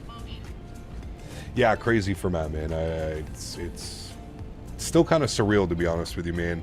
He was like one of like the first. Like I remember, man. I don't even know. I don't even know if I was using flight sim at the time. Like honestly, I don't remember. But I remember watching. He used to. He had like a whole series of like the world's most dangerous approaches and stuff. He had a whole series, and I remember watching his Innsbruck circle to land video, and I remember it like completely changed like my. I was like, wait, people are like actually doing this, and like this is like a like legitimate thing, and you can do this in flight sim, and it just it completely changed my whole like outlook on like flight sim and what was possible in flight sim. And not only that, but like content creation, man. Like I wholeheartedly say that. Like I feel like he was one of the first like successful content creators, like flight sim only content creators. Do you know what I mean? Like I've always said this, you've heard me say this before, like it's ridiculously difficult, man, to like make a full-time job off of like doing something so niche. It makes it difficult, right? Like it's an extremely niche market. And I remember I always, you know, admired him for that. He always had cool like PC sponsors, and his sims always looked the best, and he always had the best add-ons, and would have the best flights. And yeah, he was one of the main reasons, man. Cap, when you send those Japan routes, maybe send a link to a good USB hub. I'm running out of room. Yeah, man. Gotta pack a new SSD. What rudder pedals do you recommend to invest in? Depends how much money you want to spend, Malero, to be honest with you, man. I run Thrustmaster pendular rudders. They're by far the best rudder pedals I've ever used. That being said, they're extremely expensive. But I don't think...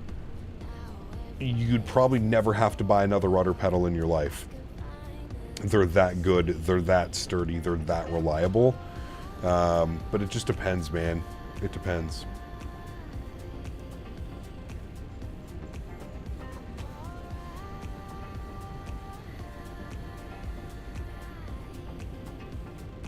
Oh, the crosswinds, the MFG crosswinds, I've heard good things about them. I didn't like them when I tried them at Flight Sim Expo a couple years ago. They just weren't for me. The new Winwing ones, they remind me very much of the MFG crosswinds. They almost look identical. Like I had to do like a double take when I first saw them. But I guess it's up to you, man. Like I don't know. There's something that I love about the Thrustmaster pendulars that allow me to, like, just like you would in the real aircraft, you have your heel, right, your heel to toe, your heels are on the ground as you're kind of manipulating the the rudders and stuff. That's why I love the Thrustmaster ones. Obviously the price tag is the biggest thing when it comes to the Thrustmaster pedals. But like I said, if you're looking to, you're serious about the hobby and you see yourself, using a simulator for years and years and years to come, I would suggest investing in the Thrustmaster pendular rudder system. But I also understand that they're very expensive and that might not be in the budget for a lot of people.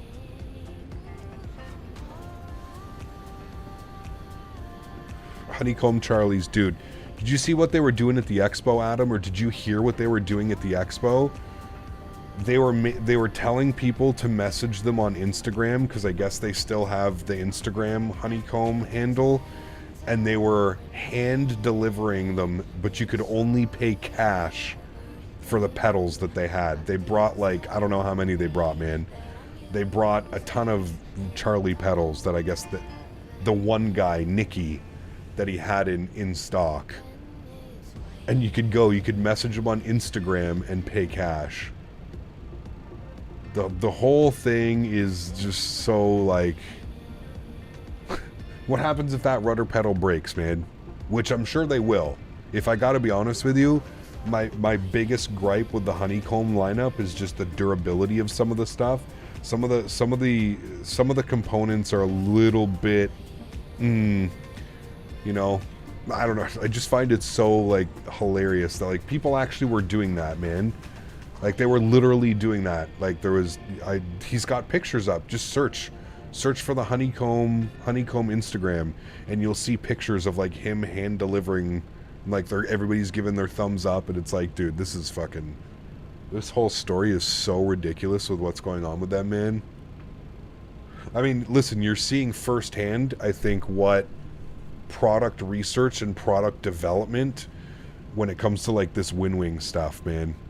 I had a lot of conversations with a lot of different developers and peripheral hardware makers, and the biggest thing I think was just the massive surprise from Winwing of how they kind of just, they're making these affordable products, and I've always said, man, if I think they're one of the smart companies that realize, like, yeah, you know what, they may only be making 10 or 15 bucks per unit, but if you price that at $100, you price a McDo at $100, you make $10 off a unit, you sell 100,000 units, no matter what, that's a ton of fucking profit, man. That's a ton of money.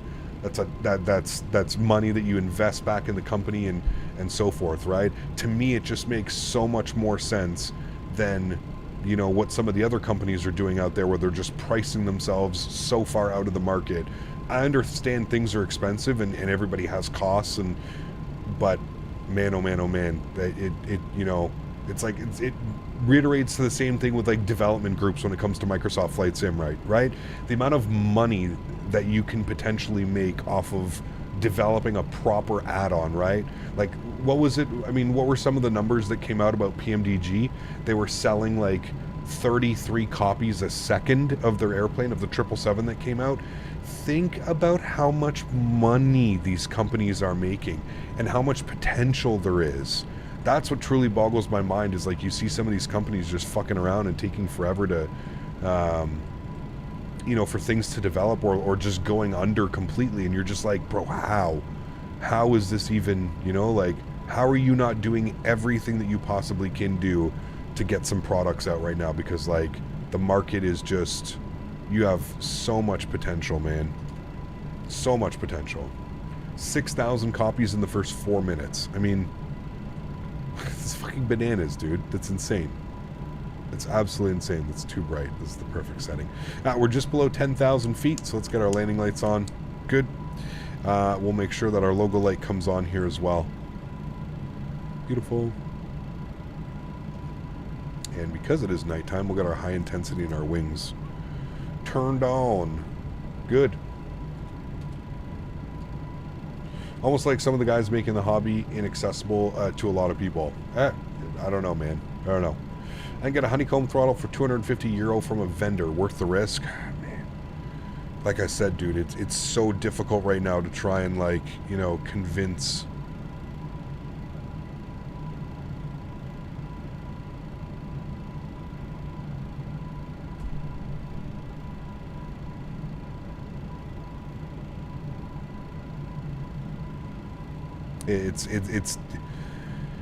It's difficult. It's difficult for me to look. We put 8,000 feet at Kojak, and we're basically 8,000 feet. We're at 8,500 feet.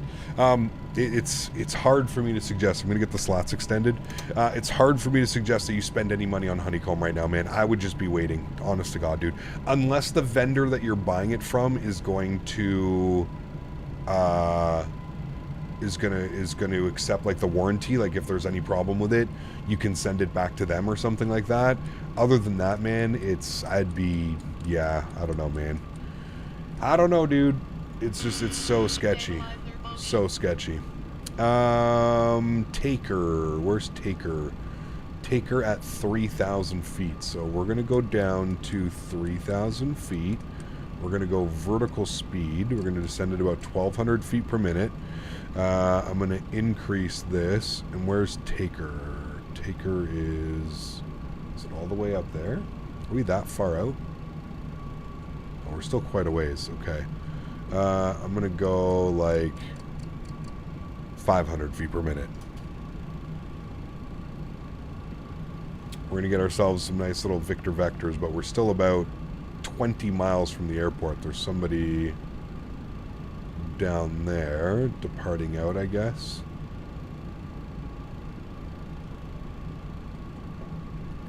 I'm really gonna shallow this out, like 300 feet per minute, 200 feet per minute.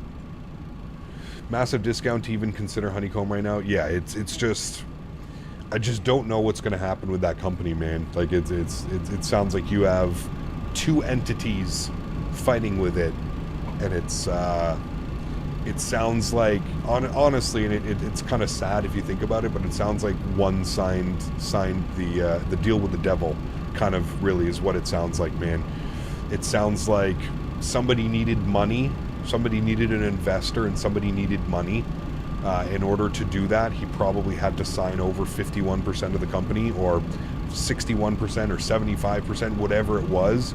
It sounds like he had to hand over like that, and it sounds like the person who was giving money, maybe they weren't getting their investment money back, and they decided that they had to take things into their own hands. That's really the only thing that I can see like playing out after all of this and everything that's come to light. But man, oh man, oh man, it's been crazy, dude. I feel bad.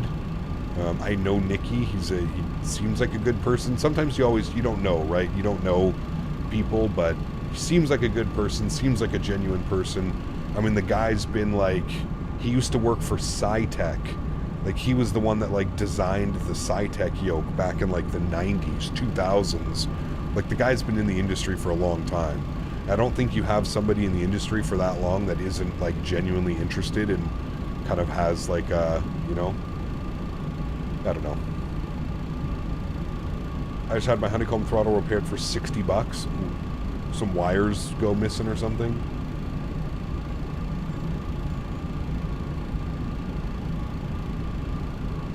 Well, like I said, Cardio, to me, it sounds like what happened was they needed investment, they needed capital. He went and got money from somebody, and maybe he wasn't paying that money back or something. I don't know, man. It's just super weird, man. And then for, like, after everything that's come out, like, I don't know if you're, like, they basically said, like, don't talk to Nikki, like, Nikki used to be the owner, he's not the owner, like, I'm the owner of the product, and yeah, it was crazy. When people start talking about how they're interested in honeycomb, I tend to tell this story. I've been waiting 3 years for an answer for support for my throttles. The wires are broken within it. You're not the only one. Mine are broken as well, Davis. I've somehow been able to, like, patch it and make a fix, but that's what happened to me as well. And that's a pretty common problem, Davis, I believe, is that's what I was kind of talking about with, like, some of their design is just, it's not quite the best design, and everything is very much, you know, like, you would think, like, something that was wired like that would have a little bit of extra slack or something, but that's what happens. I'm pretty sure it's when you put it into, like, beta mode, the wires aren't long enough to reach and they end up snapping. So but yeah, it's weird, man. It's weird. I enjoy my Honeycomb Bravo. By now it keeps working for a long time. Hopefully, Igor. Yeah, hopefully, man. Like I said, dude, they made good products, and it sucks to see. I would have liked to have seen where they were going to go. I think they had a lot of things planned too, didn't they? So yeah.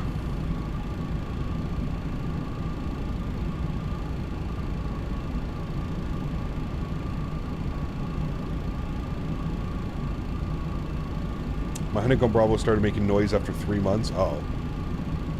The company is a mess. The products are quality if you compare the others.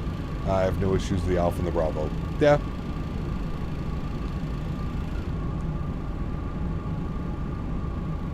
There's downtown Leipzig. We've got the airport literally right off our wing.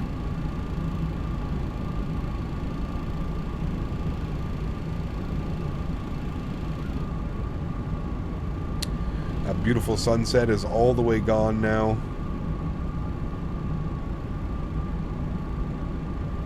There's the airport right there.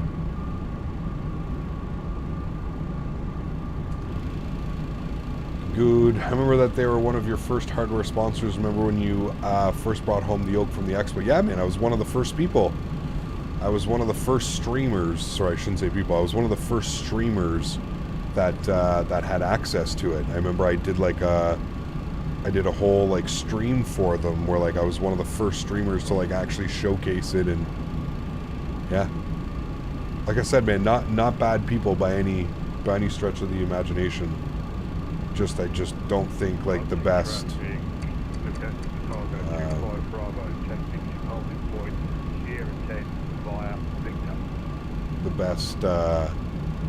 The best people to be in business, you know what I mean? Sometimes you could be a great person, but you just don't have the best business sense. Like I said, from what I've heard and from what I've seen, I think most likely what happened was just that it's one of those unfortunate things where you borrow money and you know, you put up whatever, something percent of your business, and yeah. The yoke was really game-changing considering the main yoke on the market was the Cytec Logitech. Absolutely. Absolutely. They were one of the first ones to offer something, you know, other than the Logitech. You're correct. Yeah.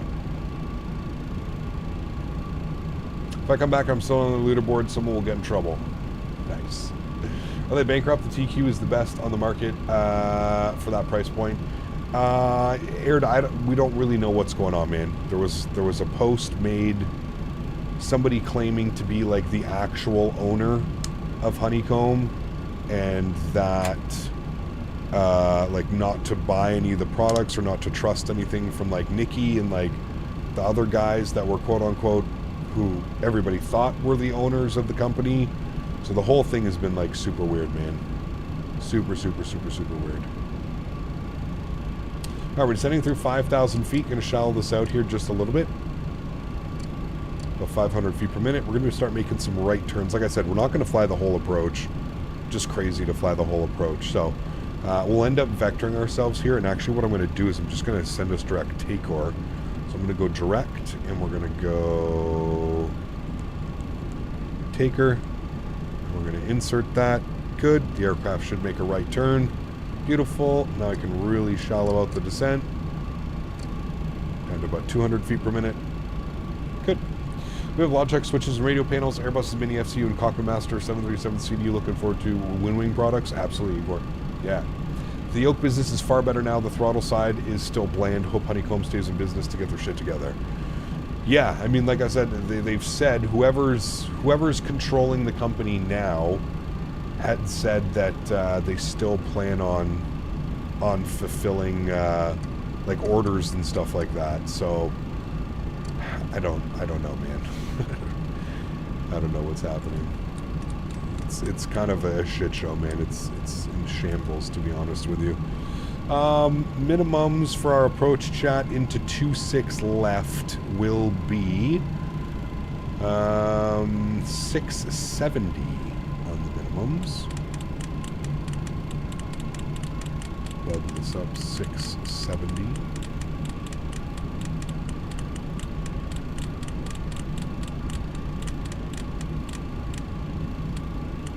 Good. And the most current weather is 1016. 1016 is set. Good. We'll set it in the backup as well. 1016. Good. Cool. We're on slope. We're looking good. Gonna go about 1,000 feet per minute now on the descent. And I'm gonna roll that speed back to 210 knots. Good. And we're going to go flaps 15 degrees. And because we did a little bit of vector there, we're going to be coming in on a pretty short final. So I'm going to try and get the aircraft set up as best as I can. So 190 on the speed. And our approach speed today, flaps 35, 164. Absolutely crazy. Is there a first night landing as well? Well, no, I guess we landed in... oh, don't you dare. It's going to do it. I guess we landed in Frankfurt at night as well, and that was actually probably one of our best landings. Waiting for localizer to come alive. It definitely should be coming alive. Not quite sure why it's not right yet. There it is. Good. Approach land. Good. Localizer 1 is captured. Beautiful. And there's glide slope. Beautiful. Let's go gear down. We'll bring our speed to 170. 2,500. Good. We're into there. There's 2,500. Let's go flaps 28 degrees. Good. And our approach speed was 164. We're through 180, so I'm going to go flaps 35, which will be our landing flaps now. And we'll bug up 165, which will be our final VAP speed. Good. Upstairs, let's get our nose lights on. Everything else looks good. Stabilizer is motioning. Ground spoilers are armed. Auto brake is set as well. Beautiful. Chat, enjoy the arrival. Told you we'd get some nice vectors in here. And we'll go ahead and make sure we start our recording. We are recording. We'll be able to watch our arrival after we land. Beautiful. And guys, don't forget, if you are enjoying the content, please smash down that thumbs up button. Show the channel some love. It would be very much appreciated. Glasses are off. Look at that moonlight out there. Just beautiful. 164 VREF, dude. Yeah, cardio. For this aircraft, they are very common, which is insane. I know. Autopilot. My airplane. Let's enjoy, friends.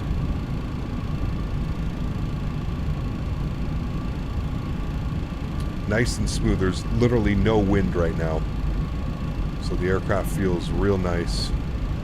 Don't want to get too low on the glide though. And that nose up just a tad. There we go. Back on track. Leipzig traffic, Lufthansa cargo, short final, 26 left. Leipzig. Alright, we're looking good. Sounds rough. Enjoy, friends. Anything under 300, we're calling it a butter, chat. Stabilizer motion. Heavy stabilizer motion. go. Stabilizer motion. Stabilizer motion. Feels good right about there. 500. Thank you. 400. 300. 300. Approaching minimum. 200. Minimum. Continue. 100. 50. 40. 30. 20. 10. Just let it sit, let it sit, let it sit. Beauty, nose down gently. Reversers are out. Decelerating.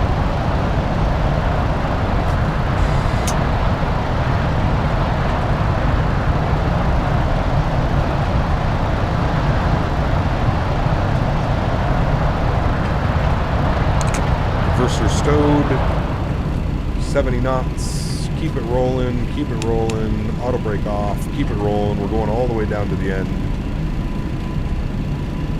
Keep her rolling. Not bad. It's a pretty good one. Like I said, to get those butters, like, you know, well, I feel like that was a butter for this aircraft. 1.05 G. To get those lower numbers, though, it's not really one of those airplanes, man. It really isn't one of those airplanes. Alrighty. And we're clear. Good see traffic with Lufthansa cargo through and Echo vacated runway 26 left. Alright, and we're back home where we started the day. Landing lights off, nose light to taxi, strobe lights are off. Good. We'll go ahead and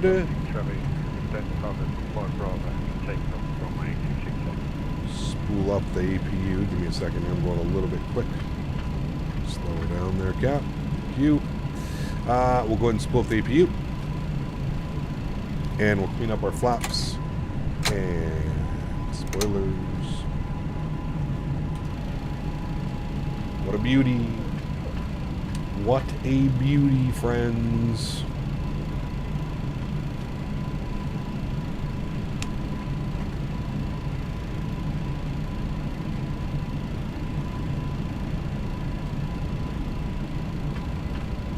V1 needs to take lessons? Nah, I don't think about that.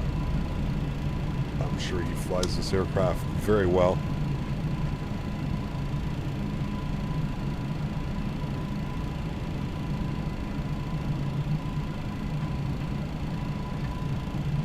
Alrighty, we'll stop our recording. So we'll be able to roll the time back and actually see what that looks like during the day. And we'll go ahead and pull into one of these stands here. We'll go 209. I don't know if GSX will know where we're going. I don't even know what apron we're on. What apron are we on? 209. Apron 2. Apron 2. 209. No. Thank you. Good. Let's go ahead and get our lights. Good. And we'll get ourselves lined up here.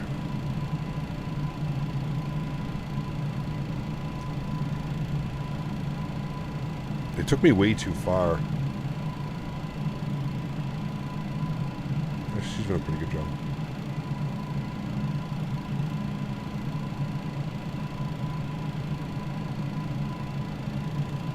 Alrighty, perfect. Park brake goes on. Upstairs, APU is on and available. Engines number 3, 1, and 2. All to the off position. Beautiful, ladies and gentlemen. Welcome back down to Leipzig. Look at that. Beauty. Nice. Great day of flying, friends. Hope you guys enjoyed that one. Once again, if you haven't done so, don't forget to smash down that thumbs up button. I feel like it was a great day of flying, friends. Again, the MD it's one of those crazy birds. It's just an incredible, so much fun to fly. But also just an extreme handful. Literally, an extreme handful. Alright, let's get this bad boy ready to fly. I'll bring back the time so we can actually watch the time. You can actually see the landing with a little bit of sunlight. We're going to go flaps down to 35, which were our landing flaps. We'll also arm the ground spoilers. Good. Get those to there. Good. Let's make sure all of the lights are on. Oops, which they are. We'll keep those on. Those are on. Good. Cool. And we shall go ahead and watch our replay, right, friends? Let's go ahead and disconnect from VATSIM. That is good. We are ready to rock and roll.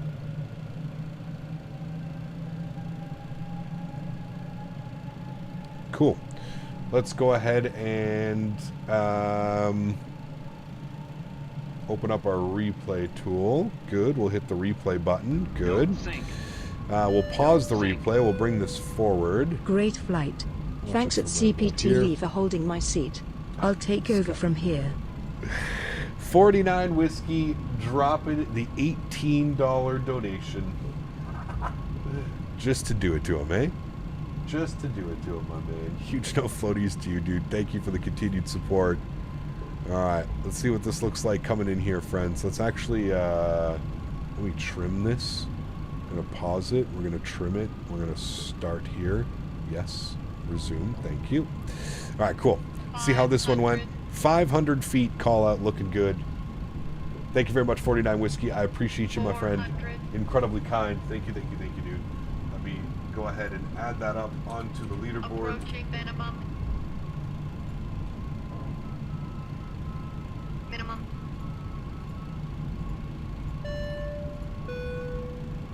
Not so fast there, buckaroo. You're going too fast for my liking. You guys are crazy, 40, man. 30, 20, 10. Hold it off. Hold it off. Hold it off. I mean, I feel like that's as good as we're gonna get. See, look at now. It gives us a 142. Again, with these landing rates, a 142 that one gave us on that one. I felt like that was a great landing, regardless of whatever landing rate. I feel like that was a great one. Captain Lee coming in with the donation as well. Guys are fucking mad. 400. Absolutely mad. 155 for 49 Whiskey. Approaching minimum. And we've got 164 for Captain Lee. Minimum. Guys are bananas, dude. Nope. 100. 50. 40, 30, 20, 10, 10, 10. 10. That gave us a minus 147 now. See? So I feel like they're butters, man. I feel like something's glitched out when like you fly this in or something, because that was a 146 and a 147. Buttering it all day long, friends. 20. All day long in the MD. Thank you, Captain Lee. Thank you, 49 Whiskey. Poor Jetstar, man. Just been bounced. Jetstar's been bounced around. Matthew O's been bounced around. Thank you very much, Captain Lee. Thank you very much, 49 Whiskey. I appreciate you guys, man. You guys are incredible, dude. Thank you all so much for the support. I want to take this time to thank my mods, my donators, and my sponsors. Thank you for your support. I truly do appreciate you, man. Is it just the view, or why does it look like you start flaring? Why does it look like you're flaring a lot? It's the view, Leo.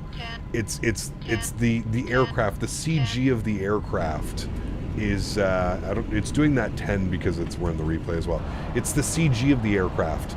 The center of gravity is insane how much back trim there is on the aircraft. And that's why it looks like that. So it's the way, go watch like MD-11s land. They're coming in, they look like this, man. It has an insane pitch up. It's just the aircraft. Mods, donators, and sponsors, thank you all so much for all the support. Appreciate you guys. To everybody else that cannot support using a monetary value but donates with your time, your effort, being here in stream, I want to thank you guys just as much. Thank you everybody for your continued support of the channel. I appreciate every single one of you. As you know, there is no live stream this evening, unfortunately. The next live stream from me on my channel will be on Saturday. We're doing a long haul from Newark to Munich in the 777. It should be a great one. I'm very, very much looking forward to that one. If you are interested and you hang out on Twitch, I will be live streaming on Twitch tomorrow on the Thrustmaster official Twitch channel. We're going to be teaching John, continue our teaching of John, how to teach John how to fly. So that should be fun, should be awesome. Probably about a 2-hour stream over there tomorrow. Again, if that's not your thing, that's fine. I will catch you all on on Saturday. Today we're Thursday for our long haul. And then we've got some great flights planned for the rest of the week. So, friends, thank you all so much for support. Appreciate y'all. Enjoy the replays. Enjoy the MD-11, 777, 320, 737, whatever it is you're flying, man. And I look forward to seeing you guys all either tomorrow on the Twitch channel or on Saturday's live stream. Should be a great one. Happy landings, my friends. Have a great rest of the week. See